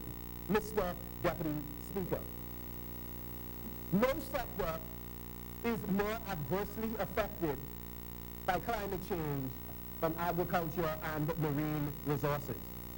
And so we have allocated in this budget funds to mitigate against climate change. And you would have heard from my colleague, the Minister with responsibility for housing and the environment, the need for us to continue to attract resources in order to address the adverse impact of climate change. And what is beautiful about what is being done now is the synergy, that is the relationship and collaboration that exists between ministries so that persons are not operating fiefdoms, but they recognize that it has to be a collaborative effort. And here's what that does for you, and it's reflected in this budget. One, when we have scarce resources in agriculture to address a particular environmental issue, or to help us structure our collaboration with the Bahamas National Trust, the Nature Conservancy, other environmental groups, I'm able to collaborate with the Minister with responsibility for the environment in order to leverage our cooperation, our resources, so that we can go further. Furthermore, we are then able to take what we may consider inadequate resources to do the work that we need to do and pursue additional resources from the international community, whether it is through technical assistance from an intergovernmental agency or its actual capital from non-governmental agencies and foundations, or through bilateral relationships with other countries, and we increase the amount of funding we have available in order to do the work of the people. This is precisely why, Mr. Deputy Speaker, that at every conference members of this team attend, we are tasked with the responsibility of engaging in bilateral discussions and discussions with intergovernmental agencies with a view to make sure that we are able to attract those items that are on our needs list. In other words, we don't go to the tables of the world with cap in hand, but we go to the tables of the world with a strategic interest and engage in discussions that will ultimately benefit our development. And so, Mr. Deputy Speaker,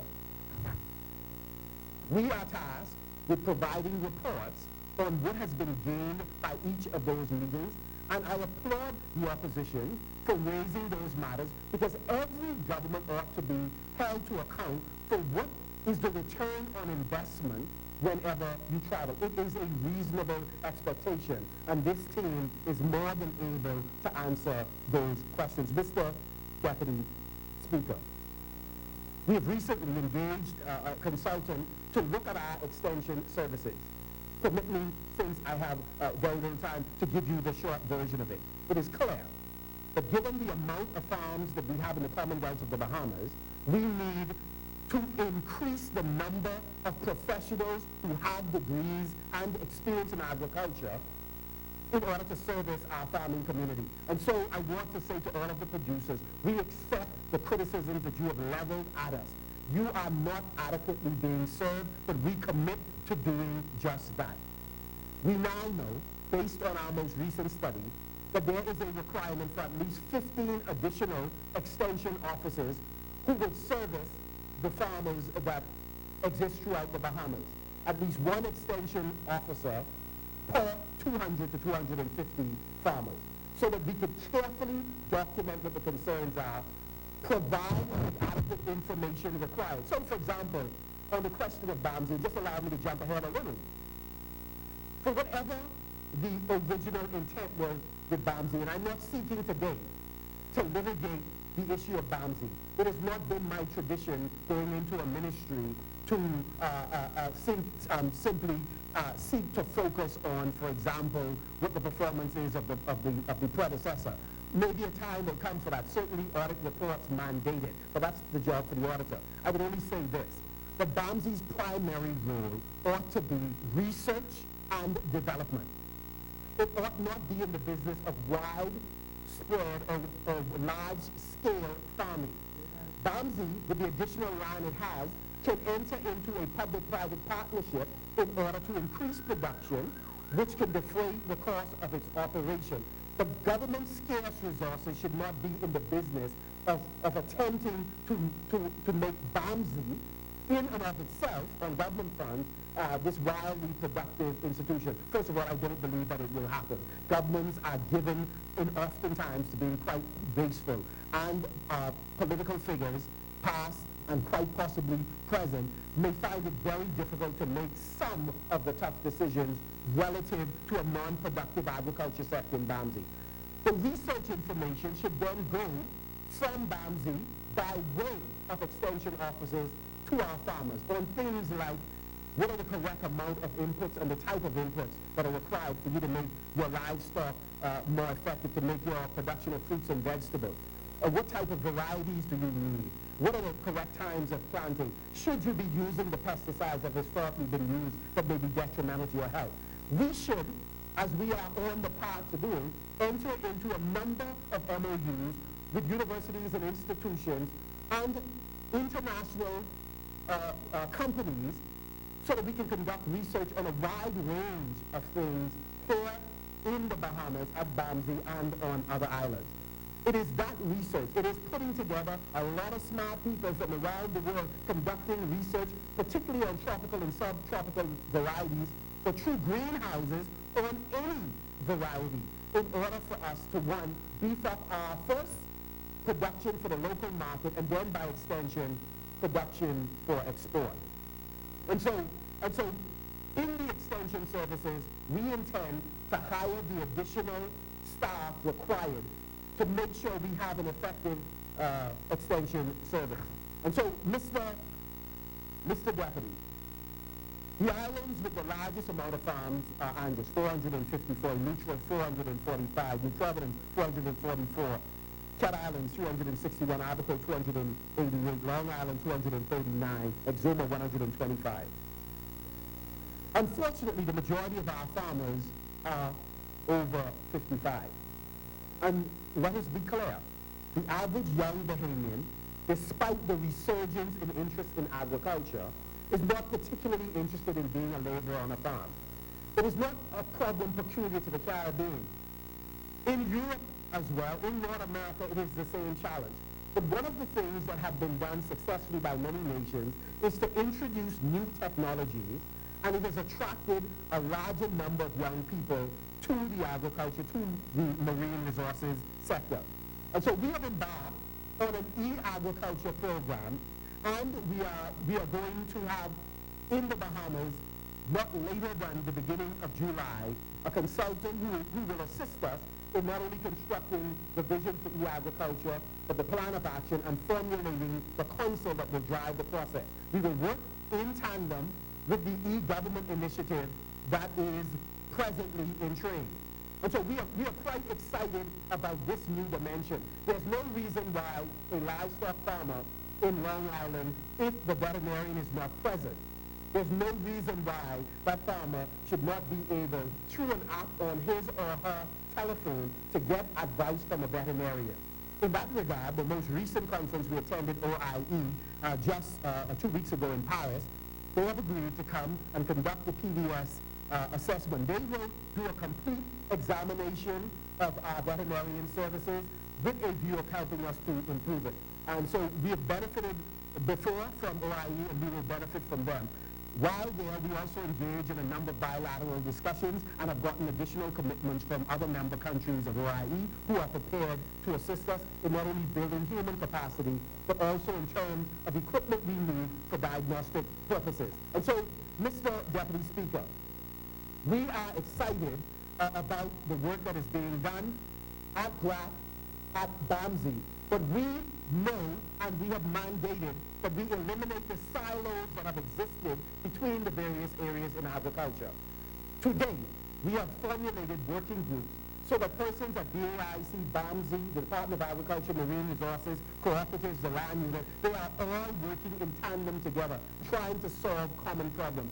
Both fishers and farmers have problems with an absence of insurance, which is a prerequisite if persons are going to invest the kind of money they need in agriculture and marine resources. And we are working on a solution to that. During this administration, we intend to solve the problem of a lack of insurance for farmers and for those fishers who have suffered tremendous loss and have not been adequately compensated by government, and companies have shied away because we have not put in place some of the basic building blocks required to attract insurance. And so again, we have eliminated the silos that exist between various areas. There's BAMSI, the Department of Agriculture, and BAIC was doing much of the same things, and that is all of them talking to the same wholesalers, all of them in the business of distributing products. We have streamlined the system so that the departments ought to do what they have the comparative advantage to do best, as opposed to all of them seeking to do the same thing. One ministry, one mandate, and we're doing it together. Mr. Deputy, we are paying close attention, as I mentioned, to the inclusion of ICTs, information communication technology, to ensure that we are able to more effectively serve our community. The Food and Agriculture Organization, we are having a meeting with them week after next to sit down so that we can become a part of the ICT initiative that they have launched successfully in a number of other countries. Mr. Deputy Speaker, one of the prerequisites for success in agriculture is to ensure that we have good agriculture practices. And so we have a mandate within the ministry to explain to all of our stakeholders what is required if their goods and services are to be purchased by retailers and wholesalers. And one of the things that's required is certification on good agricultural practices. In other words, training in terms of what are the appropriate agrochemicals that should be used, in terms of what are the appropriate marketing mechanisms we ought to use.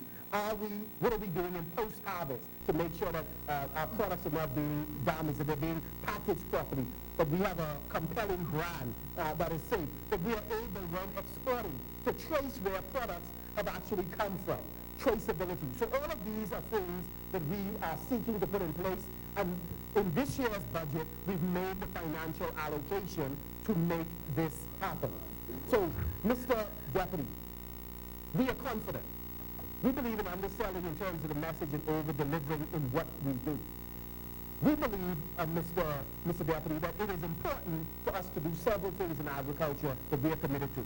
One of those things, we must provide the requisite funding to assist farmers. I'm pleased with the new direction of the Bahamas Development Bank. I am pleased with the fact that the Chamber of Commerce have indicated when our consultant, along with BAIC, met with them, that they fundamentally have no difficulty in collaborating with this sector. What they do need is bankable business plans.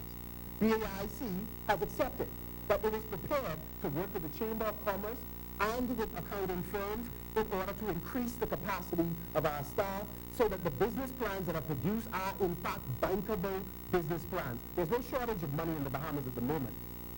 The country is quite liquid. However, even those with a tremendous amount of money are not interested in investing in a losing proposition. And so we have to present a compelling case through our business plans in order to attract the funding. And so the ministry is committed to assisting farmers and fishers in terms of keeping accurate records, building successful business plans, and shopping it to persons who have resources. Secondly, we are also interested in entrepreneurial technical assistance, and I am pleased at the work being done at BAIC. I'm happy that we are working on a daily basis to improve the relationships of team members at BAIC so everyone can know that they are valued and that we need a contribution from them, clearly the amount of staff members, Mr. Deputy, is unsustainable. However, it is possible for team members to produce at a level that we could justify expenditure. And so the size of government corporations in general are too large. However, when those corporations increase in terms of productivity, we can begin to justify expenditure. And in cases where we can outsource functions, I believe we have a moral obligation to make sure that those team members inside those corporations are given the first opportunity, first right of refusal for outsourcing opportunity. What that does is it right-sizes the organization, but it empowers Bahamians to take charge of their own destiny. The third part of our boutique agriculture program is to build an agribusiness management and information system that improves, as I mentioned before, extension services. In addition, we believe that we need to have solid database that will assist farmers, that will assist funders, and will assist all stakeholders in the sector. In addition, whenever we talk with potential investors in the sector, foreign or Bahamian, there are a set of fundamental questions they ask in terms of proximity to markets. They ask questions about the length of your runway. How much arable land do you have? Which islands are they located on? What is the topography of the land, the soil type? What is the per capita income that if they're hiring and they must hire Bahamian labor, etc. We've now allocated sufficient funding in this budget to begin the work of creating a profile of the agriculture and marine resources sector so that we don't have to keep fumbling to provide accurate information on a timely basis to Bahamian and foreign investors. We're able to answer quickly. We formed a business review committee that pulls together persons from all areas of the ministry working with each other. To the credit of the Prime Minister's office, the Ministry of Finance, the technical team on the business review committee is working in tandem with BIA. On two separate occasions, we had representation from BIA that attended meetings, and we're grateful to Joshua Sears, Akandia, and the team there who have agreed that when an investor, unilaterally or an investor in conjunction with a Bahamian group, come to the Bahamas, they should be talking to the relevant ministry on one track, but at the same time, they should be talking to BIA. We should not be doing business where they're talking only to a ministry, so when that process is finished, you jump to BIA, or vice versa. They should talk on both tracks, so they know what to do in terms of our investment policy, what is required, so we can move with a sense of urgency, and they know technically what the technical team opinion is of the potential proposal. And so we're working on both tracks. In addition, we believe that we ought to go out and engage in public-private partnership. And so let me just, in summary, make this point, Mr. Deputy Speaker. There are a number of initiatives the government simply does not have the resources to execute, but the execution of those projects are absolutely necessary. The way to solve it is through sensible public-private partnerships where there is nothing in it for a member of the government. It is only to serve the interests of the Bahamian people, and it should be absolutely transparent. In other words, we should not set up conditions in the public-private partnership where those who would inherit these ministries or inherit the government are paying bills for things not yet executed, or that the interest rate of us paying back somebody who has put up their money up front to do a project is onerous, that in fact it is strangling the country. And so I want to just try very quickly, because time does not permit me to develop it in the way that I would have ordinarily. We ought to be doing a public-private partnership on the parking houses. The government, this administration is not interested in relinquishing the ownership necessarily of the land, but entering into a public-private partnership with a group, preferably a cooperative, but it could be a private business, that is prepared to take charge of parking houses with a view of running a distribution center. That group might very well be interested in running a processing house in there. We are wasting thousands of pounds of fruits and vegetables every year on most of our islands. So if you have processing bottling plants on the respective islands, we are in a position to bottle the can, to create purees, to create tomato paste or tomatoes in any number of forms. That can be an operation within the context of a packing house.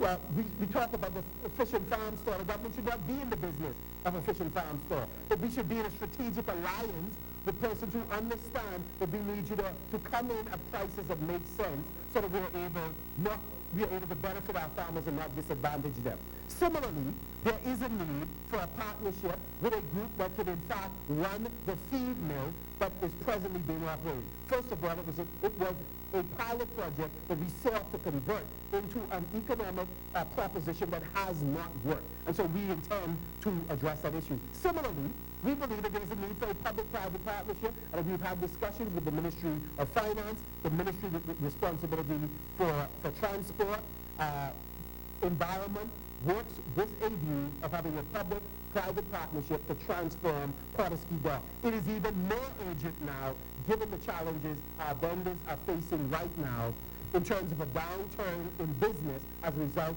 of the homicides that were carried out on Pardee. We do not believe that the downturn in business is related narrowly to the presence of police officers.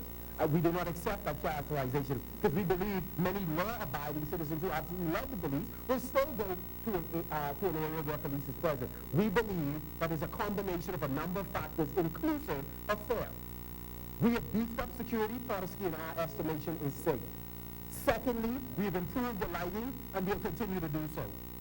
Thirdly, we are saying to the businesses along the East Bay Street corridor, it is important for you to utilize your own parking. The parking opposite your business is reserved for patrons at Pardee. And so we ask the vendors to keep the faith, continue to work in tandem with the ministry.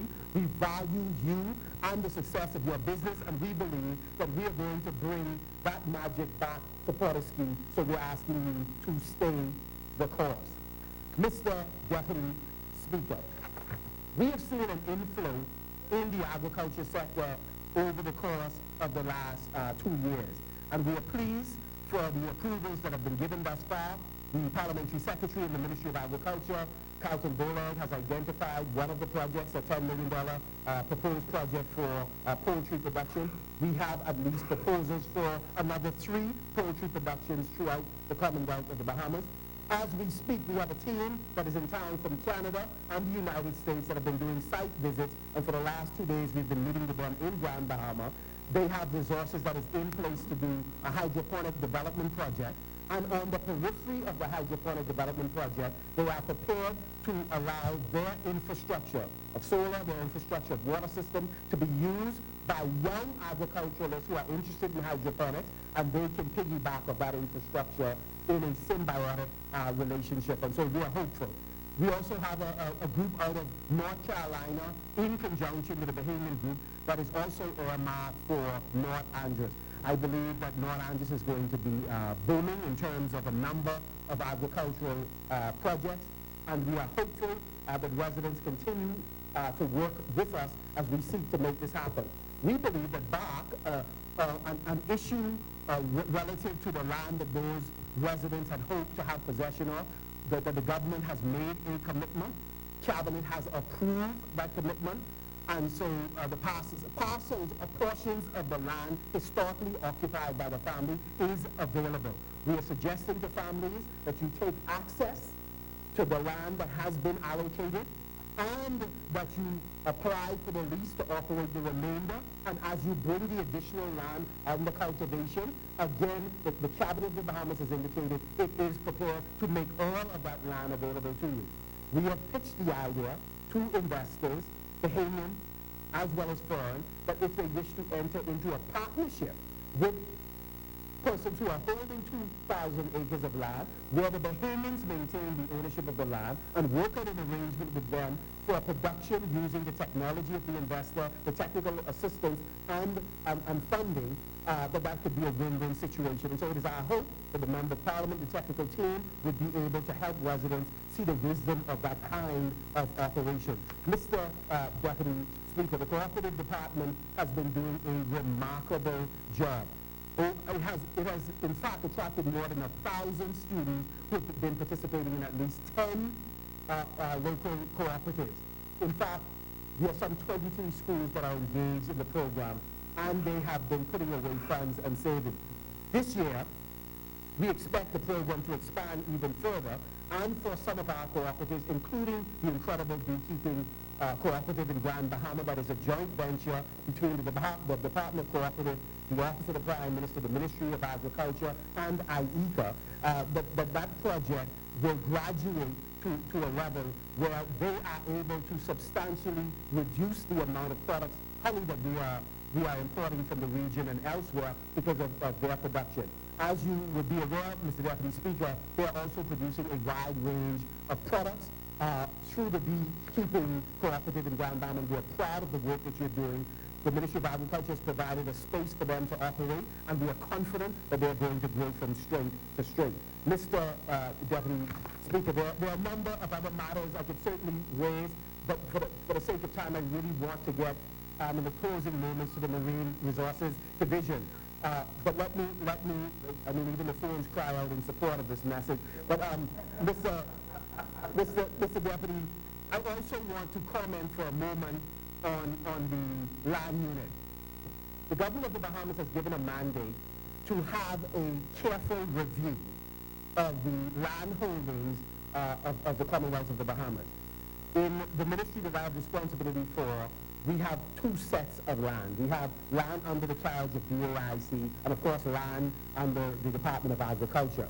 We believe that this is a pathway for us doing a number of creative things to empower Bahamians. The audit is still going on. However, that does not prevent DOIC in its evaluation of the project, or the Department of Agriculture, to forward a viable project to the Cabinet of the Bahamas by way of the Minister to seek approval to release some of this land from inventory. We're saying to residents who have not found this land, there is no, the government takes no pleasure in seeking to reclaim land that have not been used or have been used for purposes other than the lease. We have an obligation. It is not our land, it's the people's land. And so we want you to use the land for the stated purpose, and we intend to work with you to make sure that these properties are regularized. And BOIC has done an incredible job in moving this process along, and we intend to work in tandem with the Lands and Survey Unit as well as the Office of the Prime Minister to ensure that we are able to catalog every piece of property, who has charge of it, are they up to date in terms of the payments, and so forth. So we are excited because we believe land is the basis of power, and we ought to use it to empower Bahamians. We deserve a piece of the rock. And so the persons I grew up with, whether it's Key Street, 7th Street, the Grove, Washington Street, Step Street, or Melbourne Road in Yellow Elder, you deserve a piece of the rock. And so I'm proud of the work that BOIC is doing in regulating that land and cleaning up the park at BOIC and conducting a wide range of training, whether it's on straw, conch-shell jewelry. I'm proud of the building of capacity, first of the staff internally, and then, of course, of the stakeholders who we serve. Mr. Deputy Speaker, we also, as you know, in the Ministry of Agriculture and Marine Resources, have carriage of sloop sailing, an exciting sport, a community builder. Mr. Deputy Speaker, successive governments have talked about and have promised that sloop sailing ought to become the national sport of the Commonwealth of the Bahamas. Mr. Deputy Speaker, you would have heard the minister who has responsibility for sports lay out a compelling argument of what sports represents in the Bahamas. And sloop sailing is no different in that regard. It's a means of income generation, and communities throughout the Commonwealth of the Bahamas have seen tremendous growth as a result of regatta being on their island. We have 20 active regattas throughout the Commonwealth of the Bahamas, and other people are petitioning. And contrary to what some say, there are thousands of people who go, and thousands of them see the race. And so, so it's okay for your spouse to go to regatta. So the bottom line is, regatta is a community builder. It is a part of our identity as a people. We're an archipelagic nation. We've used vessels and sloops for transportation, for the transfer of goods through commerce. And the ingenuity of Bahamians also had us convert working skiffs into boats that competed with each other. And so, for many years now, since the very first regatta, we've had vessels competing with each other. It has given us international prominence, but more importantly, it has built communities. And so, sloop sailing, we believe, represents the ethos of the Bahamas. It reflects the identity of our people. The proposal to make good on sloop sailing becoming the national sport of the Bahamas, sloop sailing which has persisted since the 1800s, does not mean in any way that any of our core or emerging sports are going to be adversely impacted. The minister has addressed that issue. Funding remains in place, and as this economy continues to grow, additional funding will be provided.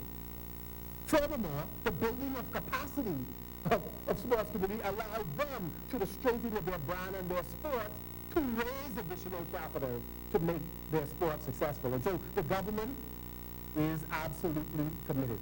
But sloop sailing, we believe, has the capacity to be transformative for even more communities throughout the Commonwealth of the Bahamas. And so we will have discussions with individual federations to gain their view. We have had discussions among 4 of the ministers, inclusive of the minister who has responsibility for sports in the country, and we intend to continue those consultations so that a paper can be brought to Cabinet not later than July on this subject. We have already had overtures made, and discussions have commenced with respect to the DOC has indicated that they are quite supportive, having spoken with the Secretary General, who is now embarking on a program to construct a building, and sloop sailing being central to the identification of that building. We want to continue those discussions, and those discussions will begin in earnest once we have clearance from the Minister with responsibility for sport. And so, again, we want to say to the regatta community that we, in principle, support what you're doing, but in all fairness, we ought to be speaking to the federations of the Bahamas as well. Mr. Deputy Speaker, let me quickly comment on the marine resources area, and before doing so, just to thank the hard-working team members at the abattoir who work in adverse conditions. We have allocated funds to improve that facility, and we appreciate your patience. Those of you that have worked at the produce exchange, it is deplorable, and we are going to relocate the team until such time as we are able to fix that environment. Bahamian workers deserve to work in better environments. Successive administrations have responsibility to make this right, and we intend to make good on it. So those persons at GRAC, we are pleased with the work that you're doing in transforming the piggery and growing the quality of the herds in conjunction with CARDI, our partners. We are proud of the work that you are doing. And of course, the help is on the way in terms of additional staff. We have a number of our senior staff members throughout the ministry who have recently retired or who are approaching retirement age. We are going to give a number of those persons in those departments an opportunity to lead, and in cases where persons are slated to come back, they will not come back directing those areas. They will come back just for institutional knowledge transfer to some of the young persons in those departments. Mr. Deputy, we have bought a number of critical equipment and vehicles to facilitate the development of agriculture and marine resources in the Family Islands, inclusive of bush hog, lift disc harrow, include of slurry tank, gestation stalls. We have created a tissue, we're in the process of creating a tissue lab both in Andros and in New Providence. We are also engaging in a wide range of courses and training exercises to build capacity of our staff as well as stakeholders. And of course, we are paying very close attention to the need to have a national slaughter system throughout the Commonwealth of the Bahamas. Finally, Mr.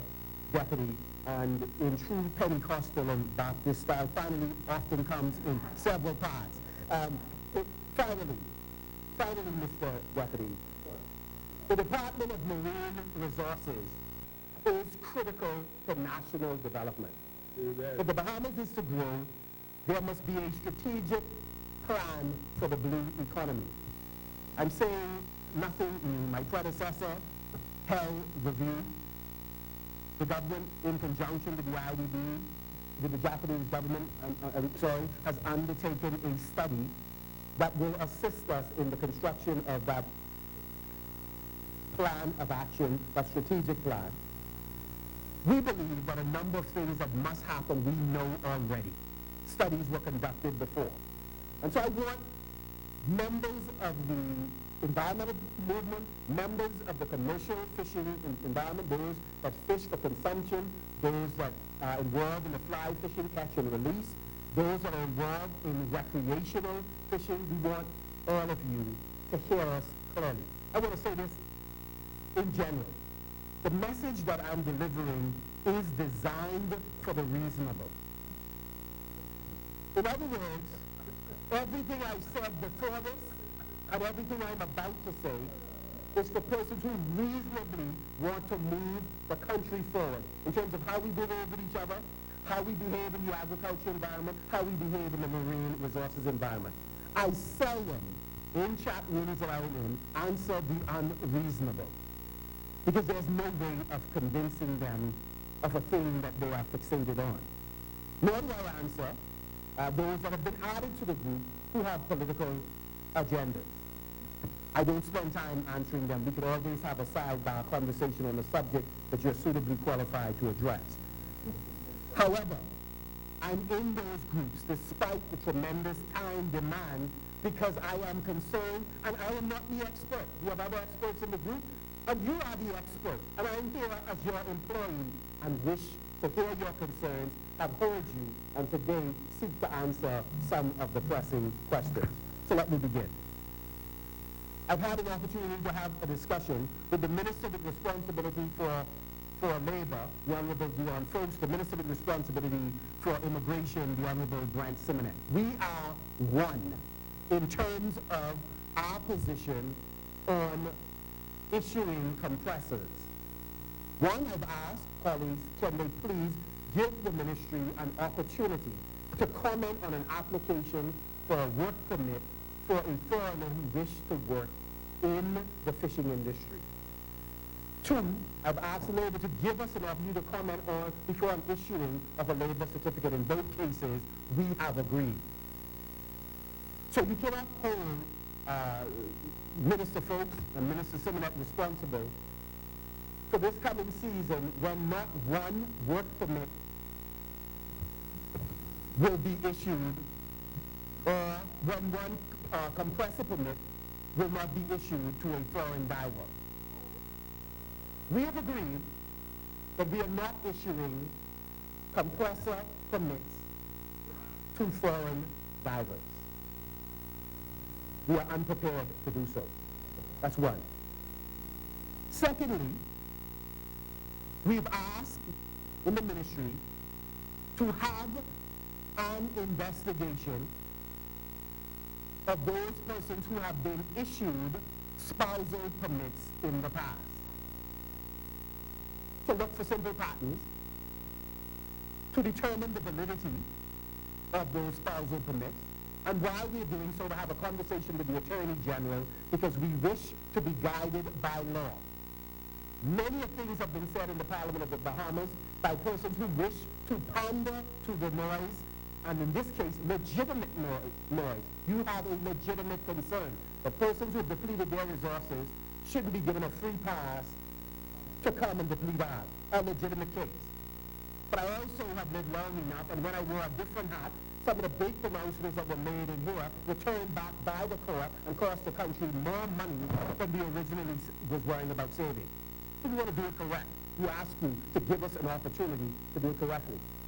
And we believe But if there's a vessel that has 13 workers, 9 foreign divers, that is unacceptable. We will not facilitate that this coming season. If there's a pattern of behavior where somebody 4 or 5 years ago, 5 crew on the same vessel got married roughly within the same 30 days, we think that love is absolutely too coincidental to be accepted. And if all of those divers are living through similar corners, 2 through Key West Street, 1 through Palm Beach Street, the next one through Lincoln Boulevard up Adonia Street, that's absolutely too coincidental. We are sympathetic to the tremendous investment made by commercial vessel owners. And we are grateful for the meetings we've had that we believe have been successful, that has resulted in the launch of our National Dive Program.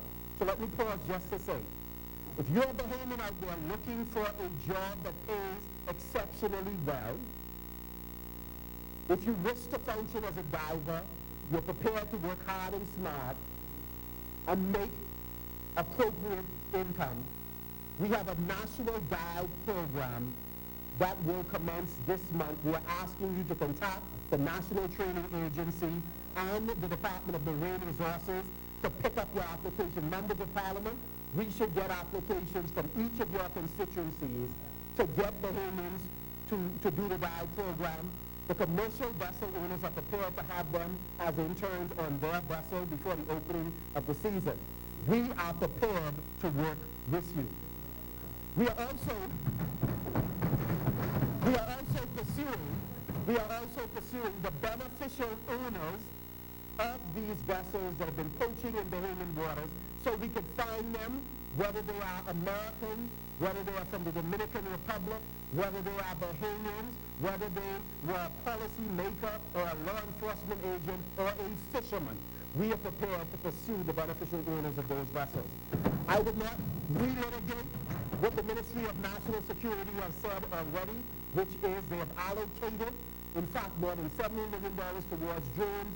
The Cabinet has approved a tremendous amount of resources to increase our interdiction, which has resulted in a record number of poachers being caught and incarcerated. 2 sets of penalties, one at $3 million, another set at $8 million, record numbers. We are making progress. We are making, this has never been done in the history of the Bahamas, what has been done over the last 12 months. Are we there yet? No, we're not, but we're moving in the right direction. And so we're saying, let's continue to work with each other. And let me also say that while we believe the Dominicans in the Southwest are the principal culprits in the rape and pillage of our resources, we know that there are sports fishermen in the North who are creating tremendous problems for us, and there are many Bahamians who are still engaged in illegal, unregulated, unreported fishing. We believe that the fly fishermen of the country should be respected. The association that is established, we will stand with them. We do ask the association to be reasonable in its discussion with all of its members from throughout the Commonwealth of the Bahamas. The government will spend the resources to bring all of those persons together this summer in a conclave to resolve the differences that exist between you. While this subject is not exhausted, clearly, Mr. Deputy, my time is. And so, We'll give you 2 minutes to sum up, Member President. To sum up. Thank you very much. Thank you very much, Mr. Deputy. Let me just say, here are the menu of things that we are committed to.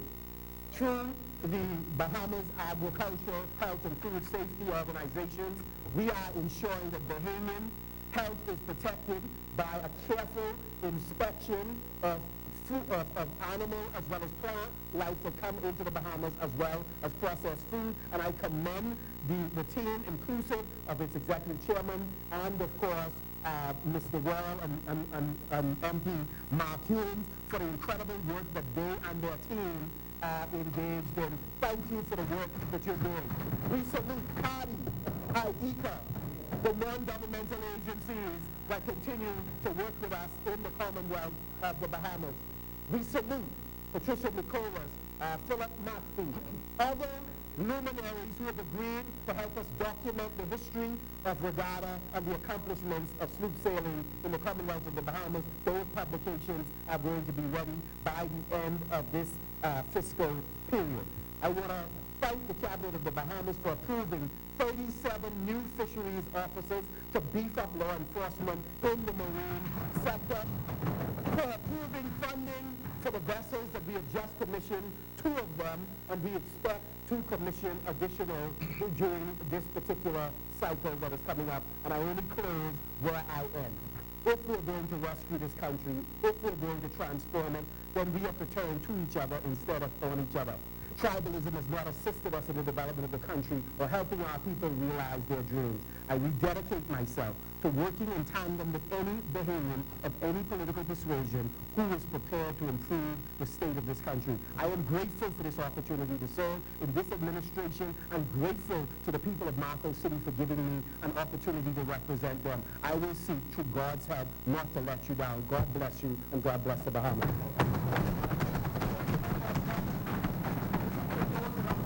I support this budget.